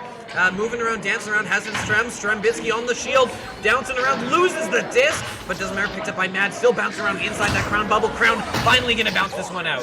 Cruisin' gets the slap on that up to one and only, helping it along through the tunnel where the stacks. This is another opportunity here for Crown if they can get there first. No, Original will be tracking this one down in the Cobra Chickens bubble, but struggling to find a lane. Does find Mad over there across, but here comes Nate Appleton forcing that clear through the tunnel, and they already have a stack together. No, they overreach it. Oh my goodness, up into the hands of Original. Open lane, but not for long. No, that's going to be a little bit off, and instead it will be picked up by one and only for Crown and cleared. No, not cleared. Mad on the back line, gets a good grab, sends this one right back up to Strembitsky. Strem over across, finding Original on the way down, back to Strem to the goal, and that's going in. That's a 2-pointer on the board for Cobra Chickens. Yeah, breaking that 0 finally. Strembitsky very much aided by EJP coming in with the goalie stun, setting that up for a nice, easy 2 points. And that's a good answer. That's exactly what you want to do after you give up a 3 by missing your opening joust, if you have to do that. So, you know what? They'll take it. They're on their way back to getting into this one. Yep. They're on their way back, and oh, that is a bad bounce. Maybe another opportunity. EJP not quite willing to jump out a goal for that one, but it's okay because it is intercepted by Original, and Original will be looking for the clear. Actually bounces back into the hands of Mad and works out better than it would have because the backliner was home, but in the end, it's going to be Crown getting this one anyway as they force this turnover, and one and only sends it back through the mid. Yeah, one with a good clear is going to get a good bounce. It makes it hard to stack back to as a defense if it's, taking odd bounces from the corner, and gives your offensive stack that much more of a chance. The long 3 is just going to miss, coming in from Gunslinger, and Gunslinger has been slinging those a good deal over the course of this weekend. Fortunately for Cobra Chickens, that one wasn't able to hit the target. But Sternbitsky's got some space. Number of Crown players kind of floating loose. Oh, but Gunslinger is going to get the one stun and toss it into the bubble here. Crown with a chance to go up by 2. They're going to get to the disc first. Moving around is one and only with the pass, and Appleton's going to put that one in. 5-point lead restored. Nate Appleton is having one heck of a game right now as he has all 7 points on the board for Crown and 2 assists from one and only, so it is not just a solo effort here. They're firing on all cylinders, but it is still only a 5-point lead so far. Very much still within reach of Cobra Chickens as they still have 6 minutes left. Here comes Strembitsky getting through one and only with the duck, but incoming pressure forces that pass over to Original in the tunnel. Original looking for this low cross, connecting with EJP. EJP floating a little bit here, looking for something as he takes it up to the ceiling and sends that one into the bubble, bouncing up near Mad. Mad gets the hand on it, sending this one over across to Original. Original gets to the back wall, and he's dangerous there. He don't miss those. That's going in for the 2, and now Cobra Chickens has got the lead down to just 3. Yeah, 2 goals for Cobra Chickens, both of which aided by EJP goalie stuns. Putting in some quiet but solid work there, taking out the goalies with those critical stuns. Like 0 to the scoreboard, but still, the impact of that cannot be understated. And yeah, like you were saying, they've cut this lead back to 3. Time to see how Crown answers now. They're coming. Nate Appleton's going to bounce that one in, but Strembitsky is going to get back on that one and dances a little around one and only, but not enough to get it out because they've got it behind the goal. That's Cruisin with some space. Cruisin in the middle of the goal with the dunk. Midway through this round, and they've got a 5-point lead restored.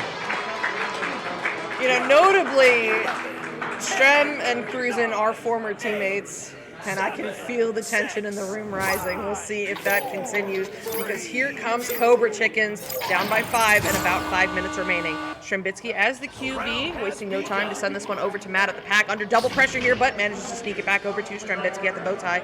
Strem now working his way forward. The Gunslinger sitting there in that lane, but he still sneaks that one through, looking for Original, but oh no, that is going to bounce up high instead. That is a turnover as one and only slaps this one up to Gunslinger, but Gunslinger holding on to it for just a little bit too long. Will lose it to Strembitsky, who sends this one up to Mad. Looks like Cobra Chickens are going to get set up. Yeah, you gotta have your head on a swivel playing with these guys, because if there's always a stack coming in after you. Coming in now, the Cruisin with the save. Of course, it's what Cruisin do, and that is a huge one, maintaining that 2-score lead. But they have not got possession back yet. It's still in the hand of the Cobra Chickens. Coming in, looking behind the goal, and wide open is Strembitsky. You cannot leave him that open, because there's 2 points. They're back to within 3. Can they complete the comeback here, or is Crown just gonna take this one back?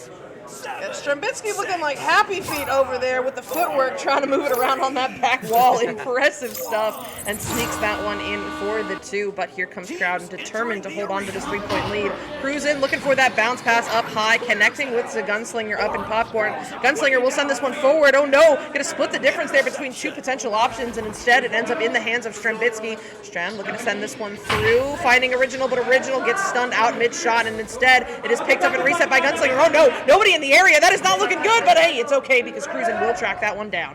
Yeah, Cruisin will and Cruisin do, as it's going to be cleared up by one and only. Thrown all the way down into the bubble. Oh, the stack just missing it. Strembitsky not able to get the clear. Oh, Mad and Strembitsky both with occasions of nearly carrying it into their own goal, but just managing to clear it off the lines both times, and importantly, retaining possession, because here comes in, down low, Strembitsky is first to it, but here comes that stack. Strem with the bounce. No! Wow!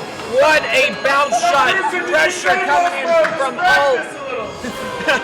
Pressure coming in from all directions, and they've brought this back to within 1. I don't know if you at home can hear the comms of the players, and I'm not talking about their own team comms. I mean, they're yelling across the room at each other. Man, I love these in-person events. All right, here comes Cruisin as the QB looking for Nate Appleton. Nate Appleton looking to send it across, but instead, yes, the Gunslinger gets to it and slaps this one forward for Nate once again. Nate hitting the deep relay to one and only open goal, and that's going in for the 3. Crown back up by 5, and there's only 2 minutes remaining. Up by 4 indeed, yes, as one and only has been shooting very well from outside the bubble so far this weekend, and clearly continuing to do that here. Critically getting that 4-point lead back, 2-score difference with 2 minutes left on the clock. Cobra Chickens gonna have to chain a few scores together if they're wanting to turn this one around. It is down to EJP. EJP with some space is gonna throw a low, lazy floater in, but Cruisin is there, as Cruisin is gonna get that one picked up off the back line, and they're gonna move it forward. A couple good quick passes passes as Crown moves it into the Cobra chicken zone. Yep, it looks like Original is going to be there first. No, a little bit of a misread, and the bounce is going to go low. The Gunslinger getting the stun and the leech in one motion, getting Nate Appleton some time to get there first, but now it's one and only on the floor, sending it to Gunslinger, and Gunslinger putting it away for the 2. Crown is on a bit of a tear right now as they go up 14-8. I mean, not much time here for Cobra Chickens. They may be looking at, it has to be 2 3-pointers. Yeah, absolutely. It's a Gunslinger looking more like the Stun Slinger there, coming out with that amazing behind-the-back Fist of Fury. Incredible stuff here, and yeah, they have to be looking at 3 for the Cobra Chickens now. You have to plan for that, but that's not how you want to start. The opening joust is going to bounce back to them. Fortunately, they are able to fall back onto it, retain possession, and they've got it up to Original. Original under some pressure from that backstack. Going to find some time, buy some time, gets over to Strem. Strem looking for the shot, trying to take the 3, and that's not going to connect. Mad with the disc here, under pressure from one and only, looking to clear this across, but there's no one in the area. That's going to bounce down into the hands of Crown. Crown first to it, and that is going to be slapped by Cruiser. What a slap! All the way down to the shield, and that is going to buy them just enough time. Gunslinger, why bother gunslinging if you've got it in the bag already?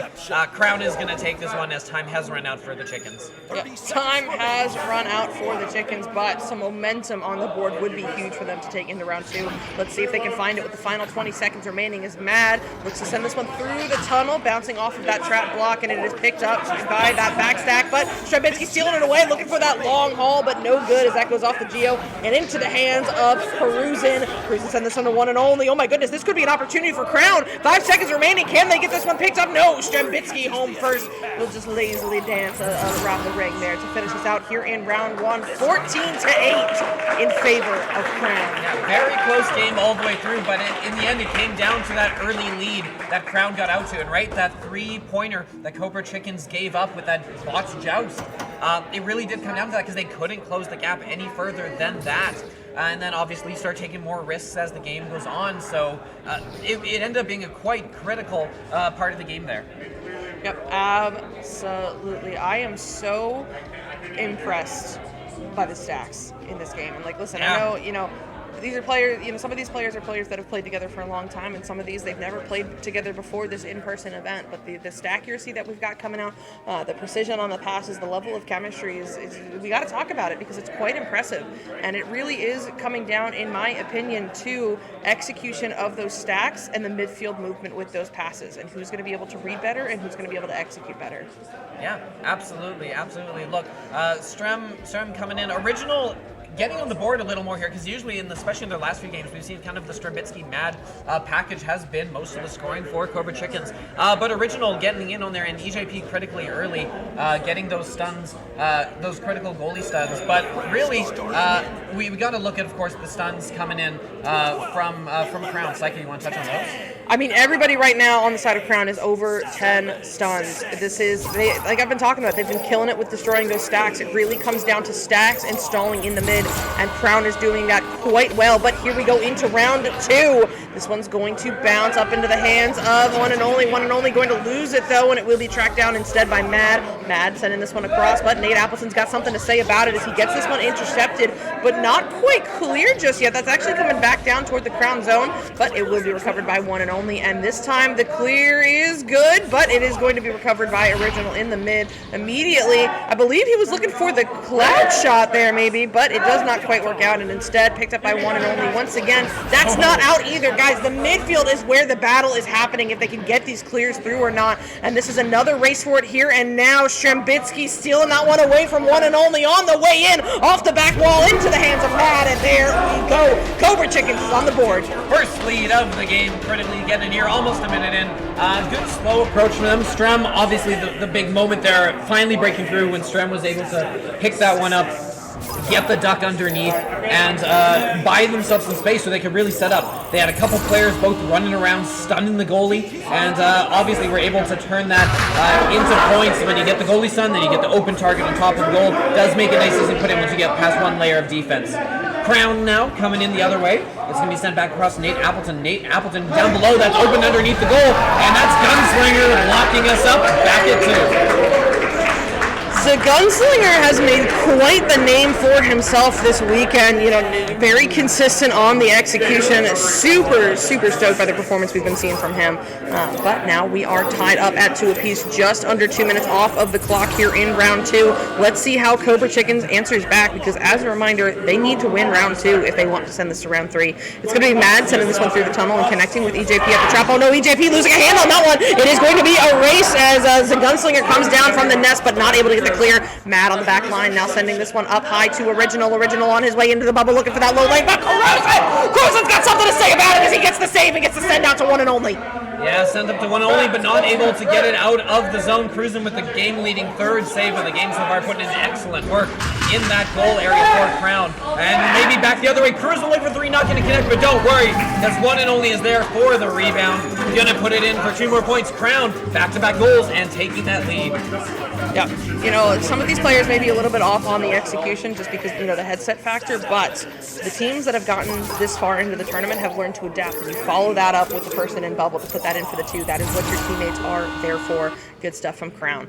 But here comes Cobra Chicken. Strembitsky under some pressure here from Nate Appleson, gets through him, doing some dances on the nest, and now works his way forward toward the tunnel. Incoming pressure, he's keeping an eye on it, taking all the time he possibly can before sending to Mad, and Mad quick flick over to Original up high on the ceiling. Original playing patient here, not liking what he sees, hits the lateral over to Strembitsky, and Strem on the way in, hitting Mad, and Mad, oh!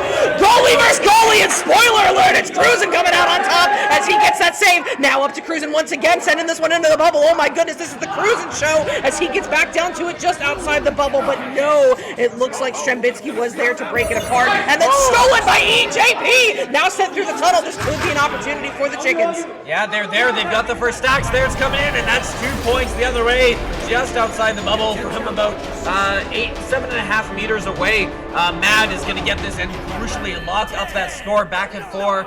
We are going to have a close one here as Cobra Chickens are pushing for that 3rd round. Yep, Cobra Chickens are pushing for this 3rd round. Both of these teams want the chance to face Brick in the finals, but they've got to get through this game first. It's going to be Cruisin sending this one over to Nate Appleton on the wall. Nate over cross to the Gunslinger. They're playing a bit slower this time, more controlled. Incoming pressure forces that pass down low to Nate. Nate under that same pressure is going to reset back to Cruisin on the back line. Cruisin looking to send it back, and no, will not find Nate Appleton. Instead, that's going to bounce up high into the bubble. Picked up by one and only on the way down, gets stuffed by Strem, but now it is the Gunslinger, and he's denied as well. But now back into the hands of one and only. Crown is not done yet, but they will take a second to reset back to Cruisin. Cruisin is always back there like a good, steady, reliable player that he is. I was looking for a metaphor. The metaphor didn't come. I was trying to find something. Strem getting stunned out here, and EJP is going to get this cleared out of harm's way initially, but can the Chickens get back on it? Original picking it up, and they're going to clear it here. Can they get the stacks together in time? The stack is first back from Crown, but a wild bounce is going to take that out of their hands, which means Original, with some space and with the stack partner, they're going to split up. Strem going to get that open space. Original going to reset this one back as Cobra Chickens set up here midway through the round 2. Crown taking round 1, so Cobra Chickens needing the win here. Original with it on high, looking low. That's Strembitsky on the shield. Strembitsky moving in with the stun, and no! Holy cow, one and only getting a piece of it, but not enough. Wow, Strembitsky just getting that one in the goal after what might have been a little bit of an excess flourish. I mean, you call it excess, I call it Cruisin's in the goal, and you got to pull out all the stops to get it through him. Let's be real. But hey, it is going to be Cobra Chickens on top for now at 6-4. But you know that Crown is looking to answer back quickly, and they have worked it all the way down into the Cobra Chickens bubble already. But we'll take a second to reset back to Cruisin to get themselves set up before sending it high cross to Nate. Nate hitting the Gunsling all the way. Mad with the hands will tell him, no, get out of my house, and sends this one through the mid up to Strembitsky. Strem eyeing that open 3, and with a little help from Mad, that's going in for the 2. Cobra Chickens chaining it together, now up 8-4. 4 minutes left on the clock. Incredible work coming back. Defensive plays on both sides of the arena. Incredible work with the saves on both sides. Mad, absolutely incredible, picking up right where he left off last game, where Mad crucially clinched their final game with a huge save at the last second. And it's paying off for them here as well. They've got themselves a 4-point lead, but here comes one and only back the other way, a one-on-one. And it's going to go in for 2. Crown cutting that lead in half. Good stuff there from Crown, not letting it get out of reach, keeping this to within just a 2-point game. And we are under the 4-minute mark. We are getting closer to the end of this round 2, and it has me thinking maybe this just comes down to who scores last if we keep going back and forth like this. Or Cobra Chicken's looking to put more points on the board and make sure that does not happen. As Mad sends this one back over to Strem. Strem now working his way forward, under pressure, forced to send that pass up to EJP. EJP looking across it to Original, but oh no, that's going to take a bad bounce off of the double diamonds. It will be a race there. Gunslinger coming in with a little extra speed off the leech, but Original's will not be there first. It is the Crown defense looking to slap that one away, but Strem gets there first to slap this one back to Mad. Mad looking for Strem. Strem on his way into the bubble. Bridge over to Mad, over to Original. Are they Cobra Chickens or are they Kangaroos? Because they're here to play, and that's going in for the 2. Oh my goodness, the break check so saucy right on the edge of the shield, and then just following it up with a quick tic-tac-toe passing play. Cobra Chicken's racing that leads to 4 points. You were saying this might get determined by the last goal because it's been back and forth so far, but this is exactly what we saw in the first round, just flipped, where there's a lead that has been established, but then that lead, it shrinks, it grows, it shrinks, it grows, but the lead has remained the same, steady for a while now. The question is, can Crown chain a few together, or are they just going to let slip away here because behind the goal is Mad, and Mad going to put that one in for the dunk, extending this lead to 6. This could be critical in almost clinching them to round 3 with 2 minutes left on the clock. Oh, I heard the steel noise. I'm not sure what it was, but that's unfortunate. But hey, it's okay. Either way, it's going in for the 2. And now with Crown being down by 6, we are in the territory where they need to keep an eye on when it needs to be all 3s because they could be running out of technical time here real soon. It's one and only on the ceiling, under pressure, keeping it away from that Strem Mad stack for just enough time to send it back to Cruisin'. But now Cruisin' working his way forward, gets the duck under Strembitsky, fires this one high across to Nate Appleton. Nate Appleton coming from the net, looking for Mad. Oh my goodness, getting down low to get that one saved and not out just yet. It requires a little help from Original, but that will be cleared through. Yeah, nice little bounce Original. Oh, Strembitsky with the headbutt, taking it out of the hands of the stack, recovering, taking that shot. Oh, so nearly. That was a laser aimed for the bottom pocket, just missing. But hey, minute 10 left on the clock. They've got a 6-point lead here. All they really got to do is burn time at this point. One more would clinch and put it away. You just need to make sure you do not give up a turnover, and that's exactly what they've done here. Is coming through the tunnel. Can they get their stacks back together to take this one away? They need 2 threes here, and time is running out. Just over 50 seconds left as Cobra Chickens take possession back. Yep, they are determined to run Crown out of technical time here in this round, but Cruisin' gets home to save that one. It's not over just yet, and they are yelling at each other. It is heated in this arena. It's Cruisin' looking to send this one through, but no good just yet. Requires some help from the Gunslinger, but this one will get through. However, Strembitsky on the back line will send it right back up to Mad in the mid. 30 seconds remaining. Crown is out of technical time. We're going to be seeing round 3. It's just a matter of who's taking momentum with them. Mad working his way into the bubble with the numbers with Strembitsky. Cruisin' tells him no. It's not out just yet, but one and only secures this one to send it through. Yeah, it cleared up to the middle and out. I don't know. Are you giving Cruisin' a chance to flex by taking that shot instead of waiting for the goalie stun? I mean, at this point, you don't want to be giving them any momentum as much as you can. And Cruisin' with a little flare, a chance to show off there. But critically, at the end of the day, what is it? It is a win for Cobra Chickens. We are going to round 3 for the right to jump into that winner's bracket and back into the winner's bracket and make a play for the championship. Yep, absolutely. But, since we are in the lower bracket finals, that does mean that these teams have secured 3rd and 2nd respectively at minimum. One of them could go up and secure 1st. And because they are in those top 3, that means that we have some awesome prizes for them, courtesy of Annexed Fate and our sponsors.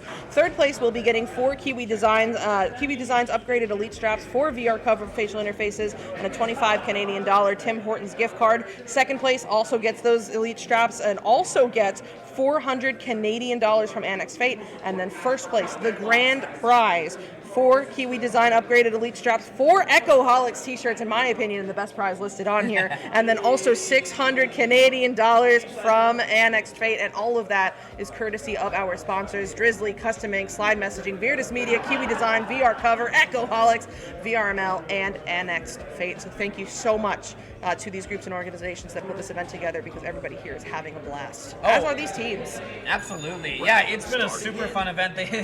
They've all been having a ton of of fun here. I know even teams like my own that have been out in a few have really been enjoying the event, and this is the fun culmination where it is, where like the gloves are coming off here. We're finally getting to the place where it's like, all right, this is serious business. There is prize money on the line here, and it's time to see where that takes us here in round 3. Mad with the disc waiting, baiting out that initial pressure from the defense. Strem is open on the shield. Got to watch out for that. No, Nate Appleton does pick that one up, and Crown critically is able to get this one out of harm's way. One and only going to be first to that with possession. Is going to look for the 3, looking for it, not going to be able to connect, but still dangerously in the bubble. Crown with possession, looking for the opening score here. They're going to juke around and cruise in. 2 points as Crown takes the lead here. When you're going into round 3 with high stakes like this, those first points always mean so much. And cruising, getting Crown on the board first means a lot for the mental game here. But let's see how Cobra Chicken's plans to answer back all the time in the world. How are they going to do this? It's going to start with Strembitsky as the QB. They'll send this one over across to Mad. Mad sends this immediately back over to Strem. He's under a little bit of pressure, but manages to find that lane over to Original in the pop. Quick through pass, looking for EJP on the floor. That is an open goal, not for long. The lane does close, but he finds that cut back. Oh, looking for Original, but instead finds Mad all the way out of the bubble. Mad sending this one over to Original. Original eyeing up Strem down low. Strem on the floor, looking for a way up. Gets the jump, gets the goal. That's going in for the 2, and we are tied up. Yes, Strembitsky getting up close and personal with that goal, tucking that disc right in there, and we got ourselves a tie game. Psycha, I'm going to come out here with a bold prediction. Oh my goodness. First of all, knock on wood, because us casters have the power to curse these games. No. I am predicting that based on the pattern we're missing over both these games, any team that gets out to a 2-score lead is going to hold that and take the win. It's what we've been seeing so far here. These teams are so evenly matched that they've been going back and forth so much that when you get that 2-score lead, it is critical. Moving in here, there is still a goalie there. EJP sitting back. Oh, the bounce! The bounce nearly going in, dinging off the end, and that is going to be Mad getting it cleared out, but not out. Because cruising with it on the back line, of course, moving in, that's one and only with space, but no Mad again! There with the save in the clear. Another one can't be stopped. Nate Appleton going to put that one in as Mad was unconscious. And Crown grabbing that 2-point lead. Yep, Matt is the kind of goalie you have got to stun him out if you want a prayer of scoring at him at that range. If it is not one-on-one close in, Matt is a force to be reckoned with. But now Crown up by just 1 set of points here. Let's see how Cobra Chicken answers back to it as Strem sends this one over. Oh, bouncing around, finds Matt at the last second, who slaps this one back just to keep it away from that incoming pressure. Yes, it will work out though, as Original does get their first incoming stack pressure. Original doing some moves in the tunnel, looking for something, looking for anything, retreating back toward the popcorn, finally just flings this one across, looking for Mad, and it will connect. And now Mad is under that same pressure, can't get away from Nate Appleton, and can't get that one sent through the tunnel lane. Whoa. Oh, but gets the block there on Nate. Doesn't matter. Nate comes out of the stun, and now he's sending this one into the zone of the Cobra Chickens, but Cobra does have a stack together. It will be another race, and Cleason gets there first just to slap it away. This has been so back and forth. It has been incredibly back and forth here. Crown looking, they've got a steal. Gunslinger, this could be critical. Moving in, one-on-one with the goalie, and there is a 2-score lead for Crown as Gunslinger gonna tuck that one in. 6th point of the game. Critically coming off of a game leading 4 steals. 4th steal, really setting that one up, giving them a ton of space to walk in and take the one-on-one, which is almost always going to result in 2 points. Yep, it seems like we're going to test Offbeat's theory here as Crown is now up by 4 points. That is available for 2 goals. We'll see if it holds up. Or Cobra Chickens is working this one down into the bubble already. It will be slapped back, but it's not enough to stop the drive as Original tracks it down under the popcorn, under the Pac-Man and takes it up high. He'll send this one low cross, connecting with Mad in the trench. It looks like this Crown defense is set up pretty solidly, so they're just working it around outside the bubble for just a moment. Under pressure from one and only. Original looking to send it over, but the Gunslinger baiting that pass, getting the interception, and sending that one down into the Cobra Chicken zone, but Mad does track it down first and gets it sent out of the bubble. Mad doing a great job to not only recover the disc, but recover the disc and avoid the stun train coming in from Crown. Very critically done, but they've got a 2-on-1 here in the bubble. Moving in underneath, throwing it up. That's not going to connect. Trying to get that tough angle shot to fall, but it will not happen. Instead, Original's going to pick this one up, clear it up through that left tunnel. You've got numbers in the zone as long as they can recover that disc. But oh, a great lead from Gunslinger there to get into open space with the disc. Sending it to one and only picking it up, making some moves, and throwing it back into the Cobra Chicken zone where it is going to be recovered here by Mad. Yep, this is, Mad trying to bait the ender, and Cruisin comes out on top. He gets this one picked up and sent over to Nate Appleton. They're in the bubble. The crossover is good to one and only. Single to the top, pocket shot, and now Crown was up 8-2 with 5 minutes left. That is still technically a 2-score game, but that also just became a 2-3-pointer if you want to keep it as 2 scores. Yeah, exactly. We're at the midway point here. Only 2 points by the midway mark is not what you're looking for. If you're Cobra Chickens, that's a fairly low-scoring effort from them, especially considering what we've seen from them over the tournament here so far. Mainly, that's being propped up by the 6 saves coming from Cruisin, who's been putting in work on that back line. Strambitsky moving in. Strambitsky with the move. Gonna try and get the ender. No, that's not gonna work. They are gonna lose possession. And a good stun coming from Gunslinger, but doesn't recover the disc. They're gonna get it back to Mad. Mad moving in. Mad with the shot. Gonna put that one in for 2. And they've narrowed this lead a little bit. 4 minutes left. Cobra Chickens desperately needed those points because if Crown won another volley, at that point it's getting really out of hand. But now they've got it back within reach. It is just a 4-point difference with 4 minutes remaining. Let's see how Crown handles this one. You know they're determined to hold on to this lead.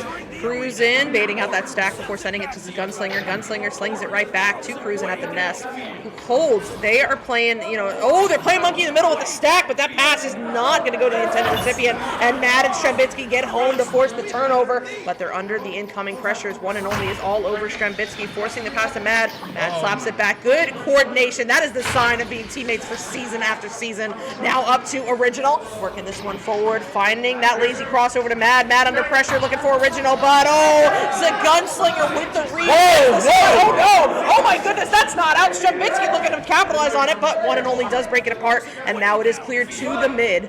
Yeah, man, all the way down. Wild bounce up into the sky trench off of Bowtie, and it will be picked up by Strambitsky coming back in, and is going to get rid of that one just before the drive-by stuns come in. And they've got 2 in the offensive zone already. It's going to be set up to Original. Original looking. No, there's a goalie in the way, and that goalie is with the move, the spin. Not quite up the but it's Strambitsky. One and only with the wind-up to clear it after making such a great save. Own goals it and brings it down to a 1-score game. Oh, that cannot feel good, but you know what? It happens to everyone. You just, sometimes you lose that awareness of where the goal is, and hey, you know what? It goes in. It's 2 points, and Cobra Chickens really needed it. This is now just a 2-point difference. Cruisin will send this one up to Nate Appleton under pressure there from Original. Looks to send it over cross, but it is just enough for Strambitsky to get there first. Strem in the tunnel, drawing out to Gunslinger before sending it to Original at the pack. Original under pressure, loses that one to one and only looking for redemption, sends that one through the tunnel, and it will bounce off of the Pac-Man. This could be an opportunity here for Crown. No, Strambitsky home first, but stolen by Cruisin. Cruisin is pushing in with the numbers here for Crown. Can they make it work? No! Just a little bit off on that cut, and instead that will bounce up into the hands of one and only. Stolen away, stolen back. It's back and forth right in front of the Cobra Chickens goal, and that's off the shield. Oh my goodness, Mad! Finally getting that cleared out of the bubble, but it's not out yet. Yeah, that's going to reset back to Cruisin. Cruisin on the back line here. 2 minutes left on the clock. Amazed that didn't go in or get cleared, as it was in the bubble forever. Cruisin playing a game of cat and mouse with Original here, trying to see what's going to happen with that. Just the clear is going to come in, but that's going to hit the shield, miss both targets. Gunslinger trying to chase that one in. Is going to have some space. Oh, but a little miscommunication is Nate Appleton. Oh, never mind. Cruisin's back there. Cruisin's back. Cruisin's always back there. Cruisin's always there. You can always count on Cruisin to be back there. But Matt is going to send this up to Strem. Strem with a little bit of space going to send it away and see if they can get their own stack together before the Crown stack gets together. Oh, and that weird bounce will help. Picked up underneath by Original. They've got a 2-on-1, sending in 1-on-1 with the goalie Mad underneath. Oh, but there is the back stack, getting that back. Minute 10 left on the clock. Cobra Chicken still down by 2. Yep, Strem under pressure, loses that one to the Gunslinger. Gunslinger not able to get that back. It's Strambitsky stealing it. Strem moving around here looking for something, finds that pass over Mad. Here comes Mad. Denied by Cruisin saying, get that out of my house. Sends it to the mid and through the tunnel, where it will be picked up by Nate Appleton, flinging this one into the bubble of Cobra Chickens, but bounces all the way back out of the bubble before anybody can get a hand on it. The desperate slap from Original comes through, and it's not enough to get it through the mid. It looks like Crown is going to set up for one more. Oh my goodness, you didn't think Cruz was the goalie there, man. Cruz coming out of nowhere to be the second goalie. And here's a quick counter chance. Oh my goodness, the bounce shot not falling, but they've got possession, and they missed that one as well. 30 seconds left on the clock. Cobra Chickens need possession. Oh, and that's going to help. An off pass is going to be intercepted by Strem. Strem is going to send it through. It's going to bounce all the way down into the trench area. Which stack is going to get to the first? It is Gunslinger back. Gunslinger with some time. In comes a pressure, but they're going to get around pressure. 15 seconds left. Nate is with it. They're going to try and stall here, but that's going to be a turnover. Or it's bouncing loose. It's bouncing loose. 9 seconds. One and only with a shot. Not able to clinch it. That's going to hit the boot. 6 seconds left. Cobra Chickens in possession. They're not going to get it. Crown is going to take it into round. Oh my goodness. The crowd erupting right now as Crown has taken the losers bracket finals 8-6 in round 3. Incredible performance by both of these teams, and as they come out of headsets, I mean, there are high fives and hugs all around. This has been something to experience, Offbeat. Absolutely. Cobra Chickens, for all their efforts, are going to be locking in themselves to 3rd place, and will get some nice swag for their efforts, including some lovely little, like we mentioned, the prizes, but also these great little Echo North trophies. There are trophies. There are trophies, and they're nice little things. Cobra Chickens, absolutely heck of an event here. They should be very, very proud of their efforts. Gave us some amazing, excellent games. But as is, it will be Crown with that effort, that consistency, moving into the finals with that 8-6 win. Hey, they've still got their work cut out for them. They are going to have to take 2 best of 5s off of Brick if they want to take that. Brick, obviously, they've won their way into the winner's bracket coming in here. They're going to be looked as the favorites. But hey, if Crown keeps playing that way, no reason they can't make a fight of it here if they can keep their stamina up. Yeah, no, absolutely. I mean, Brick is the team that sent Crown down into the losers bracket in the first place, and man, was it a nail biter. I am so excited for what's going to come up next between these two teams in the finals. But speaking of finals, we do have to, we have to take a break here for a second. We got to get these players, shuffled in, and I'm going to be out of here, but Offbeat will be sticking through to cast the finals with, I believe, Palador, yes? Yeah. All right, so you do not want to miss these finals coming up in just a few minutes between Crown and Brick. Stick around.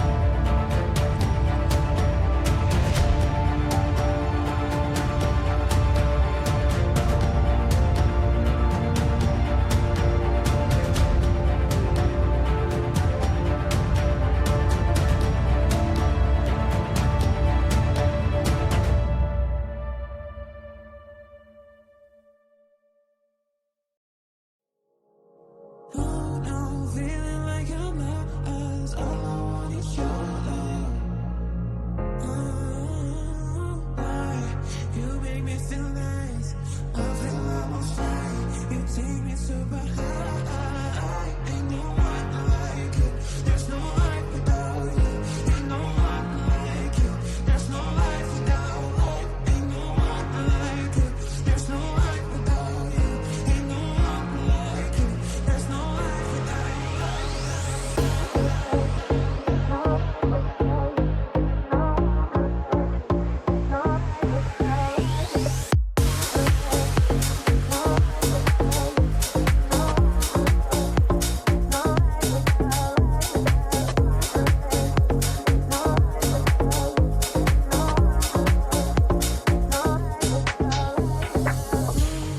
Feeling like I'm lost. All I want is your love. Why you make me feel nice? I feel almost right. You take me super high. Ain't no one like you. There's no life without you. Ain't no one like you. There's no life without you. Ain't no one like you. There's no life without you. Ain't no one like you. There's no life without you.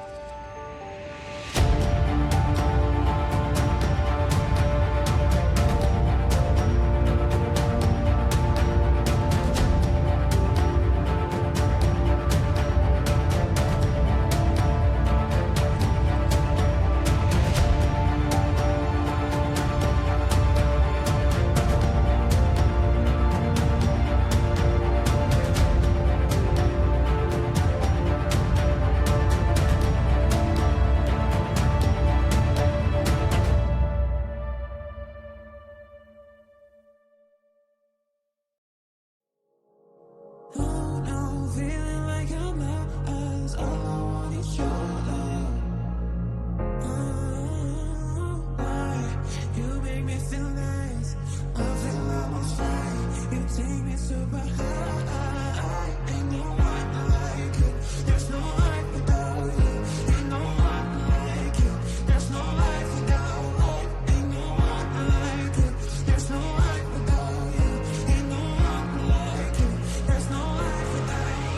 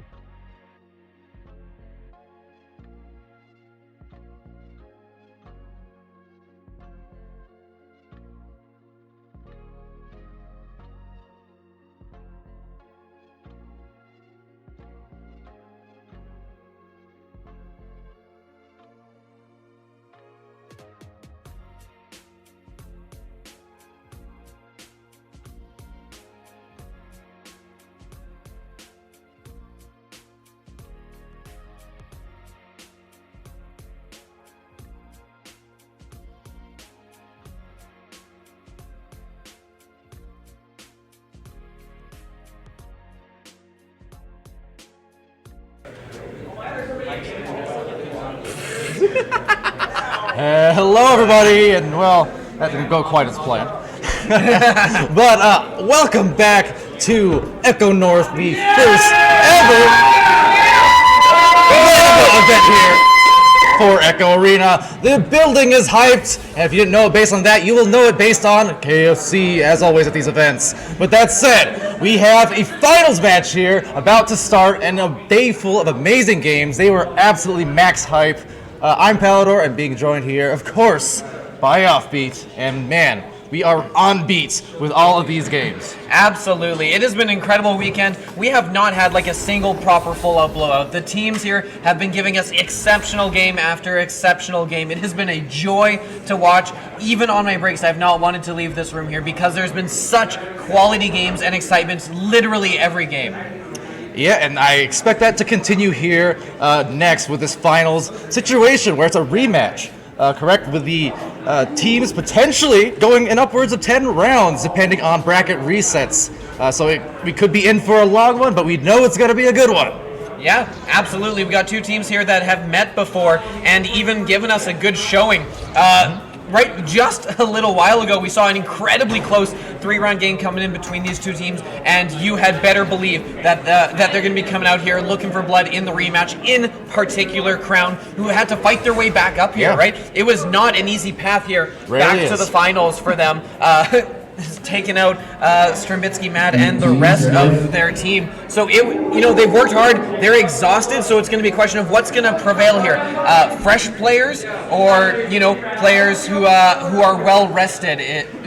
Fresh players or players that are in the groove. Right? They've been going for a while. They've got their muscles warmed up, but they're more fatigued. Yeah, that's always the question, right? It's kind of depends, I guess, on the results. It's won or lost because we were warm or tired, because we were fresh or cold. It kind of depends on the situation. What I do know is this will be a strong matchup here. As there's the hype.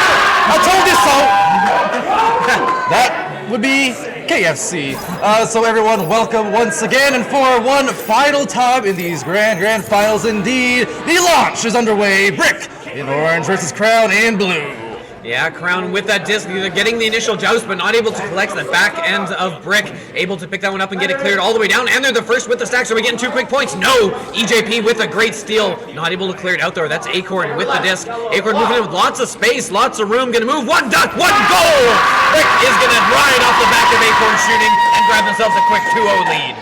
And already you can see and you can hear the energy in the room. Amazing indeed, and just a pleasure to hear it. That's the opening goal, and again, a lot more to go. Yeah, absolutely. If that pace they're off to is anything to gauge the rest of this game by, it is going to be a fast and furious one. Cruising with the disc here on the back end, slowing it up, looking for a teammate on that's Nate Appleton open, but the stack is incoming. Oh, just barely feeding that through one stack and just past the other, but not enough players there to recover that disc, as it is going to be picked up by KFC, who's going to send it back through into the Crown end. And with that's going to be picked up, throwing it down and a little high on the shot. Oh no, it's not! It's right on in! Dead eye, one way or the other for the 3. How about the bounce? Absolutely ridiculous. Look, if you are Brick, you are not planning those. You might come out here and say calculated, but I mean, you take those when you can get them, and critically giving them a 2-score lead early on, that is a huge push for momentum here. Absolutely, and speak of momentum, it will continue to roll like thunder and up above, but it's going to be taken back, stolen, Gunslinger, and right through that tunnel as the stacks now form and try to collect here. Will be Orange first, Brick on possession yet again. Yeah, Gunslinger has been putting in good work on both the offensive and defensive ends so far this afternoon. Absolutely looking to pick up where they left off, but it is going to be Acorn here now with Brick. Brick, they're looking to push in here again, maybe extend this to a 7-0 lead. Coming in, KFC is going to get stunned out at the last second there, and EJP is just going to fling that one backwards, get it out of the bubble, but of course there is Shepard back there who's got his Shepard over to Acorn. He can take the shot. Oh, close, nearly getting in. They still got possession though, moving in. No, that one's not going to connect either. Struggle in the bubble, still Brick with possession. No, Nate Appleton can get this one up and out.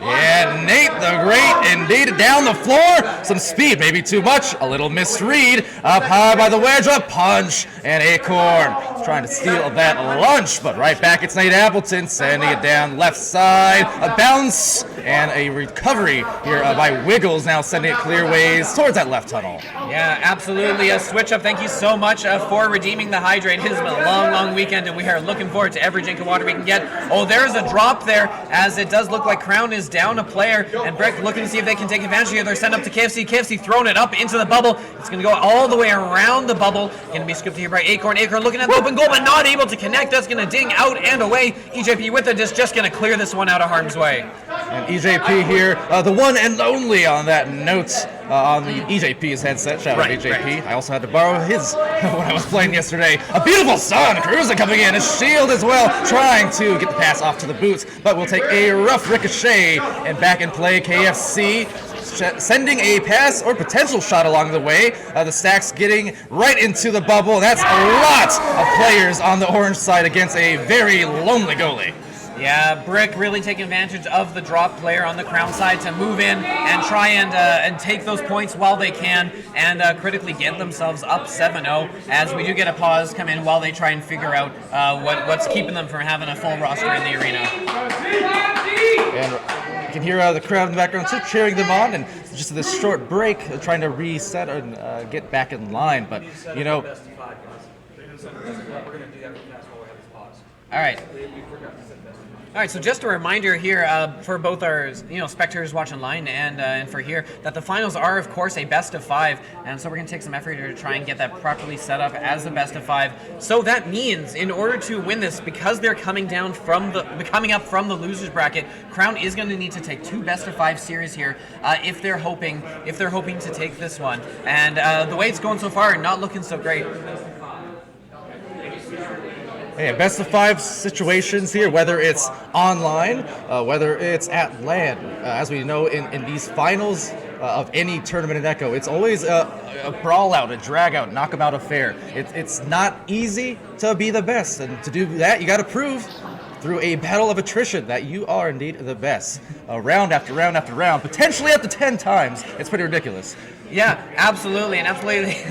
Nate Appleton working hard to find that spot on the camera and giving us a little jig there. Look, now's a good time to just go over one more time what these teams are playing for. Look, regardless, by getting here to the top 2, these teams have both earned themselves Kiwi Design Upgrade Elite straps, and they are going to be earning some cash. First place is going to get themselves some Ecoholics t-shirt as well as a $600 Canadian cash prize to be split among the team, and second place only the $400. So obviously there's good money on the line here, and of course some excellent hardware as we highlighted there in the opening.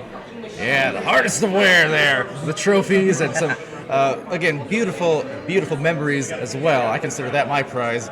Being able to watch these games and watch these players and hang out outside the matches as well has been, as always, an amazing time here in Toronto. And again, the turnout, awesome to have, and awesome to see all these people that I've met before and a lot of people that I have not showing up at this first ever Canada LAN. Yeah, absolutely, and this is my first LAN here, so it's been great to meet so many people in person. These names that I've been calling out for so long now, it's been great to kind of meet and hang out and get to know them as people, which has been a great, fantastic time. Very happy I was able to come out here and make that happen here. And of course, there's been a lot that has gone into making this happen. I've been hearing some comments around that this has been like technically one of the most efficient and like the smooth running LANs that has been hosted. A huge shout out to our production team behind the scenes who've been working hard to make sure we had everything set up, make sure that all the technical stuff was in place, and for running this all behind the scenes. We are obviously the faces of it as the casters, and we get all the praise and adoration, which we do deserve, but also so do all our people behind the scenes who made this LAN possible in every way. I know what we talk about. People hate me. But no, it's absolutely. We've got the cushy job here. Yeah. A lot goes into it though, from everyone. Again, production, also to just attendees. You know, you need the dedicated players to be as dedicated as they are to show up, make these events what they are, and they have. And with that, it looks like we do have the continuation of this first round. in these finals. So back into it. Down 7 is Crown on the launch. Yeah, it is going to be cruising with the disc, trying to bait out that stack. Will successfully get it up to Nate Appleton. Nate Appleton with some space in the tunnel, obviously keeping an eye back over the shoulder, looking for anyone coming in. Is going to find Gunslinger on the floor. Lots of space here. No one on the brick backstack is going to get back, and Gunslinger with a duck, with a shot. Crown. That is how you want to break that goose egg. 2 points, and they're back in this one. Yeah, welcome back to the gun show. And that's the first way, or the easy way to get back in rhythm with just those first 2 points. Always important, especially in the finals where, you know, those opening minutes, they can be a little nerve-wracking. Can verify. Yeah, absolutely. Taking some time here. Most athletes in e-sport, you know, the first couple of minutes are a little tricky as you're kind of getting back into the rhythm, getting over the nerves. And then most players, especially if they've got the experience that a lot of these players do, kind of settle into a groove, and, you know, it gets back to, you know, playing based on your instincts and what's been practiced. You're not too worried about kind of, you get in the zone, especially in VR, where it's like, you know there's a crowd there, you know, somewhere in the back of your mind, but as you're playing, you are in that moment. And KFC with the disc, you're looking at that open goal, not going to take that shot. Here comes the Sun Train. KFC rolling the whirlwind, the windmill, tucking that one in for 2 points and restoring the 7-point lead for Brick. Absolutely.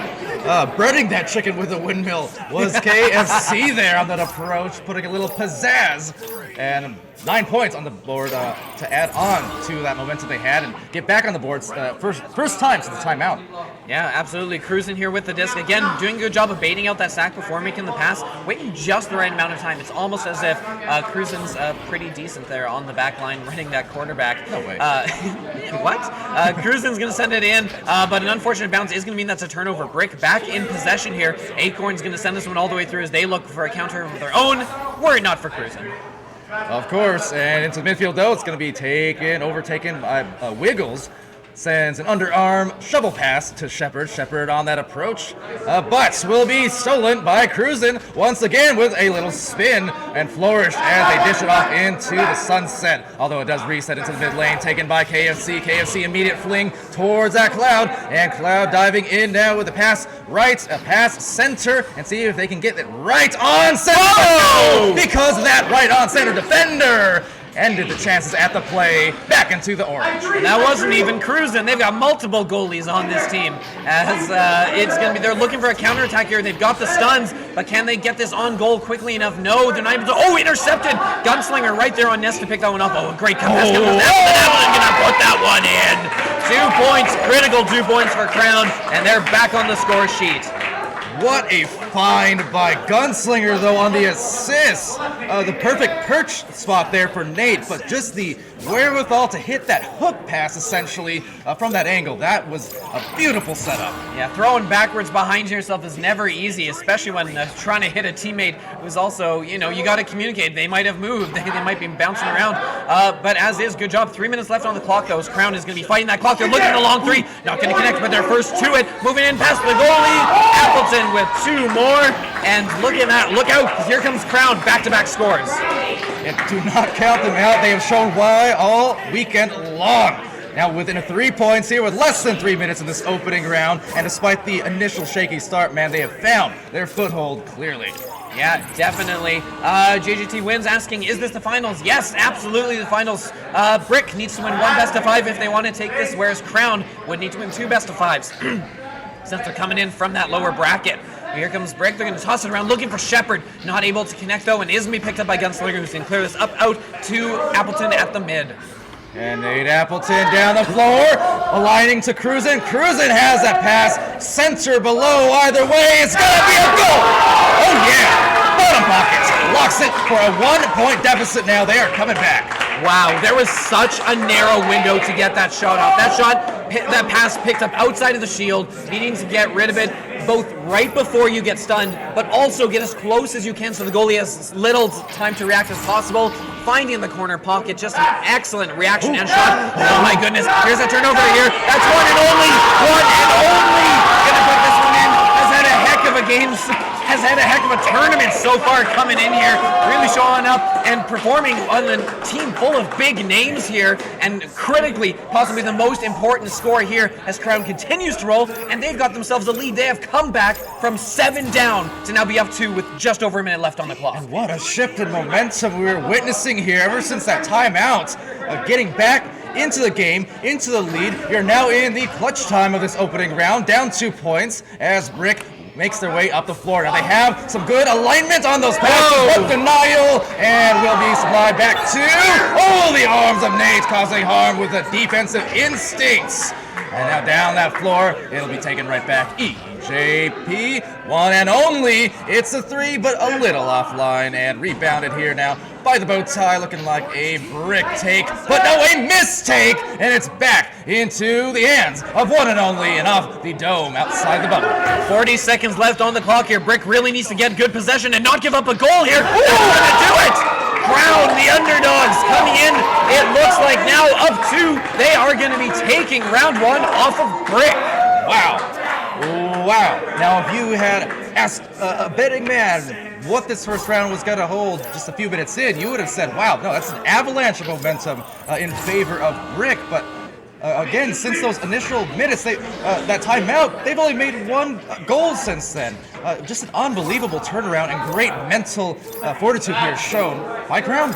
Yeah, absolutely. If you're a betting man or a betting chat, 2/3 of the channel points on that prediction will coming in favor of Brick. So, hey, underdog Crown voters definitely looking to maybe potentially profit here. Of course, this prediction poll is just for this one best of 5. You don't have to predict the whole thing. Because, you know, we have our best of 5, and then we start a new poll where you can lose even more points. Exactly. It's a bets of 5, and everyone loses. I don't know. But everyone loses, but we win. But we win. We get all your channel points when you lose them.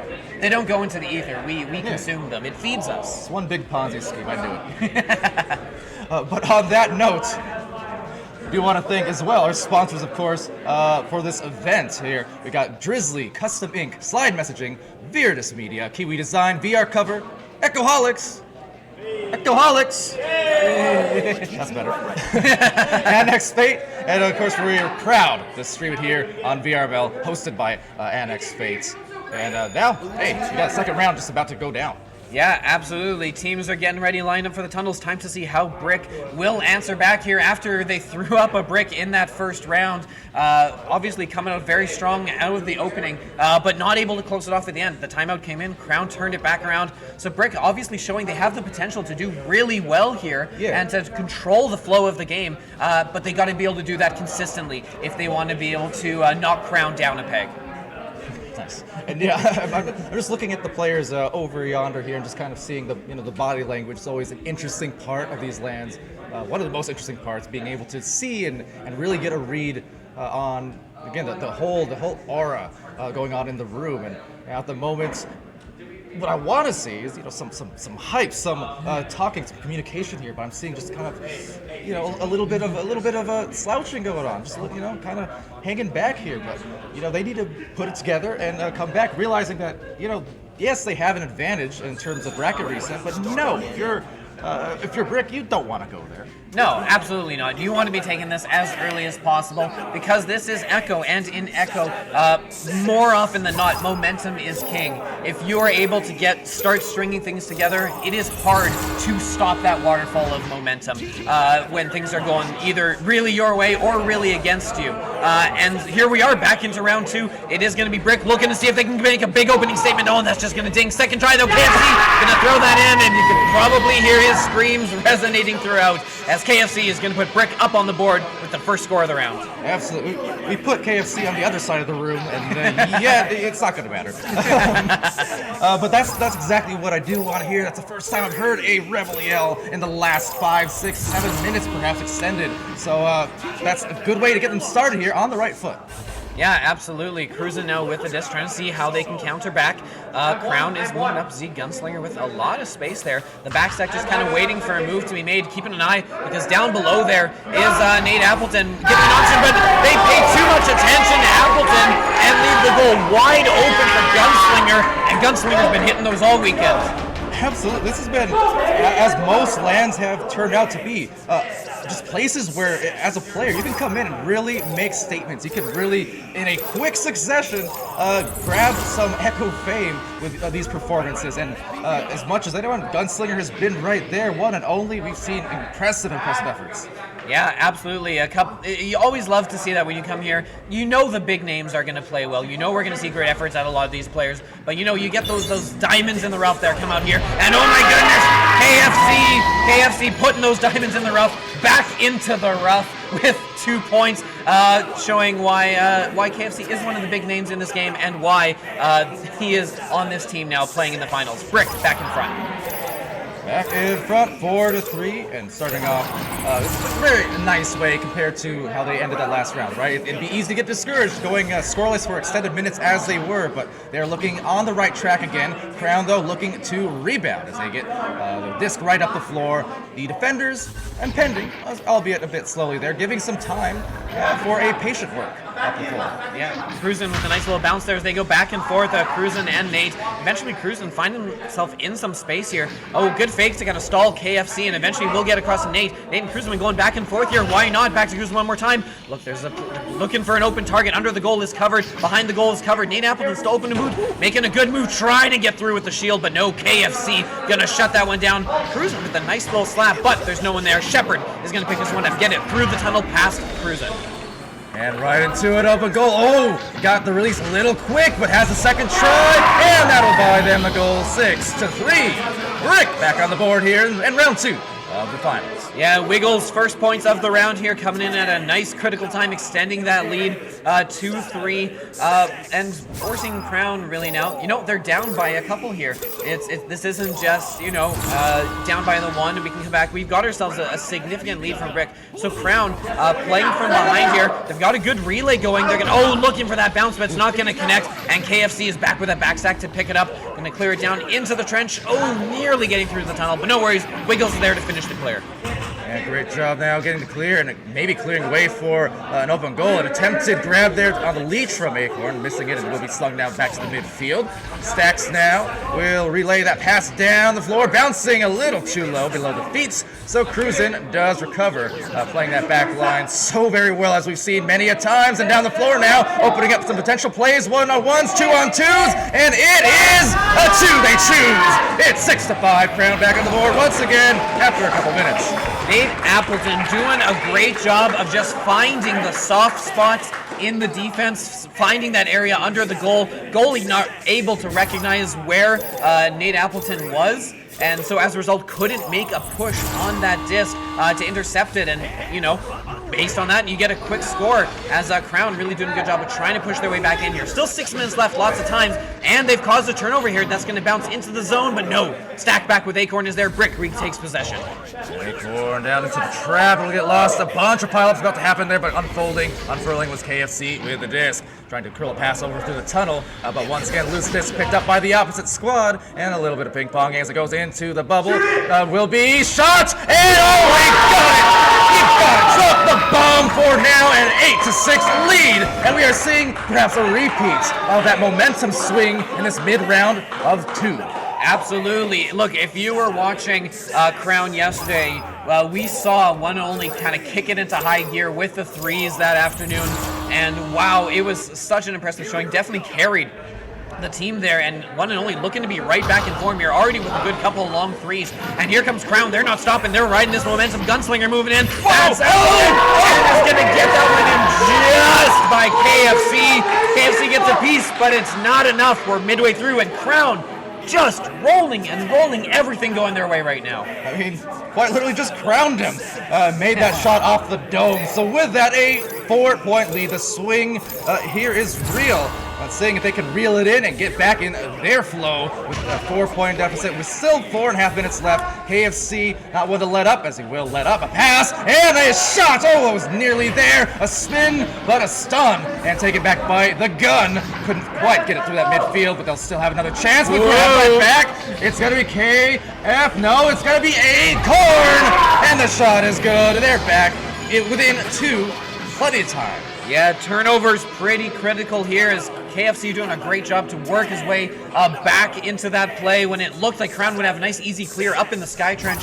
was not to be. KFC getting a great turnover, forcing what was essentially an easy goal for Acorn at the end, because all Acorn had to do was just receive the pass and walk in and win that one-on-one, and are rewarded for that effort, getting back and forcing the turnovers, as it's now going to be Cruisin with the disc. Cruisin and Gunslinger working it back and forth. Oh, but that's a missed pass. It's going to go loose into the tunnel. Good chance here for Brick to turn it back around. It's Acorn with the disc and is going to look to reset the one back. Coming in hard is Wiggles, not able to make that connection, but gets it back. Is going to look forward to KFC, but no. Cruisin's there on the back end, and Cruisin gets the clear. The right idea on some of these passes, just a little bit too much mustard is all.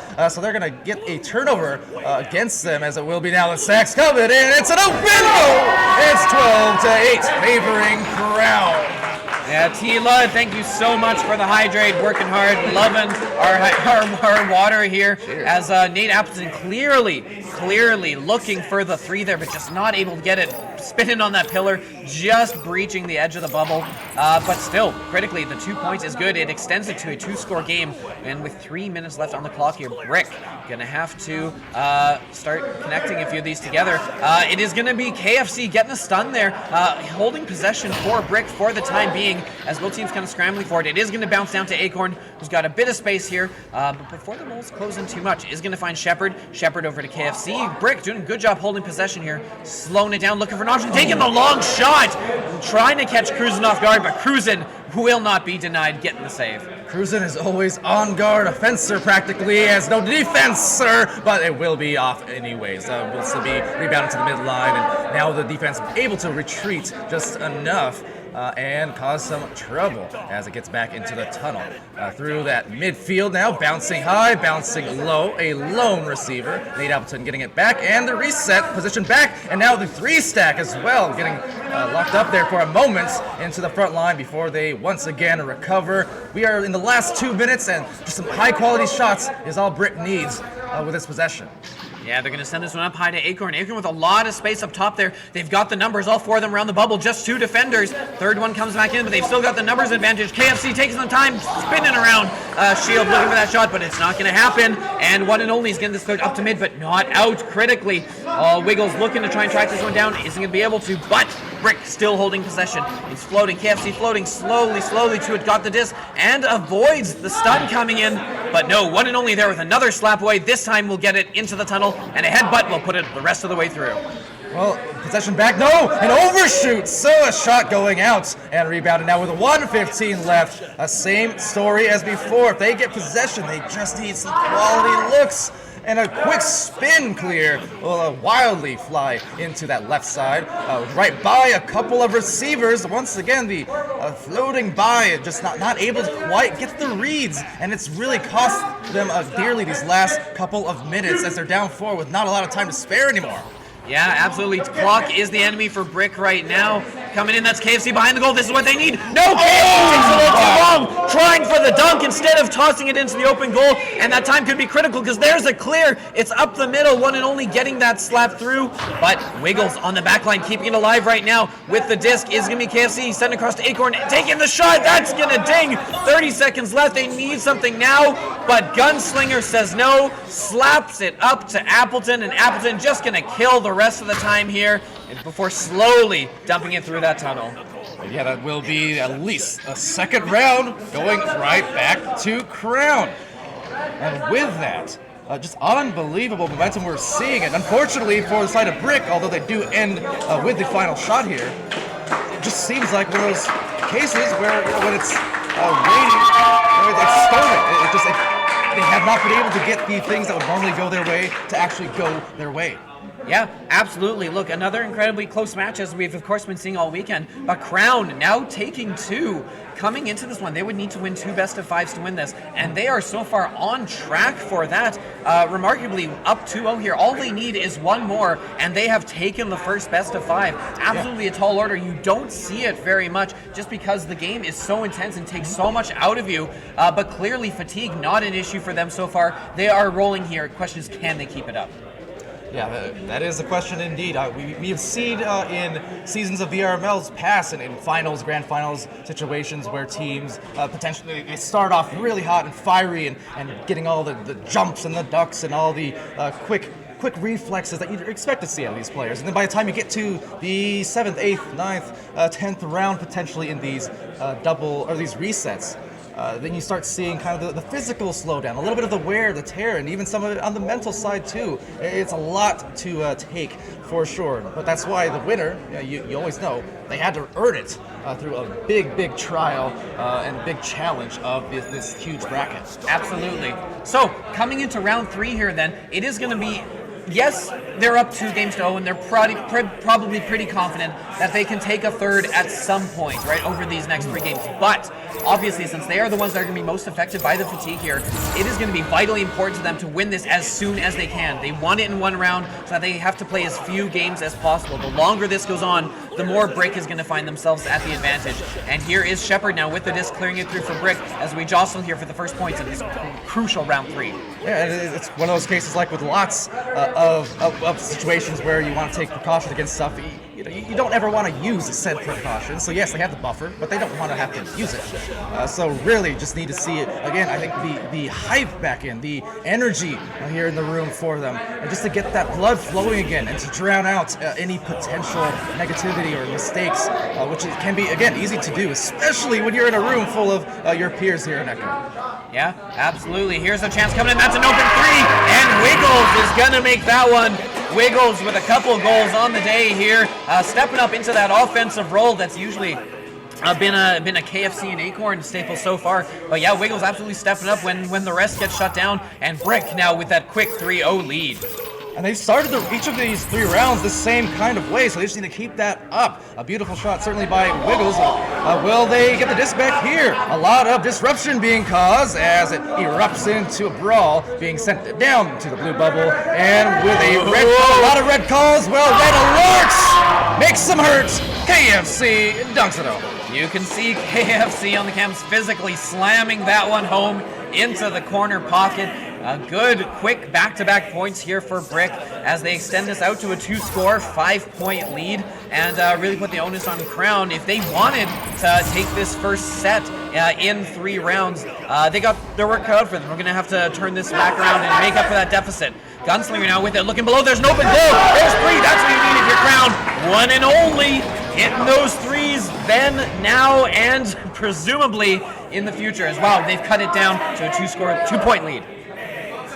Indeed. Well, I thought you were about to go then, now, forever. This is definitely a wrestling We are all match. mortal. We are all mortal, Palador.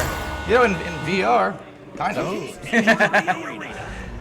It is going to be cleared up here. But, turned over right away. Cruiser with the steal. Cruiser with the 3. Hope you didn't run off to the bathroom, because just now, back-to-back scores so less than a minute apart. You got three, and Crown back in the lead after all that effort that Brick put into coming out with a strong opener here, getting up some constant pressure. Just like that, Crown 2 3s, and they've got the lead back. Yeah, and the Cruise 3s as well. I mean, the namesake Crown. You got to figure it's because of the royalty we have in Cruise. He's been at the top of Echo Arena and up top of BRML as a champion. He knows how to get it done.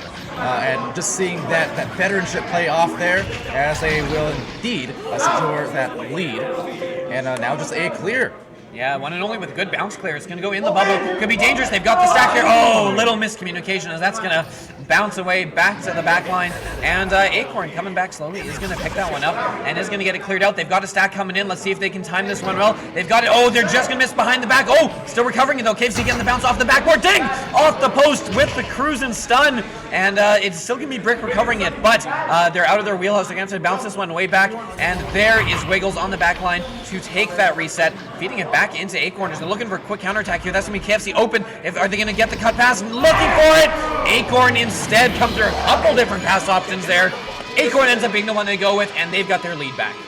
That they do. There's some dangerous passing there, but it was exactly as precise as it needed to be to make that play happen. Goalie read it. In fairness, they dived just a little bit mistimed on the grab.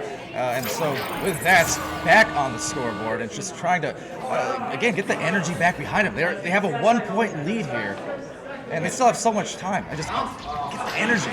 Yeah, exactly. I mean, solid work on Brick. It would be easy to let those 2 quick threes get them down, but no, they come back and methodically get themselves some more points, and maybe a couple more here. Acorn, not even taking a ton of time to line up that shot. You just get the disc, you throw it in the net. Brick looking like they're bouncing back, and really have been in control for the most part here. Crown, of course, had those couple of quick threes, but outside of that, the possession really has been controlled by Brick so far. Yeah, absolutely. And with this back and forth, I mean, despite what you see on the round counts, I still wouldn't be surprised to see this go into a full 5-round scenario here. Things change in an instant here in Echo, and we are starting to see that with 2 goals in a row. A shield from KFC, a pass up high with some nice precision as well. And now the dives, they have options. Oh, the wrong one. Passed it right into the eyes, the line of sight of that goalkeeper, and the easy dive. And Easy does it, but recovers with some stuns and off into the bottom of the bubble, outside, and rebounded once more. Yeah, Original doing work on that 1v3 to keep this a 1-score game, but here they come back, counterattack, and there's no cruising in that goal. There is KFC windmilling the arms, putting in 2 more, and surprisingly quiet after scoring that one, actually. Yeah, not only on the team side, but the room side. It's giving me some nightmares of when I used to play in ESL. all the booze. Absolutely. Crown coming out here, they're down 5. Probably the most they've been down here in a while. Cruzen is going to send this one off. A couple good quick passes as they chain it back and forth across the arena. Appleton with the disc. KFC is going to pick this one up, though. They've got the turnover. Looking maybe get a few more points together. No, the backstack from Cruzen is there and is going to get rid of it in time. Good defensive effort from Crown as they look to maybe turn this into a chance of their own.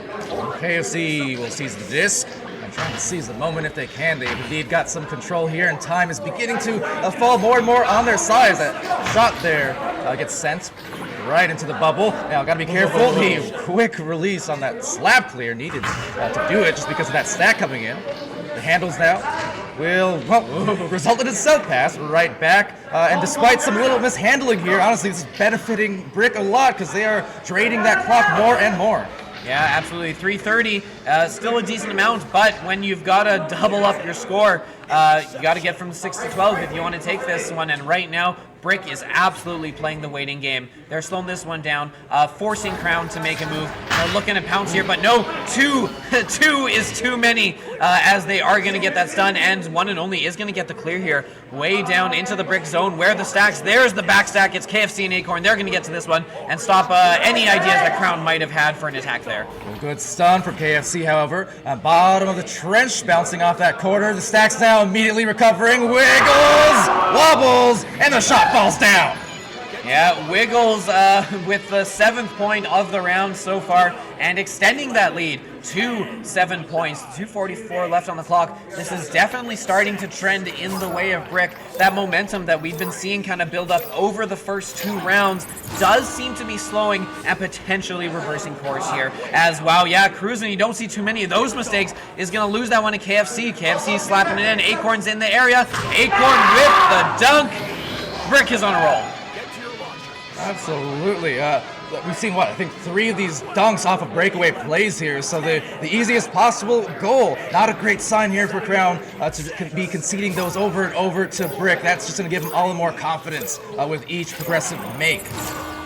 Yeah, absolutely. Cruzen here, looking to do a little more. Is able to get this one cleared all the way up Skycharge. That's going to bounce, and that's an open goal. And that is a 2 coming in quick. Cruzen sent it all the way down. One and only scoops it up for some points. I guess technically not out of reach yet. Still minute 50 left on the clock. Down 3 scores. Wilder things have happened. 3 scores and some years ago. But one and only with a nice move. Really smooth with just a single motion, the grab, the turn, the anchor, and the make. Will be taken here now. Acorn bouncing. Perfect pass to KFC. KFC has the stacks impending, now separating. Could not get the disc off in time, but still will recover with a shovel pass now to the barrier, and couldn't bury it. Gunslinger able to secure, and sends it right back, though, to a pair of defenders, unfortunately, on the other side. So they'll get back on the offense now for Brick. Couldn't stick the shot, but again, time is on their side at this point, where it might not matter. Yeah, they've been doing a good job of running off the clock here. and they're starting to push up, starting to leave that goal more open because they know they need a couple plays. And KFC juking around on the body of the Crown defender isn't going to get to the goal, but they don't really need to at this point. 47 seconds left on the clock, up 7 points. Brick is going to be putting this to a fourth round. Cruising. You don't want to give them too much momentum. You get a good save like that, and that could really start to spiral here. Brick back to pick this one up, and they're just going to throw it up into the sky trench. Oh, absolutely. We say it every time in these matches, in these rounds when teams are losing them. It's a long game. You're playing the long game here. It's not about winning 1 or 2 battles. It's about winning an entire war against the opposing team. So every single play, positive play, every single save, every single shot, including from Acorn, deep. Burning hot indeed. 18 points in this round, and they have more than found their groove. Because, again, anytime you approach the 20-point mark, that team is hot. It's hot. Absolutely. Look, 18-8 is an even bigger score, especially considering they've lost the first 2 rounds. Yes, they've been close rounds, but to, come back, fight here, when they're fighting for their, I wouldn't say their lives, but for this first best of 5 it's for their lives. Oh yeah, it's for their lives. We are literally hanging anvils above their heads as we speak. Yeah. But yeah, Hunger Games, Echo style. I love it. Exactly. I'm feeling happy that I got out in the first round before the stakes got this high. Yeah, it's high pressure, but that's what makes the reward all the more worth it. Especially, right? It's like you have to have those lows. You have to have those kind of pits of anxiety sometimes, because it's those feelings when you overcome it. It's those feelings that when you overcome it, it's all the more rewarding to, again, beat the champion. So, hey, we're at least going to another round, these best of 5s, potential bracket reset, in fact, but if that momentum continues for Brick, I mean, this could be one of those longer-term swings over the course of this first set. Yeah, like we saw how long it kind of took momentum to swing there, right? We saw Crown coming out, and they had a good, solid first 2 rounds, winning both of those. But now Brick has started to kind of turn the momentum back the other way. Mm-hmm. So the question is going to be, is this the fatigue coming in? Is this like a permanent swing that's starting to go back the other way and will continue moving in the right direction? Or is this still kind of part of like a give and take back and forth as both teams kind of try to vie for that momentum wave? Yeah, that's definitely the question, and the question that will be answered soon, although a little bit later than expected. Looks like a timeout here taken just before launch. But yeah, always a question of how the momentum swing maintains round to round, because new 10 minutes, new 0-0 on the scoreboard, we see all the time how much it changes the situation. But yeah, the thing is, I do look at those scores and see, despite all the momentum against Brick for the initial couple, they just had their highest scoring output by a pretty good margin. Yeah, and that's the most telltale sign of all, I think. Yeah, definitely, because like we see, especially at high-level games, where a lot of these players we expect to see, the pace there is very quick, right? We tend to see a lot of high-scoring games just because they're capable of going that fast. And so, generally, you can tell that teams are starting to click when that tempo picks up, and they're able to get those points, not just, scoring points, but scoring points quickly. They're able to pick apart a defense. They're able to find those soft spots, and also critically, being used to the headsets that they're playing with right now, right? We've said it before in the stream, a lot of players coming in from the CV1 and still needing to adjust to Quest. And here we are. It's been a long weekend for a lot of these teams. They've been playing here, they've been getting used to it, and we are starting to see, the quality of play, the shots, the passes, it's picked up as a result as this whole weekend has gone on. Yeah, and again, goes to the whole long-term battle, long-term war here, where there's so many factors. And again, the X factors, when you look at the crowd, and you look at just the environment of being around your teammates, around your opponents, just right across the room from each other, right? So there's a lot of factors that go in, even outside the game. It's the meta. And I'm not talking about the company, I'm talking about, this company that they're in. So definitely factors to consider here, and it's what makes traveling to these things the best part, for sure. Among all the awesome things we get to just do together, even outside the game. I mean, it's every time we come down to this last day, it's always kind of one of those bittersweet things. But Yeah.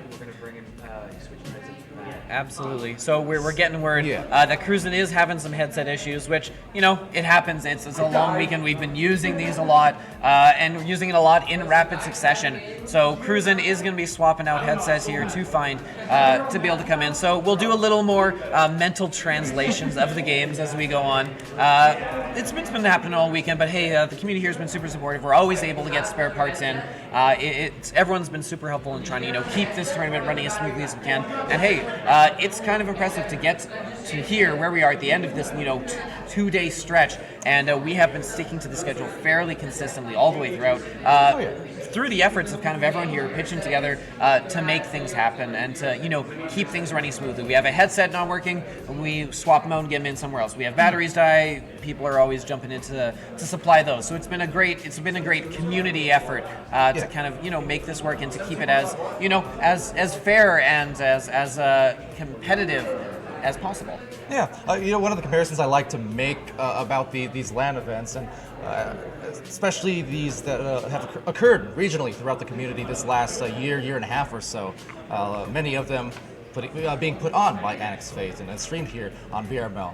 But comparison I like to make it is kind of looking at a lot of the early days of what LANs used to be in mainstream, you know, mainstream 2D esports. When you kind of look back at the internet archives and magazine archives, you see all these old pictures and all the, you know, the camaraderie and just, you know, humble beginnings. But I think we are seeing very quickly how the progression is going to be. Everyone is here because they believe in the long-term future of VR esports and of Echo Arena especially. Me as much as anyone since literally the first match I played 5 years ago. So it's wonderful to see for sure. Love that aspect as well. Yeah, absolutely. So we are back in, headsets recovered. You may see Mad there, but don't worry, you're not mad. It is just Cruisin'. Going to be putting in lines, and we'll do our best to keep you up to speed with all these, with the couple swap outs we have going on here. We are underway. It is going to be first into the brick zone, but that is going to get past the back line. Don't worry, because Cruisin' is back there to pick it up as always. Cruisin' just such a stable rock on the back line there. Is going to clear this one in, looking for the bounce, isn't quite going to fall, and it is going to be Acorn on the back there, clearing that up out of the bubble, trying to make something happen the other way. Not going to happen unless KFC can get there. Yes, KFC is going to get there and pump this up through the tunnel. Pump it up. Shout out to Sputnik Cobra. And back into the tunnel. It's gotta be Nate Appleton there trying to secure the disc, but unable to do so as it's loose. Acorn a little high, little wide, and in the sky. No, it's a sling there by one and only. Just able to deny it before a potential slap shot at open goal would have occurred. Meanwhile, rebounded, still yet to have a shot here in the first minutes of play in this round, but might be changing soon. A shovel pass once again, whirling around the anchor, but losing it off the shield. Bless you, that's Sneezeguard denying it. Absolutely, it's cleared in now, but hey, Brick doing a great job. Anytime they've had a turnover, their stacks getting back on defense have been exceptional so far this round. Oh, but that one's costly. Wiggles throws that one down, and it's going to bounce all the way back into the goal. Looking to get those stacks together. It is one and only looking for the leech. Gets the leech, but KFC gets the knockout, and as a result, grabs possession back as it goes up into the popcorn area.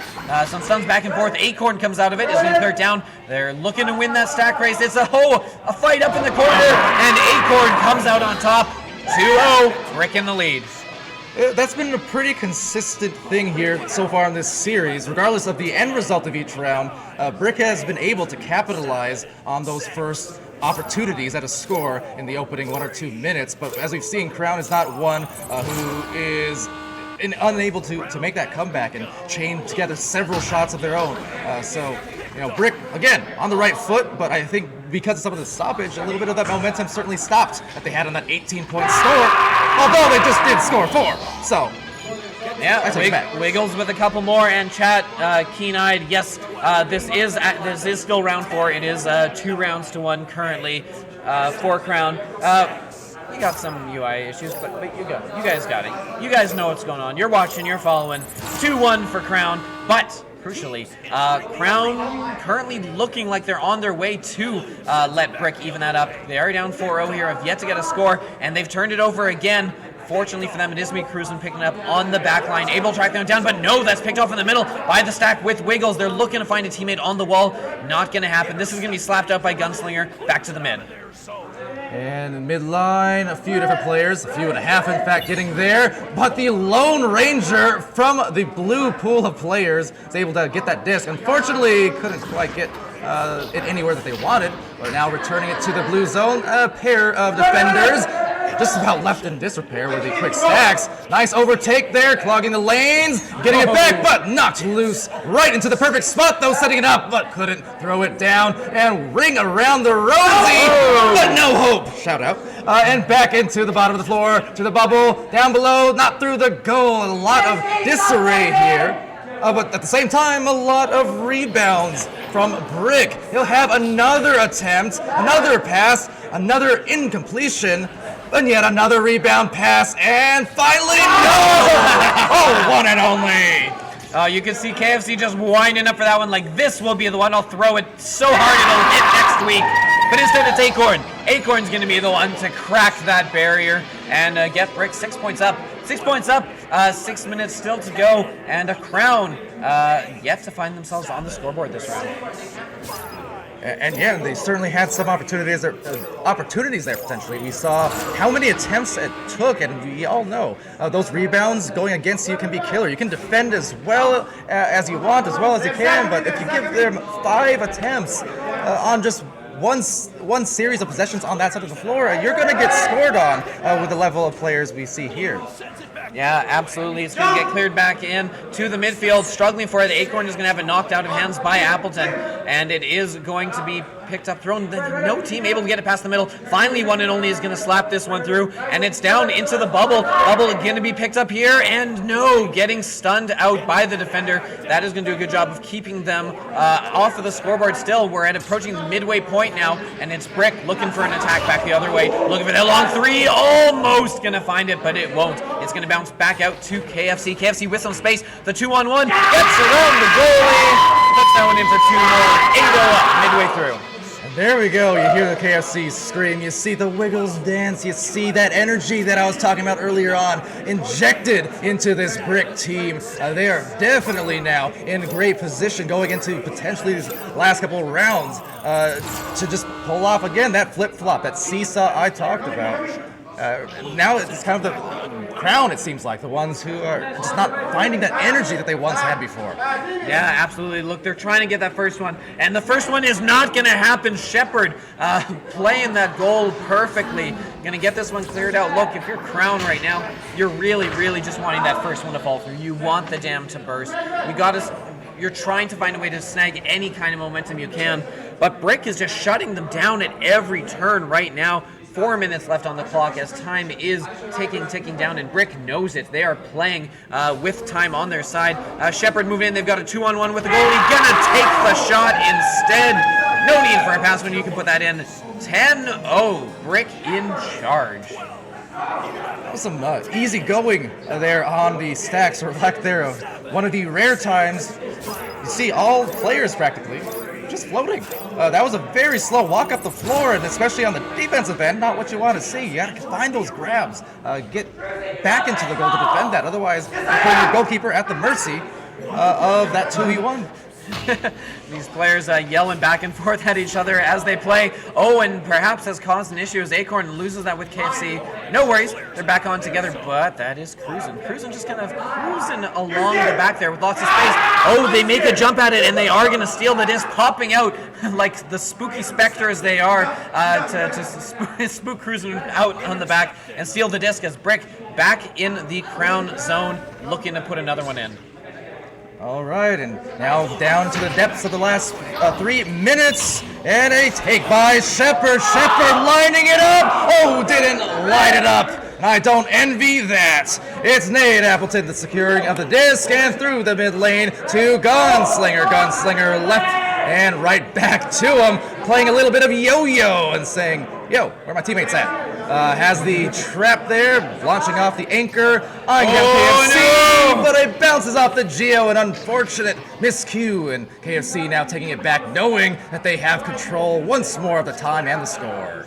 Yeah, they're not able to get it out, though. It is going to be Appleton with a good slap, but unfortunately, somehow manages to find the only Brick player that was back on defense. Oh my goodness. Did you see that coming in from Cruisin' and setting up some points the other way? Finally, one and only is able to break through that barrier. Cruisin' with a lovely, lovely move on the back end, moving it up. 2 minutes left on the clock, but still crucially getting on the board. Yeah, finally breaking that seal after 8 minutes. Just a big drought we witnessed, and not a lot of time left, and yet these are some of the most important couple of minutes left in the game for Crown. Regardless of results, again, you are just trying to put up the strongest effort you can so you can go into the next round feeling at least somewhat good. Yeah, absolutely. But this isn't going to help. Brick coming in. Oh, looking for that bounce. That one's not going to connect. One and only's with the disc, facing down 2 Brick opponents.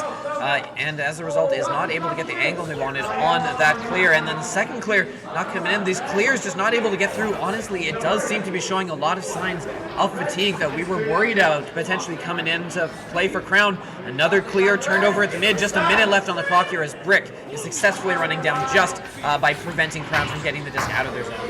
And it does finally go into the orange side and right into Shepard's arms, but some stuns and some stuns back and forth as KFC will obtain, sending Waywards off into the trap. Will be back into the top of the floor, top of the trench as as Cruisin' takes it back. Will be shot down, but a defender, just knowing that all they have to do is deny those threes in that last minute, and there's just no chance of a comeback. Yeah, absolutely. And so with this win, it will be tied up, this first series here, tied up at 2 games apiece, and all the momentum going the way of Brick. They've been holding possession here, they've been scoring consistently, and they have been putting on a clinic on defense, really kind of preventing Crown from getting too much setup at all. It's not that Crown hasn't been converting on their chances that often, they just haven't had that many chances, and that's really been costing them. 5 seconds left on the clock, they're going to run this one out. Brick is sending this to round 5. And you know, the theme of the day, it continues, it would seem, in that if you're going to win any of these series, it's not going to be easy. It's not going to be easy. We are seeing the maximum potential of these teams, even running on fumes potentially by the end of this tournament. We are seeing just how good the competition is and has been. Amazing. I can't wait for this round 5 and what the future will hold. Both teams now, I think, just need to settle down and lock it in. Yeah, absolutely. Look around the room, seeing a lot of sweaty foreheads, lots of headsets being wiped off, looking to use a gunslinger as they all strap back in, ready for round 5. As Gunslinger, get back in there. We're just about ready to go here. Look, round 5. They're putting everything they have out into that arena right now. They're using up the last of their strength. They know there's going to be a hard crash coming for these players after the game. They are going to be exhausted. I thought you were jinxing this. Hard crash. No more crash. No more crash. No hard crash. Production will be fine. Oh man, much like the batteries of these quests, and these players just need to recharge a little bit here because, well, especially for Brick, they know they're in that home stretch, and just kind of based on what we see, even though they do have momentum, a lot of it, in fact, over the last couple of rounds, they don't want to have to do it 5 times potentially, going again into a second set. So this is potentially all or nothing. Will be launched off, and here we go. Yeah, it is going to be Acorn clearing this up. They've got a 2-on-0. That's an empty net. Oh, there's a pillar. Who had known that Rad would add a pillar to the game just before this LAN, just to mess up that shot? But lucky break for Crown still. Oh, not able to get over the middle. Wiggles reading that clear attempt very nicely. Acorn now looking down below. There's an open teammate. That's KFC. KFC, dang, trying to get the sharp angle shot. Not going to happen. Second attempt, KFC. No, that one's no good either. Third attempt, potentially. Shepard with the disc. Now they're going to slow this one down and try to reset it back to Wiggles. Wiggles picking it up outside the tunnel. Wiggles trying to eye down that pass, bouncing it, and a couple of defenders nearby. Oh, the goal's open, but couldn't close the deal. It's back to the wall. So 1 minute in, we're seeing again that similar pace, that similar start here. Will the consistency continue though? First score going to Brick. It's been the case, and it might just be denied. And that was a mad-like save from Cruisin' indeed, as it will be down the floor, and Cruisin', it's a 3. Crown with the royal flush. One and only. Remember the name, an incredible long three, and that is exactly what you are looking for if you're Crown to spark some momentum. What a shot from range, coming in a minute and a half to get those first points. But hey, what points it was, and they've got a turnover here. Is this the momentum shift they needed? The first shot isn't there, but don't worry because they're there with the rebound. Here comes the defensive stack, but they're too late. Gunslinger gonna put this one in. Wow. Crown exploding for 5 quick points, and momentum shifts. We talk it. It goes and comes in waves. Have we seen the crest of a new wave just now? Potentially, you are indeed hearing that energy in the room again off these goals. Getting back into that rhythm, and again mentally as well. Such an important part here.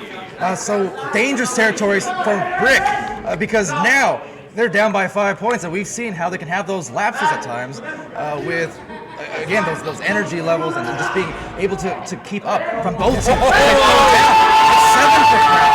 And this is what I mean. In a lot of the cases in the earlier wins, it was a case of Crown being down first and then coming back. We're seeing Crown in the lead first for the first time.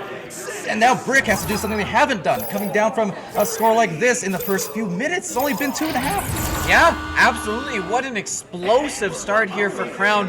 And we've seen before how Crown can really ride the momentum when they've got it. They got to take it as far as they can here. Oh my goodness, but that is such a good duck. And KFC answering right back saying, no, we are not going to let this become a trend. We are not going to let the momentum continue to roll. And we do have a drop as someone from Crown is out. I do believe that is one and only who has dropped for a second. But hey, Brick probably a little happy to have that, give them a chance to calm down and refocus themselves. And one and only, certainly an important part of just the fact that Crown has made it as far as they have. Before the dropout, stat line, something around, I think, 13 points. Had a couple assists, saves. I mean, just really putting stats in every single category and impressing here on stream consistently throughout these last couple of days. Yeah, and especially in this round, like we saw one and only with the first score there, and then following it up with 2 assists. On both of these goals, coming in here has been doing excellent work in the offensive zone, kind of, playing unselfishly, taking the threes when they're there and finding teammates when teammates are open. That was a laser of a pass that we saw up above the goal just to make it a super easy tuck-in for Gunslinger on the back end. But hey, full credit to Brick. They didn't let it get them down. Yes, they gave up a couple quick points, but KFC coming back the other way. They got a 2-on-1 there. They set themselves up for success and were able to move in successfully, getting themselves back into this a bit, cutting that deficit to 4 in this, what is the 5th and deciding round of the first set. Right, Brick wins this one. They take the cup. It's all theirs. But Crown, since they're coming in from the losers bracket, would need to take this one and then another best of 5. Buckle in, folks. This could be a long and pleasant evening. Indeed, it would not be the first time in LAN history. It seems almost a tradition at this point over the course of the LANs this last year and a half, where it goes into the dead of the night. And in the literal sense, well, literal figurative sense, where by the end of it, people are zombies, but man, is it worth it for that end result? And just amazing games to spectate and amazing prizes and opportunities. And again, just that echo fame, the glory that just makes it all worth it. Showing up in front of your peers, both at live and at home. Yeah, absolutely. Look, we are here. These players are all here. They are entertainers, and we watching here in person and at home are extremely entertained. So hey, the more we can watch these packed mules work and sweat it out for us, the better. Because we're getting some fun games off of this exciting. Well, I won't say unpaid labor because they are competing for prizes here, but some fun below living wage. Hey, people who come here to play Echo at these LANs, it is a labor of love, for absolutely, sure. Absolutely. And overtaken now by Gunslinger, though, as we do come out this time out. So back into the action and trying to get some more traction. There it is. There it goes. It's a goal, 9-3, and 6:33 still remaining. Is that another assist for one and only? I think it is. And finding the teammate down below to put that in. exactly what Crown wanted. Obviously coming out of a quick technical timeout, want to reestablish momentum, keep going what they had before, and that's exactly what they have done. Up 6 now. 3-pointers. It's been all 3-pointers here so far, as clearly these players have all honed in on their sharp shooting abilities on Quest. Whoa, my goodness! Is that cruising? It is taking that off the line and keeping this a threes-only game. Indeed, cruising, locking down again, as we have seen consistently for a number of years now, quite frankly. Wiggles, though, sending that pass to Shepard. Shepard gets the goal, brings them within 4. And with that, we once again have ourselves a game. Momentum starting to favor Brick now. Yeah, it's starting to waver a little back and forth. We haven't seen the general overwhelming waves that we had before. Teams are kind of settled into a little bit of an ebb and flow here. As of course, Shepard coming in and ruining this perfect threes-only game we had so far, for which we will never forgive him. But as is, they're looking to see if they can at least come out of this with the win. It's floating, no one really near it in the Crown zone, and Cruz was just able to float over and pick that one up and cleared up through the mid, bounces around past a couple of Brick players, and they've cleared it into the zone now. That is Nate Appleton looking for the bounce, not gonna find it, and then that will be KFC getting the shield and getting the clear. A plethora of brawls before he shot here to Stacks. Look at the dribble. Look at that dribble up that floor. That was executed perfectly, bouncing directly into their lineup path and directly into the goal thereafter. Yeah, they're doing a great job here of reading those bounces and putting themselves in position to tuck in the rebounds. We're at the midway point now in this deciding round 5. Crown still holding a 2-point lead, but momentum really has been going back and forth. They're just barely going to get that through the tunnel, and it is going to be Shepard getting a good stun here off on Nate Appleton, but Cruzen is there to pick it up, but not for long, because there's the stack. There's KFC looking for 3. You can hear the preemptive screams coming from KFC. When you know, you know. And Brick, for the first time in this round 5, they have a lead. Yeah, KFC, those shots are long, and that future is coming on. They're not monkeying around here. It's 4 minutes left. They've got the lead. They've got, again, control. They've got the motion back in check. They've got the hype in check, and they might just be cashing some checks soon if they keep this up. Absolutely. Gunslinger with some space here is going to move it over. It looks like they're trying to slow it up, or at least, looking for that cross pass, but there's a Geo in the way. They had a 3-on-1, as is they've had to fight to keep this, but one and only does have it. Has an open target. That's Appleton. 1-on-1 with the goalie, and Appleton will not miss that. And just like that, Crown back in the lead here. They've really, really brought this game back to a tug of war. Back and forth they go. So we're in a 5th round. We've got a 1-point game. We've got a few minutes left. It's like deja vu all over again. The case today, just been these amazingly close matches. So it's going to come down to potentially the wire here. Every single play is going to count all the more with just no margin for error with only a 1-point difference. Yeah, absolutely. It's in the bubble, and oh my goodness! That gets slapped in. Shepard gets a piece of it, but not enough of it, as that weirdly just trickles in over the line. Crown with back-to-back scores, and they've extended this to a 3-point lead now. Momentum slightly shifting in their favor. Time to see how Brick answers now, coming out of the tunnel, now down 3 with less than 3 on the clock. Oh, no ifs, ands, or headbutts. You just gotta rebound, recover, and not worry about the plays of yesterday, or at least yesterminute. In it to win it. It's Gunslinger now, left lane. They're up by a few, and with 2:25 on the floor. Oh, it's gonna be the passes, but no one home to receive on that backboard. Quite there now. A leech coming in from Shepard to deny a potential recovery, but Mad cruising that is with the recovery, sends a pass down below, and now up the floor to the backboard. Beautiful reads, dives, covering all the right receivers, as it will be once more Cruzen here in the midfield. Yeah, Cruzen holding this here. They've got the lead, right? Crown is playing with the lead right now. They've got the 3, and Gunslinger doing a good job to get around. The cut passes there, but no, it's going to get broken up, getting in the way there to break that up, but they still need the disc back. Brick is able to get these saves in these stocks, but they can't. Oh, and there's a chance, one and only, not able to connect there. Oh, looking for that bounce shot. 3 different Brick players all coming in to challenge this, but they're going to reset it back to Cruzen. Cruzen setting up this offense again. They are killing the rest of the clock here. Now, I'm going to go back to what I said in some possessions ago and a round ago. You can't give teams this many shot attempts because it will cost you dearly at the end of the day. And they've gotten those rebounds consistently. He's one and only. Oh, but the consistency of Acorn, who does see the disc. And he will release that clear as the Stacks now have themselves that open goal. They need the three. They'll get it. No! They did it! What? Taking the shot from 6.9 meters away, despite taking all the time to line it up and make sure the hand passes through the bubble, and we don't have a tie. Somehow cruising with the disc, 47 seconds left on the clock. They gotta kill another 44 seconds. Oh, and that's an off pass. Here's a chance here. No, KFC's gonna get stunned out, and there's not enough pressure from the rest of Brick.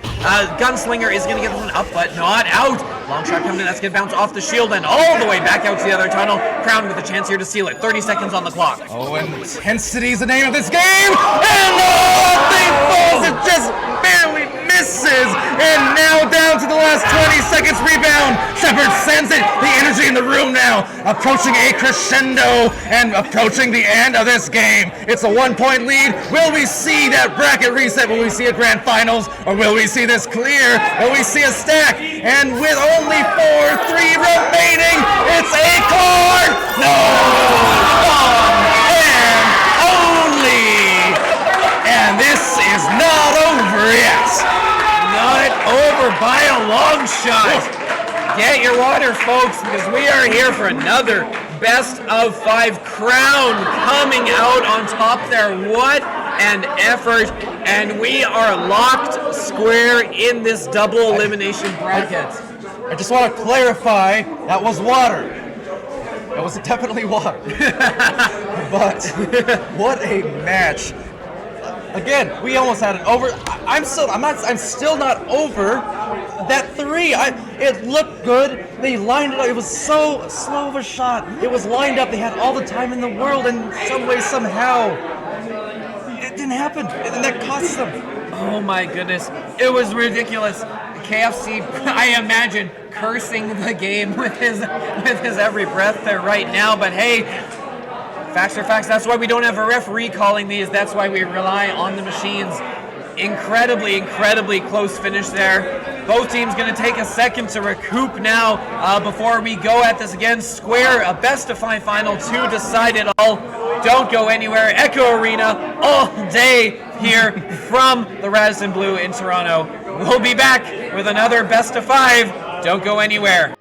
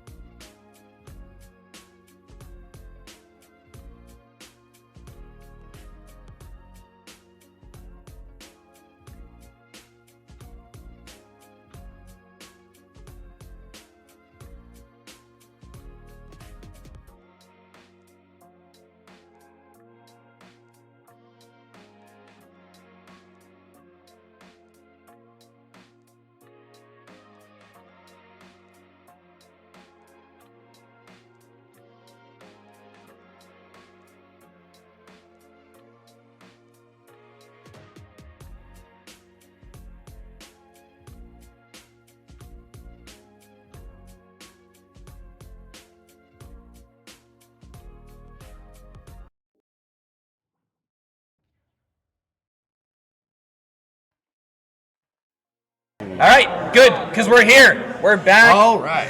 Let's get you all up to speed. For those of you jumping in right now and trying to figure out what the heck has been going on here. Look, we are here.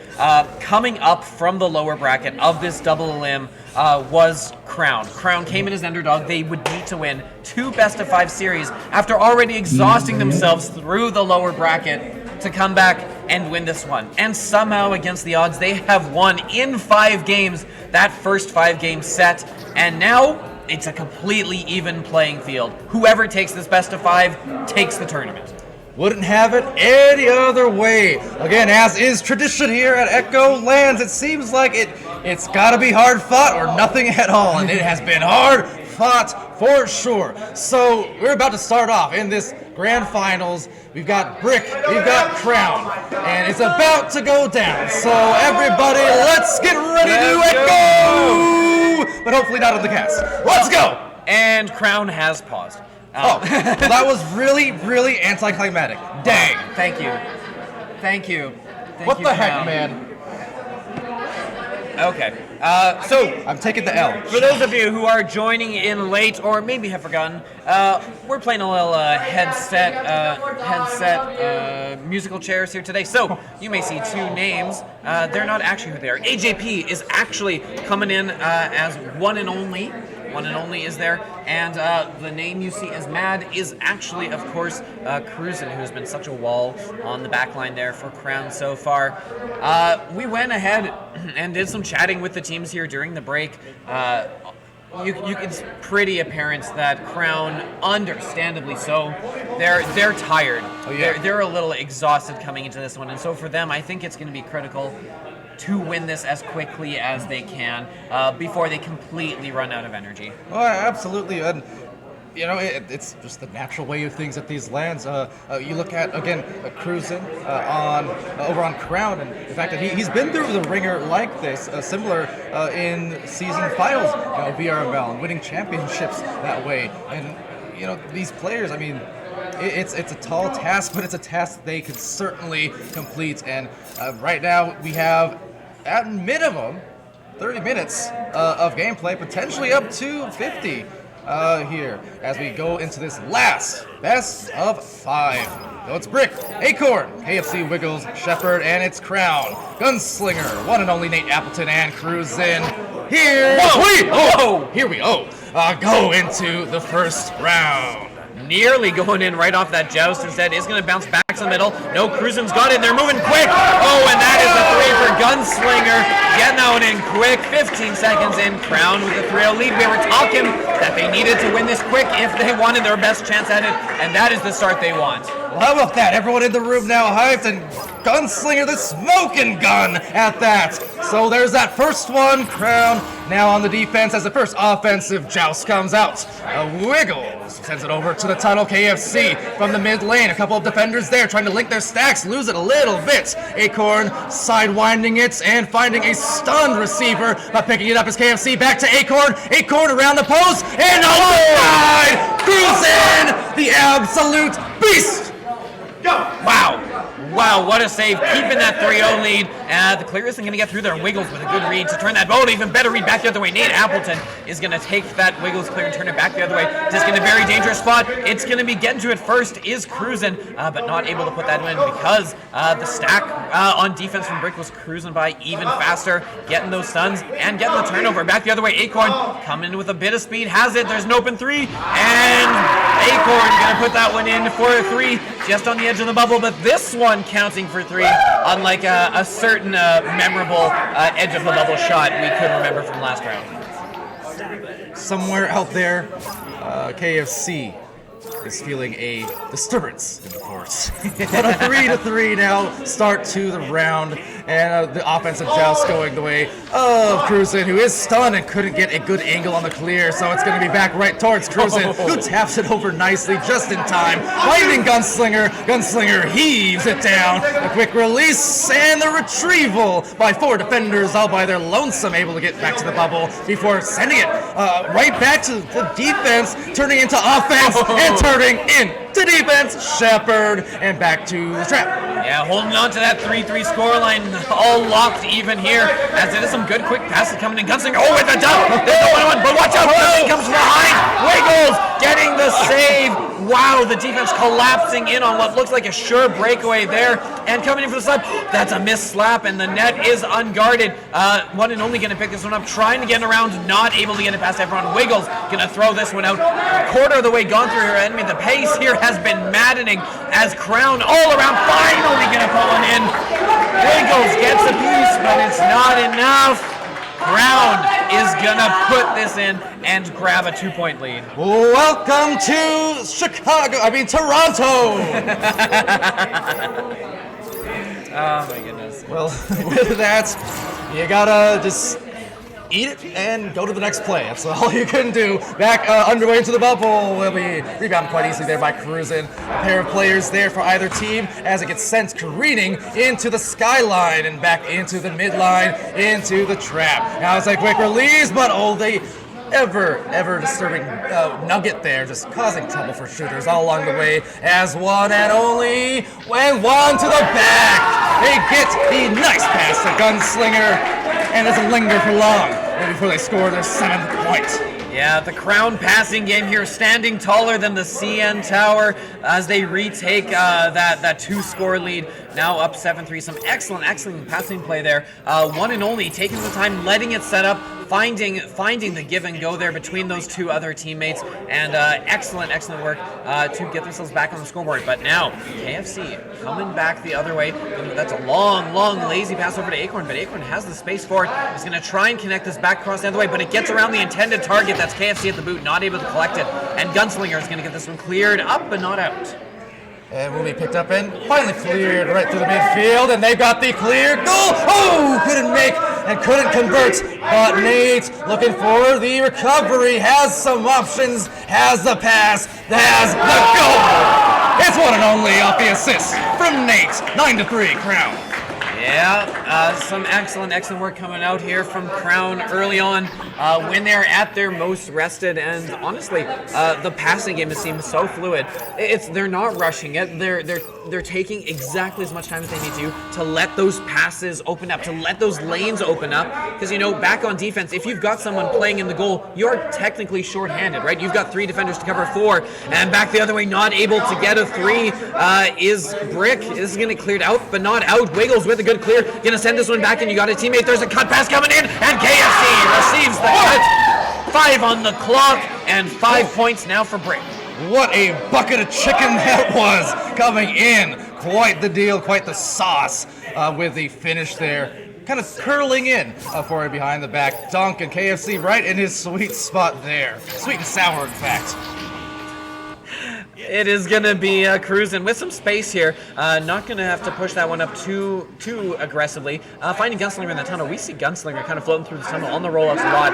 Usually able to be given a decent amount of space, but incoming KFC applying some pressure and forcing an off pass here, and eventually turnover as Shepard gets it cleared, but not through. One and only grabbing the disc there. This is bouncing dangerously near the goal up high, but no worries. Acorn is back to collect that up, and the rest of the team doing a good job of stunning out the Crown players, and it will be cleared up, not out. Oh my goodness, this is one and only. That's an open goal. It's going to get filled, but one only still with some time space looking for the pass. Going to reset this back to Cruisin'. Cruisin' there being dived upon by KFC, but a deep duck. Oh, but some deep stuns there, causing some bruises certainly in the midfield. Some more, in fact, coming out here as will be Cruisin' taking it back, but a pickup right back from one and only, has defense lingering nearby, so just sends it waywards in towards that bubble where Gunslinger and Cruisin's stack is able to split off, finding Nate Appleton. Nate heaves it right into the tunnel, right through the trap, and all the players back and forth converging around that midfield, unable to find an end to the stalemate, as finally it will be picked up with a little bit of a second to spare. But some chaos here forming, not a lot of control, and back into the bubble, but again, just sailing outside the reach of multiple people. Yeah, this is going to get bounced up high into the popcorn area where KFC is ready to recover, heads it off to Acorn, but they're struggling back and forth. Neither of them really gaining possession properly, and Cruzen is going to clear this one all the way, and if they can get the stacks together, they are winning the stack race. Oh, but aren't able to get the stack accuracy. It's going to bounce way out to KFC. KFC trying to hold on to this one, is eventually going to get back all the way across the bubble, picked up by the back stack. Acorn going to clear this one up, but not getting through the tunnel. Wiggles going to finish what they started, and get this up for Brick. And you can really see that the fatigue being worn on the physicality, on the plays, the passing, the shots. Again, the things where you would expect the finishes on those passes, and just not happening. You can see a lot of that disarray, the disc going every which way except the pockets, except the hands of the receivers. And at this point, one of these teams just needs to calm it down and find their inner zen and get that score, because this is a deep stalemate. That's a deep dunk, and that is, no look on the shot. The dunk, but a goose egg. Yeah, KFC not quite able to channel that into points, and Wiggles doing a good job getting back on the defensive stack, but they've turned this around, and the defense is out of position. They'd all stack to an aggressive position. Acorn going to find Shepard cutting across, and Shepard coming in. First points of the round for Shepard, and we got ourselves a one-score game here, just under 2 minutes on the clock. Excuse me, that was Envia. If you get it, you get it. But Shepard able to secure that goal, and what an important one it was. That was a long stalemate, a lot of turnovers in that whole span of plays, as we'll be cruising into the midfield now. A little bit of a chaotic joust once again. Collecting the disc on the other end, it's going to be cruising one-on-one now in that bubble, able to weave a bounce pass over to Nate. Nate and one and only trying to link up down the floor, and one and only now slapping right to the defense. Yeah, KFC sitting in the goal waiting for that long clear. Is going to get it up but not out, because of course Cruzen's on that back line as always with the read. Looking up high, and there's an open target. Oh, a nice little slap pass going to be off the wall. Still under pressure though is Gunslinger. Gunslinger, fortunately, you know if you're playing as Crown, you have Cruzen on that back line whenever you need. Coming in here, they've got the numbers around the bubble, but no, Shepard shuts the door. 50 seconds left on the clock. Brick needs the disc here. They do, and it's a lot.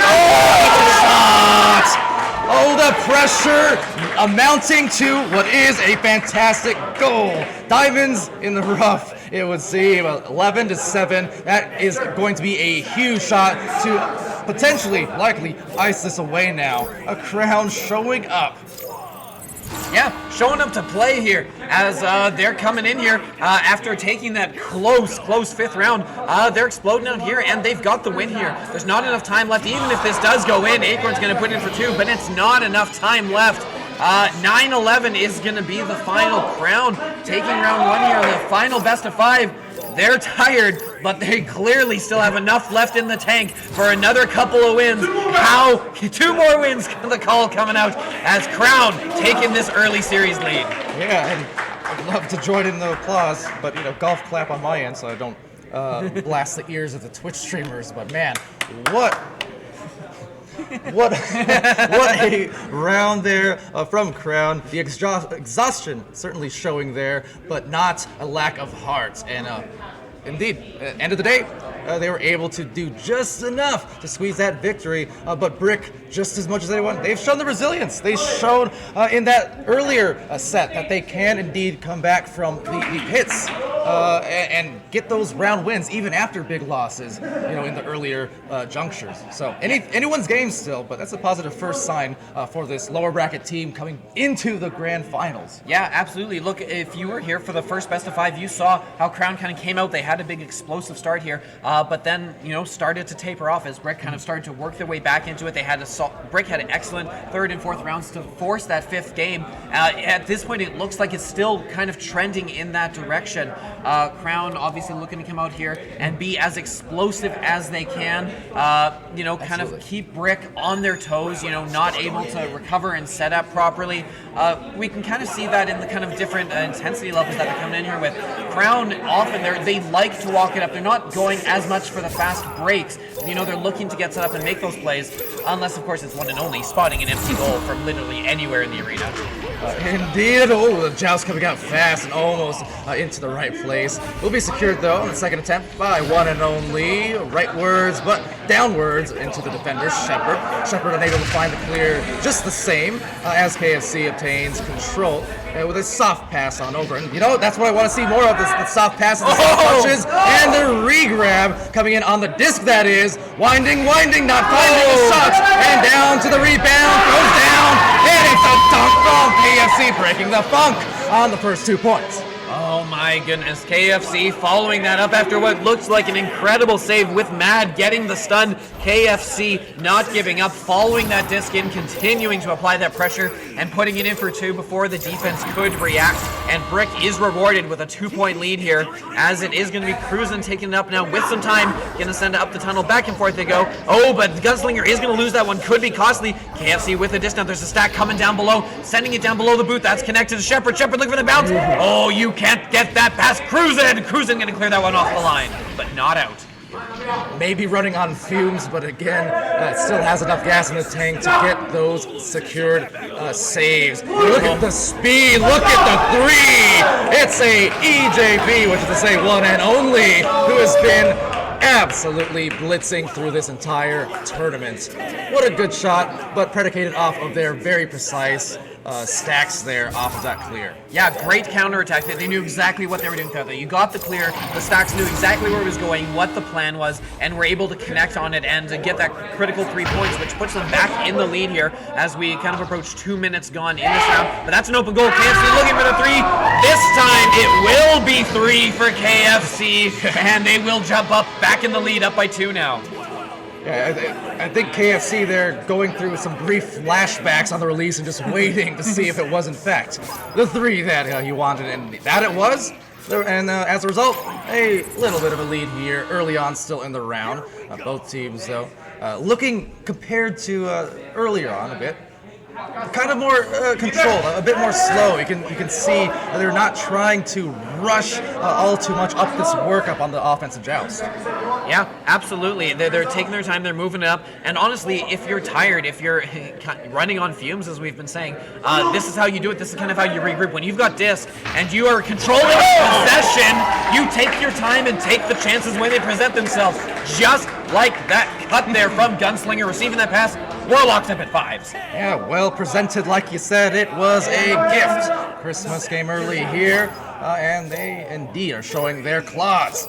Santa. Anyway, 5-5, 3 minutes, and now Wiggles the joust. Immediate heave down the floor on this potential relay, but a turnover, and one and only unable to convert. But Gunslinger's there. Oh, overshot, misread that bounce. Bottom of the floor, the defenders now stacked into the goal. 3 of them, in fact, trying to cover, and now separating out as the offense forms its lines. Yeah, and they're going to reset this one back to Cruisin, smartly realizing, hey, we've got a 2-on-4 here. We may need to slow this one down, and indeed doing that. Hush falls over the crowd here as we kind of wait to see what's going to become of this crown push. Cruisin there, going to send it back across. Oh, but hits the Geo in the middle, and that's down in trench anyone's disc, but no stacks able to form, which means Cruisin is just able to coast over there and get it, and then find across. That's Gunslinger. Gunslinger getting past, avoiding the stun, but not able to reclaim that disc. Shepard's clear, though, goes off the boot, so it's not out. Wiggles going to get a second hit on that, still not all the way out. Appleton with the disc now, moving back in the other way. Both teams struggling.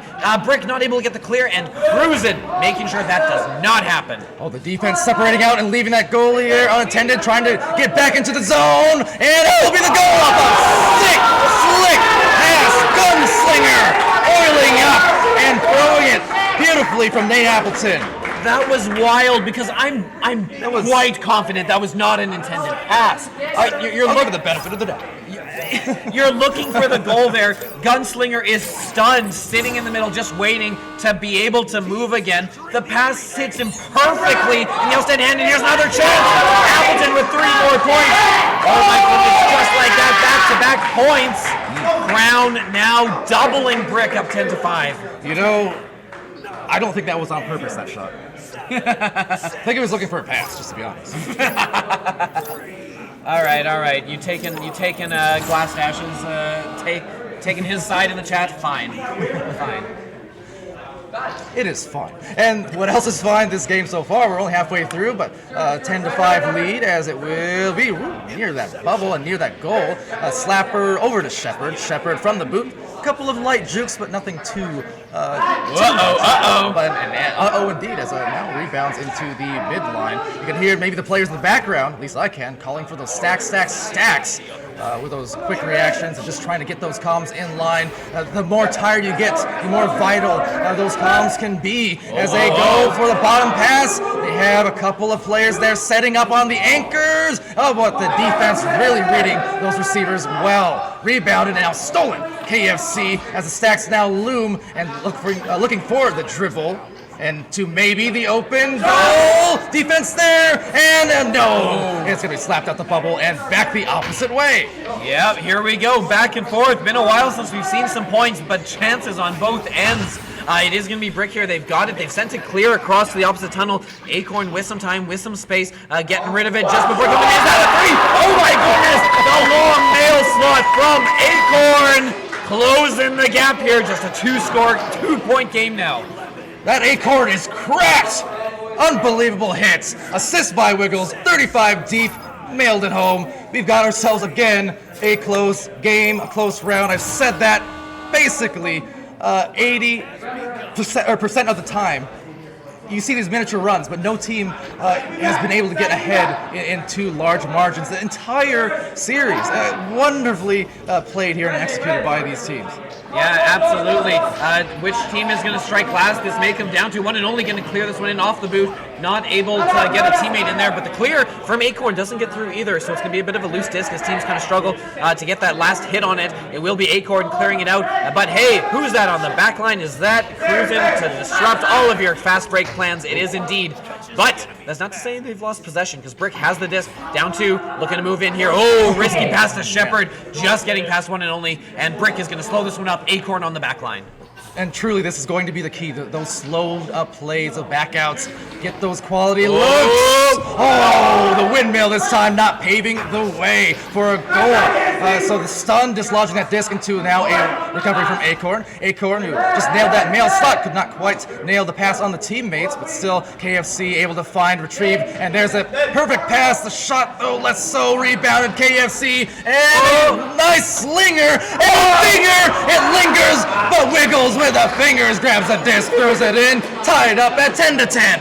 We're at 10s, 3/4 of this round's gone, and Brick pulling their way back from the brink. Mad struggle around the net, but at the end it is Wiggles getting the last touch on that one and tucking that into the goal.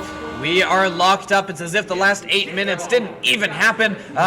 Cruisin' with the disc, just kind of trying to bait out that stack and succeeds, getting it over to Nate Appleton, and the stack is stuck for the moment. Does get back in there, but no worries, because Cruisin's back there, ready to receive and ready to move this forward for Crown. And deep down the floor, oh, they had the open goal opportunity, but oh my goodness, get it. As two gunslinger and goalie trying to come out. Oh, what a shot! Faking from the front and going right through the back to bring it back within their control. 12-10. Can we talk about that self-pass off the ceiling by one and only? Why, yes. Slaps it up, gets the hands up for the shield to get the stun, and then immediately finds Gunslinger, who just has the easiest one-on-one to walk it in there and lock themselves down 2 points. Time running out now. Minute 20 left on the clock, and Crown with the advantage. But KFC getting the shield. KFC moving in, not able to get that last pass off as Gunslinger is going to toss this one out of harm's way. And one and only with a slap, but it's not out. Appleton following this up, but is going to get stunned out. KFC putting in work here, but not able to get out, and is going to be Crown clearing this down. 1 minute left on the clock. Oh, and another chance at that open goal. Eyeing down that three. Oh, couldn't get it to fall. That could have been a huge shot to secure this round. Less than a minute left, and now potential opposite effect. Oh, no, it's a goal, KFC. A costly miss, and then the punish. Wow, KFC ain't hitting those long twos anymore, putting that one in for 3.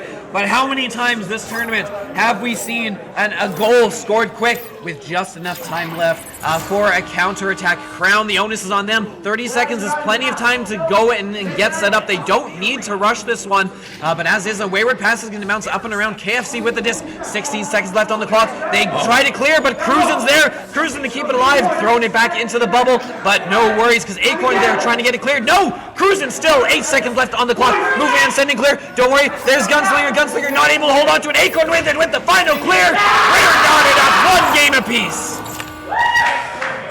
My brain is in knots right now off of the stress from the last minute of play. Holy smokes, what a turnaround. And Brick not conceding anything and not taking anything for granted. What could have been a guarantee on the other end, they were able to secure that disc and get their stacks together to get what ultimately was that game, or that round-winning shot. So definitely a heartbreaker there in those final seconds. But we still got a long way to go, of course, but hey. What a series, man. Yeah, wow. All coming down to that final TSN turning point. Canadian referees, don't worry about it.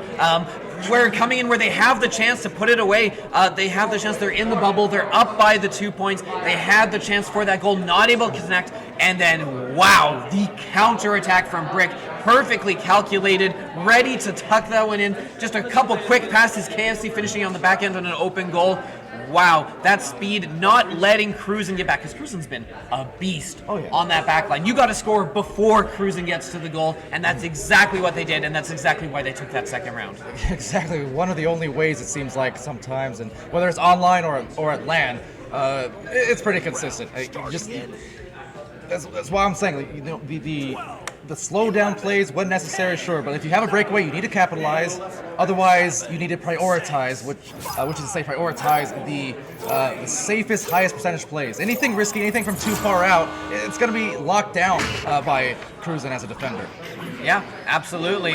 We're here now, third round. We're knotted up at 1, so we've essentially gotten ourselves back to a best of 3. Oh my goodness, no one back on defense, but Crown unable to corral it below the goal. They still got the disc. They're looking for a pass behind the goal. Oh my goodness, it's going to be taken back by Gunslinger. Back and forth, 4 Orange Brick players in the goal. None of them, or they are going to eventually get it cleared. Crown, though, taking this, sending it right back into the zone. Long clears. Gameplay starting to get a little more hectic as these players are scrambling for any kind of handhold they can get in this game. Crown now, they're going to send this one in, but that is a missed pass to Appleton. Following that up, Wiggles going to slap that one out of harm's way nicely to Acorn, who's going to clear us out the opposite tunnel. We're seeing a little bit of those exchanges again where it gets wild, the disc going every which way, lots of bounces, lots of stuns, lots of turnovers and exchanges of them.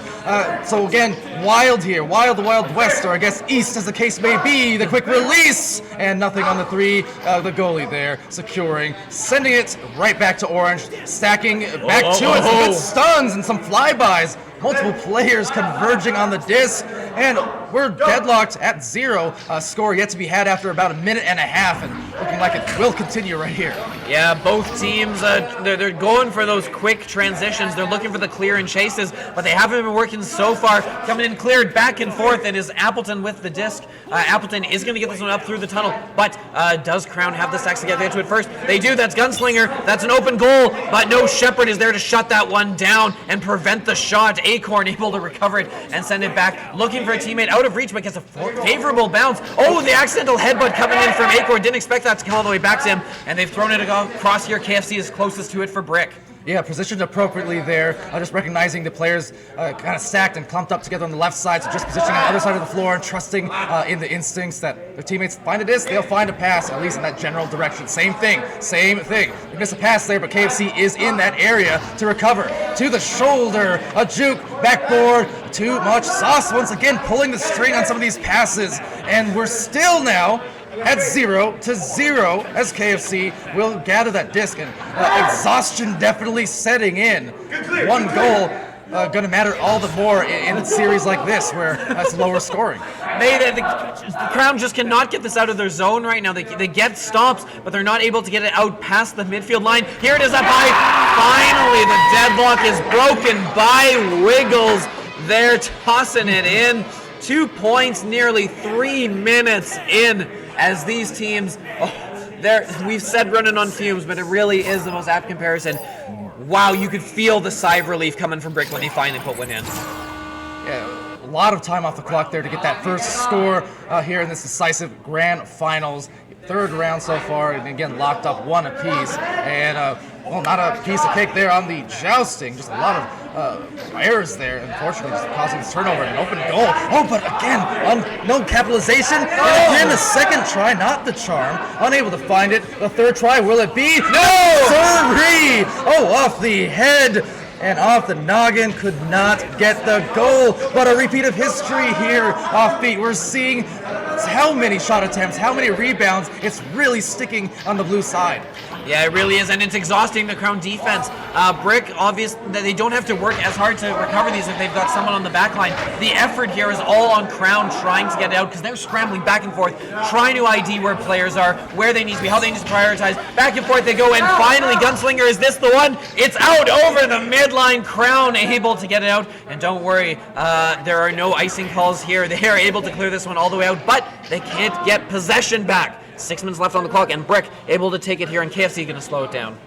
No icing, but this is very much a hockey-like game. We're seeing that physicality, the aggression coming in. And speaking of, look at that speed, the aggression, and the steal. And needing to get linked together their stacks off of this clear as 3 players chained down for Orange. And Brick able to obtain possession. And can hear the goes in the background, calling it out because they want this chance at an open goal. They need something easy, and it's been everything but on all of these goals. Just not able to score it. And we are again at an extended stalemate of scoring in this round. Yeah, we've got another 2 minutes or so. Oh, here's a chance. It's loose in the bubble. They've got a stun, but no. Acorn is going to get the stun up high and get it cleared out. But Cruzen is back there to pick this one up. Floating forward there. Oh, getting a very nice shield there. They've got an odd man advantage here. If they can push it up to the shoulder, that's Appleton open. Looking for the bounce shot. Goalie is stunned, but they're not finished. Another bounce shot attempt. That one's not going to fall. Cruzen not able to get that lined up. And Shepard is getting this one up and cleared out. And the underarm clear, resulting in a clear open. No goal. It's one and only. Sending it ways, but will be Acorn now recovering. They have a couple players at the barrier. KFC again off the dome. We've seen that a handful of times now. These passes, shots going off the head as they get ahead, and instead it's out the bubble into the rebounds as these brawls now unfurl into the trap. And quickly now into the front line. They have some cuts maybe going in. Oh, denied. Still 2-0. And 4 minutes left. Low scoring. Wow, not for lack of chances. They're here banging their heads against this brick wall that seems to be the bubble and getting it over this goal line. It's going to be cleared out by Brick. Cleared into the zone. Oh, that's picked up by Shepard. Shepard looking. Oh, that's going to ding. Not quite able to get it connect. KFC now with the move is going to reset this one back. 4 minutes on the clock. Still waiting for our second score. And might be about to occur here. They've got a couple of cuts. They don't need it. Acorn finally breaking that ice for both teams. Just that entire juncture. 3 minutes and 6 seconds, in fact, without a point scored. 4 points in this much time. I mean, the pace of the game has changed. Yeah, absolutely. You compare this about, back to what the games were looking like initially on, in the first games they were playing. This is a completely different type of game as players have needed to adjust. And KFC with the steal here, potentially looking to go ahead. That's an open goal. KFC going to slowly lob that one up, not taking any chances. Puts that in for 3. And Brick starting to chain things together. We're feeling that momentum shift. Absolutely, and a lot of these shots we've been seeing here today, and KFC especially just really being extra careful to make that precision line up on the goal and just try to get those guaranteed shots when they have the time. And you kind of touched on it earlier there, adapting to the Quest style of gameplay, which not all these players are used to. So sometimes it's just about slow and steady in order to win those races. Yeah, absolutely, and Crown has shown that they can do that when they play slow and steady well. Cruzen is a good anchor on the backline for that game plan, but they haven't really been able to get set up well. As it stands, the clear is going to get slapped through. That's one and only, putting it all the way down into the bubble. Who's going to be there first with the stacks? Coming in with speed. That's going to be Appleton. Appleton not able to finish. They've still got the advantage if they can hold on to this. They do with a good shield by Cruzen. Cruzen going to find one and only going to put that in. The goose egg is broken for Crown. It took 7.5 minutes, but finally they've got something on the board. There's still plenty of time to pull the rest of the comeback. Yeah, that goal was getting mighty lonely there, but All it takes is 1. 2 minutes left, and this situation, it's hard to say because it's been so low scoring. Every goal, like I always say in these last crunch minutes, it's going to be so important. This turnover. This could be a big momentum shift here, Offbeat, as the defense there is scrambling to find the goal. And they will! Oh, they will! Wiggles with the absolute thrill of a save. Wiggles with the will to keep that one out. Minute 42 left on the clock. They're pushing here. Oh, another one. No, Wiggles reading the bounds. Wiggles putting up a brick wall on the back line, and they are going to clear this one all the way out. Minute 30 left on the clock, and here comes the brick stacks. They've got it. It's Acorn moving in, looking for that, not going to connect, and now the defense is back as they all struggle to find that loose disc. What a stellar series of plays there from Wiggles at a very important juncture of this round. Able to supply their team with save after save, and coming in now to the last minutes with a 5-point lead in control. It's Brick, and they're going to go right around with a plethora of jukes, dancing with the stars and in space, and right in the right place. KFC assisting Acorn. Yeah, and that will do it. Up 7 points, now 55 seconds left on the clock. It is going to be Brick chaining together their second consecutive round win and will be going up 2-1 in the series here, which is, of course, best of 5 here.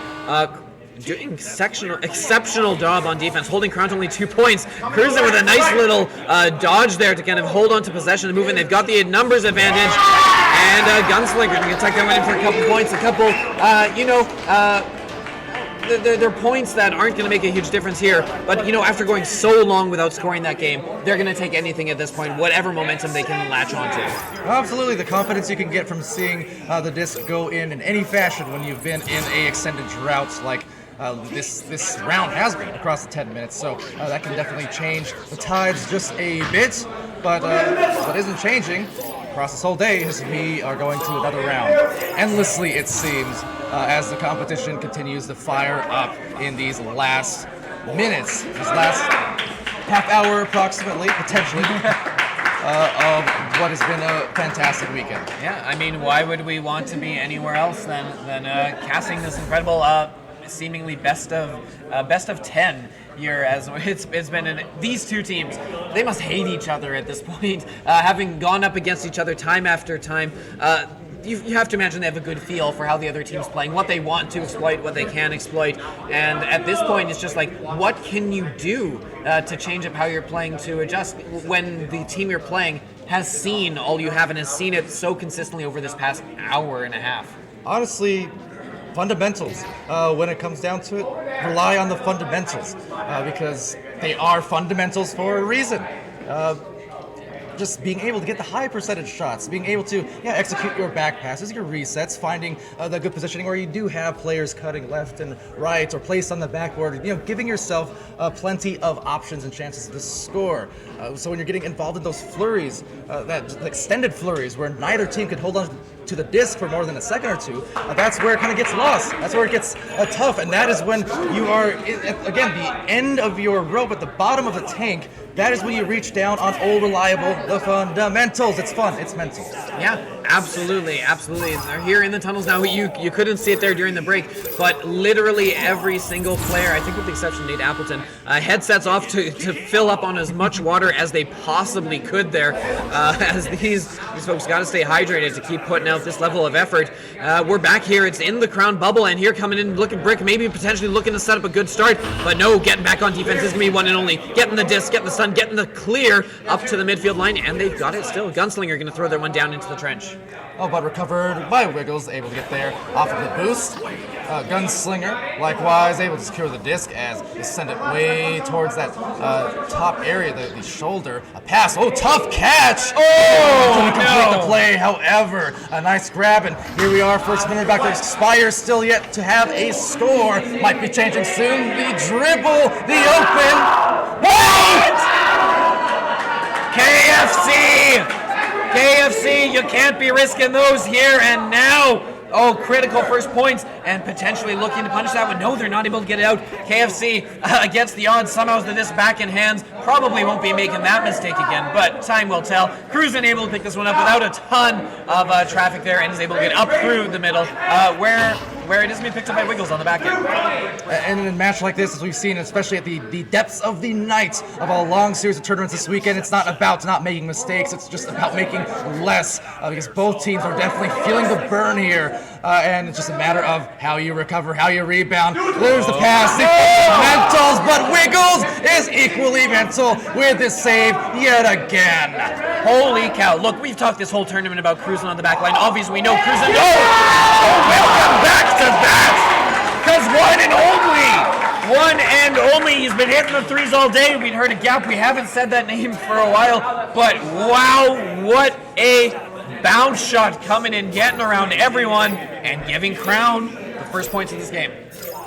Give me flashbacks of Sir Captain Spoon last night in the matches. With digging it in for a three. What a shot found there as it's Crown now with that opening goal. It's looking like it'll still be a low-scoring affair this time around. I mean, 3 points in a few minutes. But that said, an open goal, a few jukes. But it's spilled there with the brawls. Nate Appleton getting that clear. And just as quickly, though, look at that rebound from the stack. Able to get it back into the blue. Yeah, absolutely. Back in the blue. Down below, there's going to be Cruzen picking up that disc and moving up here, looking to clear it across. Has a teammate. That's one and only going to get this one cleared through. But no, Shepard on that back line is going to pick this one up and dump it right back into the offense zone, trying to keep that pressure up. Neither teammate able to really read that one very well. A little confusion up top as it is going to eventually get slapped by KFC. 2 Wiggles on the back end. And speaking of Wiggles, look, we talk a ton about how Cruzen has been knocking out park from goal here, but Wiggles with the 7 saves here, an absolute wall on that back line. Oh my goodness, one and only with the save, coming through there, the save in the clear. And then it's that Cruzen floating all the way. There's no stacks, the stacks are all broken. Cruzen has space, not able to hit it. Missing the dagger. One and only collects this. They've still got the numbers, but in comes the other stack. We're back even. Cruzen moving in now. Cruzen with the move, looking for the cut. Not going to connect it. One and only now. Moving down below. They got a couple on the back end. Appleton puts it in. It took more effort than I think they wanted, but they've got themselves another 2. And a minute 22 seconds since the last goal scored there. We are approaching 4 minutes into it with only 2 goals. Indeed, you can hear the pain in the voice on the misses, on the passes, and so on and so forth. It's just about, again, how you rebound. They did. Crown with a little bit of control. Make it a lot bit of control. It's gonna be a 1 and only 3. Oh my goodness. One and only coming alive here with a couple of threes. Crown, after dropping, not being able to find the goal for so long in that last round, exploding out here to an 8-0 lead now off of the back of some excellent long-range shooting. A little bit of issue out of the tunnel. Do we have another 3-2? Another. This time it's Appleton.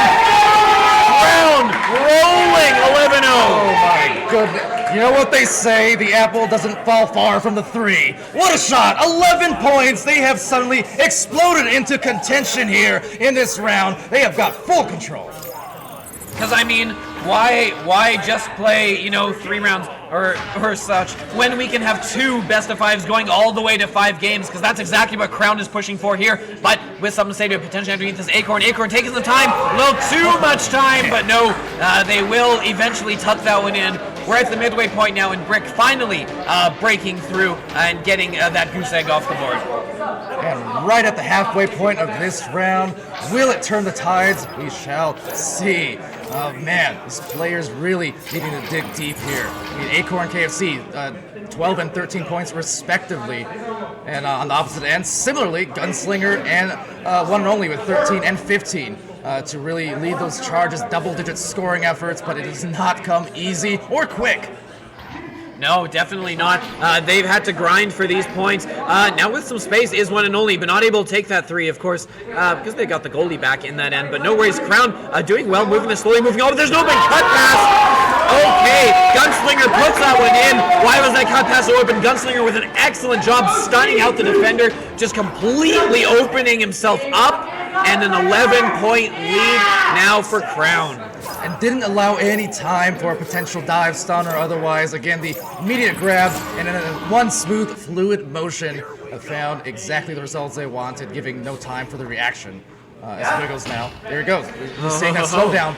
Both teams recognizing that they need to be careful going into the last few minutes here.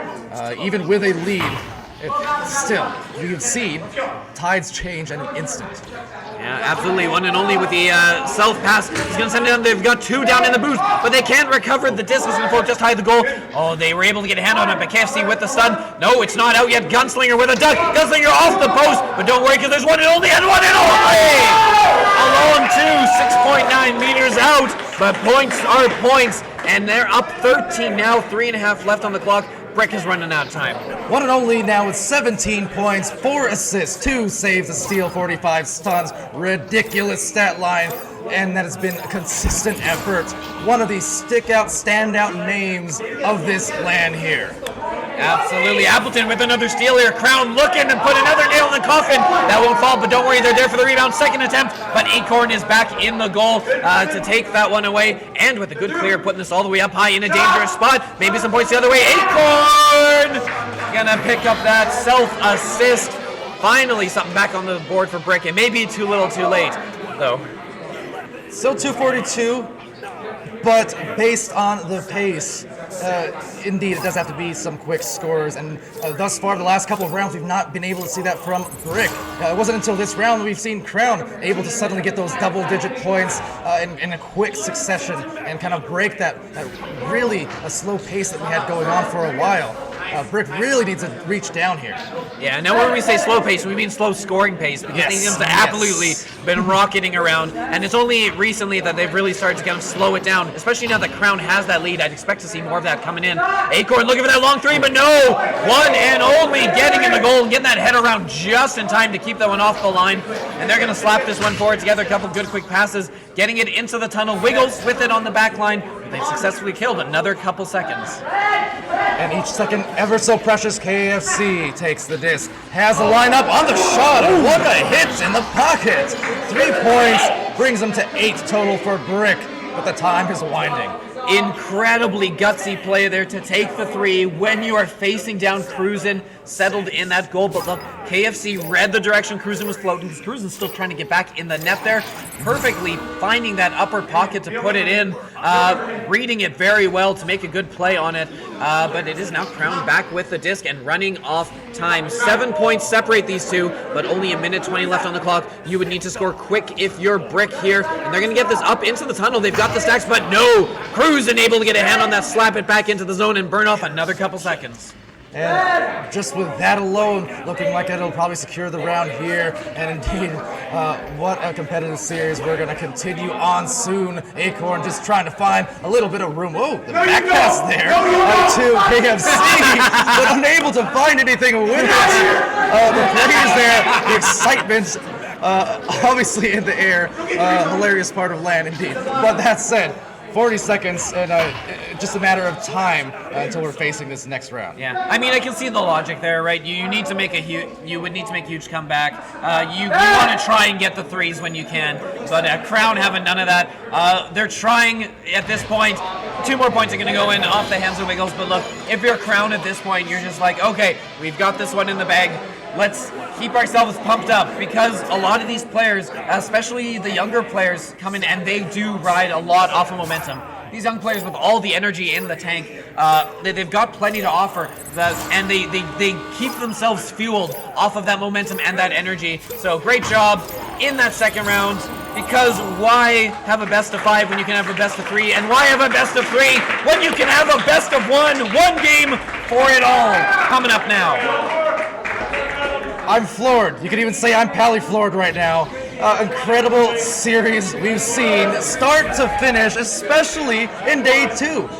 It's been crazy, but across both days, I mean, no one giving up anything the chance. It's just full effort on display, full heart on display. You can see again celebrations. You can hear them. You can see the energy livening up. You know, everyone knowing it's coming to again a crescendo in a final in the grand finals. This is absolutely kind of the, I don't want to say worst case scenario, but this is the longest this could have possibly gone. And we were talking like, oh yeah, this could go up to 10 rounds. If you're a team, it's a worst case scenario. Oh, absolutely. Because you are feeling the wind out of your lungs now. And it's fumes. You can...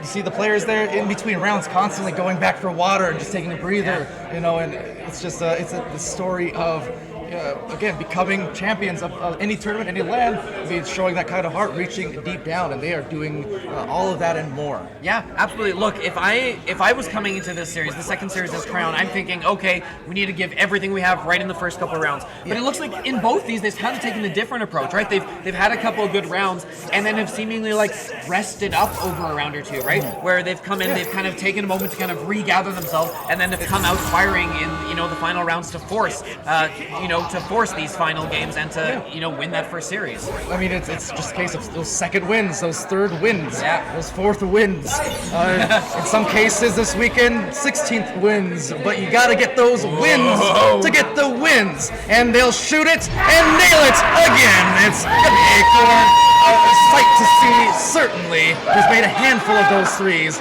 Up to 18 points, leading his team in this best of 5. Yes, absolutely. Yes, for those of you tuning in fairly recently, yes, just a reminder, headsets have been blowing up, and we've had some issues here and there. So, Not literally. Not literally. Everyone is safe. Nothing is damaged. But EJP is actually one and only. Mad is, of course, Cruz, and we'll keep you up to date. We've kind of got to lock down his casters. Oh, but there's KFC with the steal, and that is KFC, the real, the one, and, well, not the one and only, but KFC moving in. They've got a 3-on-1. A good cut pass can happen, but no, not able to get in, waiting a little too long, and the pressure from that backstack, forcing the turnover and keeping this a one-score game.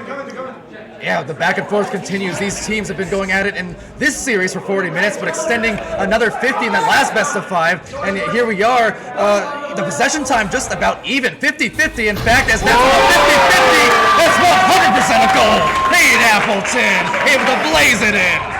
Absolutely, answering back for that early brick score. Only 2 points though, and usually when we've seen this, we've seen a lot of games that have gone back and forth in this tournament, and that 1 point is going to make a very, very interesting difference if we don't get locked back up, because it does mean we would come out of here with a winner if that lead is going to keep changing back and forth here. I'm sure these teams don't want to go to overtime, as fun as that would be, but as it is, they're going to need to be the ones to score that last goal at this rate. Ooh, and denial there on a potential shot. KFC, Acorn getting their stacks, but separating a bit. And will form into the goal, but 2 divers on the defense able to keep that play inbounds and out of the reach of the offense. But still yet turnover again, and it's going to be a number situation. Covers though as they sweep on in, the disco sailing out, and Shepard passing to Acorn. Here's the slowdown that they want, that they need, and you can see again the pointing Acorn directing traffic where people need to go. And Shepard back passing it and to do it all over again. Great focus here being shown. Yeah, Crown here in this series playing goalie by committee, minimum of 2 saves per player coming in here, and Cruzen, of course, leading the way with that being the 7th save from Cruzen on the back end, keeping Crown alive. They've got the disc. They're not able to get it cleared though. That's going to hit the cloud and bounce down into the trench. KFC with a moment here with some space. That net does get filled, and they're going to choose to reset this one back. They've got the lead. They've got that 1 point, and they're holding on to that 1 point lead as they try and set up another good opportunity here. Shepard is open on the nest, but not for long, because one and only recognizes that, gets the stun, and prevents the cross. Oh, but those rebounds, those killer rebounds, allowing some extra opportunities. Oh, but you need to capitalize as well. So some miscues, had 2 teammates, but the pass just too strong and overshot them both. Likewise, overshooting the read on the disc, and instead it might be a punish with 2 on 2 and 2 on the goal. And that is too true. A shot going the way of Crown, and courtesy there. Cruzen. Yeah, Cruzen isn't just a goalie. Cruzen with a good stack there. We could see that develop. The stack had the disc. Like, oh my goodness, they could clear this. They could stack down, and they would have the advantage. They did, putting it in just before that back stack came back. Incredible stuff, and they've jumped in front now. How many times will we see this lead change in the next 6 minutes? Only time will tell. Again, reminder, folks, we're in the grand finals. What an incredible fight we're seeing. Low scoring, but high effort for sure, as they just try to squeeze out those last moments of brilliance. A stun. The lights up the goal. Wiggles coming in to clean that one up. Oh, incredibly close chance coming in. Cruzen doing everything he could on the back line, but ultimately not able to keep it out. We got ourselves a lead change. It's back in favor of Brick, but how long will that last? Because Crown is coming back out here. It's cruising with the disc with some time. Oh, here comes KFC applying a bit more pressure than we're used to seeing. Usually we see the stack will come on here, but no, instead they're going to just send the one. And a couple of good passes here. 2 open targets as they do look for that long sky trench. Oh, that's going to be misread on the back end. Wiggles adjusting, but not in time. That's going to be stolen. Coming in. One and only, and Crown now back in the lead. Unbelievable. Just keeps providing the highlights for days, and they've got me in a daze at the moment. Getting that boost into the stun, and the steal, and the delivery. I mean, sign, seal, delivered. He's yours! Coming out here is Wiggles with the disc. Wiggles moving lots of space, no pressure coming in. Crown obviously are going to try and defend this 1-point lead for the next 5 minutes. Letting them move in here seemingly around the bubble, but a single good move coming in. There's the cut pass, and you can't defend a lead for long here. Scoring really starting to opening up as Brick now jumping in front, 7-6. And we do see a timeout as a dropout occurs, but meanwhile on the score, Acorn, KFC linking up there for the opportunity, and both of them now with 18 points apiece, as well as 4 assists and 3 respectively between Acorn and KFC. So some very similar stat lines we're seeing on their end, but meanwhile we see the back line providing. Wiggles, 8 points, an assist, 7 saves, along with 52 stuns. Shepard, 2 points, 4 assists, 2 saves, 5 steals, and 52 stuns. So the front line doing incredible work, the back line doing incredible work, to all for what? A 1-point lead. All that effort for 1 point. I would like to point out that we've been going for so long here, we are literally burning through battery packs. One and only about to jump on his 3rd headset of the afternoon here. Has burned his way through his own and through smooth ride-ins. And now we've got one more coming on, and every single player taking the opportunity to sit down, run, and grab some water as they fix this one up. We're halfway through here. We're no closer to deciding this than we were, I think, literally like 45 minutes ago. Yeah, this has been wild. Yeah, and as I said, just to open up the first round of the first set in this series, if you're gonna win it, it's gonna be a war. It's gonna be a battle. Nothing comes easy here in these final situations. You couldn't script it better, it seems like, because these LANs have been exactly like this. We've had so many best of 5s go to the full 5. We've had resets. It's been a pleasure to be here to cast each time on these stellar games. And here we are again. Here we are back and forth. We don't know. This is I could not give you a prediction as to which team is going to come out on top here. They've both shown such glimpses of brilliance and near misses just as often. It's really going to come down to who's able to.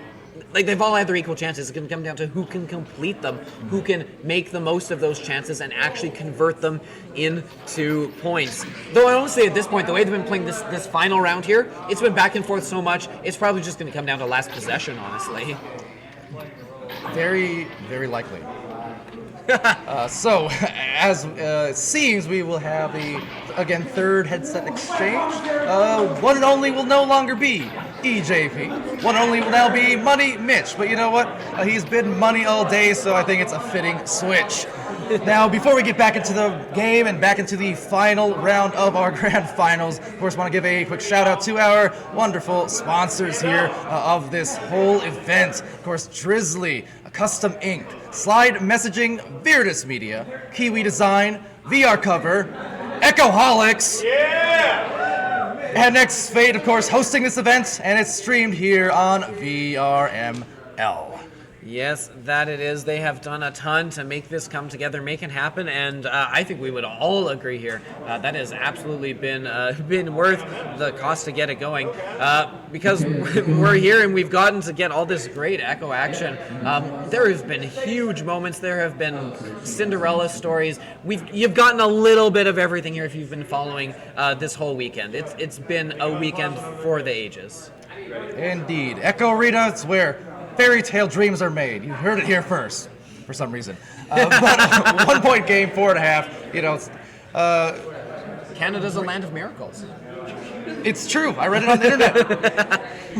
That's the fun thing about Canada. Most people, especially Americans, don't know too much about Canada, so we can kind of say whatever we want once you're up here, and I'm pretty sure most Americans will just kind of take our word for it. Hey, I believe you. Another beauty of this an international land here. We have Americans, we have Canadians, we have Europeans. Money Mitch, who, again, you'll see in the game now by name, but that is now one and only, and we have only one round left, and only half of it remaining at that. Here's the Joust at the timeout. Important possession ahead to see who can reestablish that control as it gets let loose. Oh, wow. Acorn passing to Shepard, finishing for a 3-point lead. Yeah, Crown struggling a little bit on that rollout, and really were never able to recover as Brick capitalizes for the first back-to-back points we have seen, I think, almost all round. As jumping out to this 3-point lead here, still a one-score game, but that 3-point difference could be critical if it keeps playing out this way. Cruzen is going to clear it up the left tunnel. Got Gunslinger there. Gunslinger is going to sling it all the way down, up and around the bubble, but no worries because Shepard is back there with a lot of time. Not a ton of pressure coming in from Crown. And Brick will bounce this around a bit, but they'll get possession back and look to see if they can get their own attack going.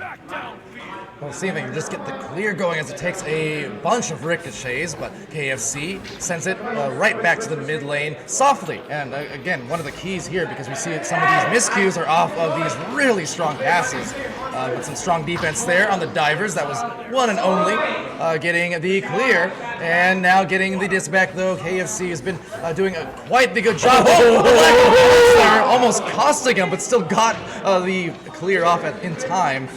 Gunslinger now with possession. And with a very nearby shot to the goal. And still yet some numbers opportunities here as it's passed and it's not finished. But we're not done yet. It's with the disc. That is Cruzen tucking that in for 2 points.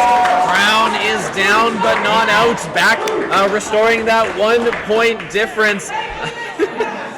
Incredible stuff here. They've got it back. They had a couple chances, persisted. They had a miss there. They had a miscue, but they didn't falter. They got it back and they tried it again, and that time it worked. You called it though. We're here in the final 2 minutes, just about. It's a 1-point game. This is really, truly coming down to the wire, and they need to get that disc back fast. Misreach, and it will be Gunslinger coming around. Couldn't find the anchor, but will find a pass. Too strong, and mishandling that one, and pain in the voices and intensity in the air. 2 minutes remaining. It's one and only, and a pass to the back as they bring it to another crucial possession. Yeah, Cruzen with the disc there, moving up is going to find, looking for a one and only, but that's not going to connect. Acorn looking for the clear, is going to get it up and over the midfield. Minute 46 left on the clock in this, the final round of the final best of 5 of the grand final. Shepard with the disc moving in, 1v4, but has some space, moving in, looking for a cut, he's going to try for the backward bounce, doesn't work, but Wiggles there to clean up as she has been all evening. Yeah, we're into the evening now. And the 3-point lead restored. All right, I want to yell at Shepard so badly right now. I'm getting some extreme beer league vibes here. The brass from Shepard, but you know what? It got the goal, so can't complain too much. Thanks to Wiggles and an 11-8 lead. 1 minute remaining. It's gonna be a thrilling finish here, and it's all about the concentration. Not to make the mistake as the stack they're getting split. However, off the stun, one and only passing it over and into the goal. Lee Appleton brings it within a point. Oh my goodness, they got the 2. Obviously realizing they have enough time that they can still get a couple together. They're going to be coming out the tunnel here with about 32 seconds left on the clock. Still plenty of time for this to go either way. But it being a one-score game means we will not be seeing overtime. This will end one way or another. 30 seconds left. And it is going to be sent up to Acorn. Acorn moving in, sending it through the right tunnel. No teammate in the immediate vicinity. It is picked up by Crown. Crown's going to slap this one back. Had more time. Oh my goodness! But the steal from Gunslinger going to put this back into the bubble, and the stacks don't read it. It's loose. It's going to get tossed out of the bubble. That's probably going to be, everyone in the bubble. It's going to be cleared out. 7 seconds left. 6, 5. About 4 seconds left. But that's going to do it. It is Brick. After such an effort from Crown, Brick is going to take it. They are your Echo North champions! excuse the cams, but everyone's on their feet. Everyone's on their feet. Amazing, amazing finish. 1-point victory in the 5th and final round of a best of 5 turned into a best of 5 twice. We saw them go to a brutal battle. Wow. Insanity. We're all out of breath. The players, the casters, the fans. Wow. What an event here. Are we going to be casting the presentation? Just an incredible show, incredible event. You can see again the wear and tear on the headsets. You can see but the love and care, I suppose, on the players as get ready for a presentation here of our trophies, our prizes, and the players now finally sensing the finish of what has been yet another spectacular, exhausting, but spectacular LAN. They have finally found peace. They're relaxing. Some of them have collapsed on the ground. Literally. What an effort. Everyone here has earned a good night's sleep, as that is going to be EJP coming up to present the awards. And for all these players here today, win, lose, or otherwise, I mean, you gotta give it up for the incredible heart they showed. All right, EJP is going to take it away now with the presentation of the you guys awards. just line up on the other side with your team. And that is the real EJP, Thanks. not 1-0. On the far side, Nate. Sorry, are we good? Okay, sorry. Thanks for coming, everybody, this weekend. I wanted to take a second to thank all the casters, sponsors, everybody, the community as well. With that, I'm going to hand it over to Sweet Potato to do third place, otherwise this would be very awkward. So third place is Cobra Chickens. I already forgot. Cobra Chickens, my team. But thank you. So first we've got Stravinsky. Yeah. Mad. Yeah. Oh. I'm just a stand-in. EJP. And thank you to my substitute here, Original, for standing in while I was out of commission. So congratulations, third place team. Hand it back to EJP.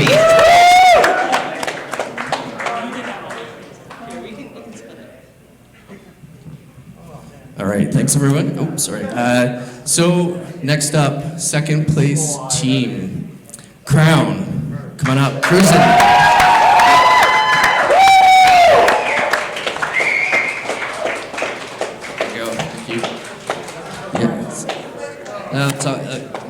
Nate Appleton. One and only. NZ Gunslinger. Second place team, Crown. Congrats. All right, let's give it up for the first place team, Brick. Shepherd. Congrats, man. Acorn. Wiggles. KFC.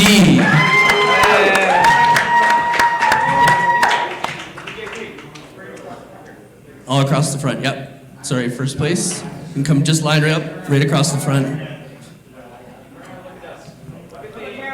Oh, yeah. The camera.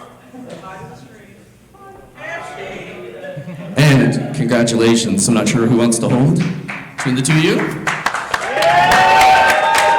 Congrats, Brick, first place.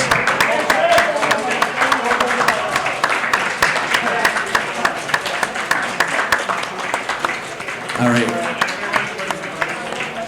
Again, want to say thanks to Annexed Fate, VRML, all of our sponsors this weekend, and it's good to know that we have this community here in Canada and the U.S. and everybody. I want to thank everybody for coming here today. The community is super strong, and we really appreciate it. And with that, thank you. Good night. Wait, sorry. Oh, sorry, we're going to do MVPs. We have 2 more presentations for MVP. I'll hold that. All right, so MVP. Oh, okay, they can hold it, but I don't want them to hold it the whole time. Okay, Wiggles wants to hold it now. All right, everybody. It was a great game, great tournament. Everyone did great. One team played 7 games, and they just lost at the very end. But the best player here, cruising. MVP of the tournament, everybody. MVP of the tournament. Slide over. Slide over. Got it? Cruising. Killing it. Killing it. Fantastic. This is yours. Let's go. Let's go. Fantastic. Hell yeah. Thank you. Thank you. Now we have a finals MVP who's also been crushing it for 2 days, doing great. You guys know him, KFC. Woo! And I think we're good, right? But I think we're good stream-wise, everybody. Thanks for watching. Thanks for coming, everyone. Thanks for everyone helping, to the casters, VRML, sponsors, everybody. Good night.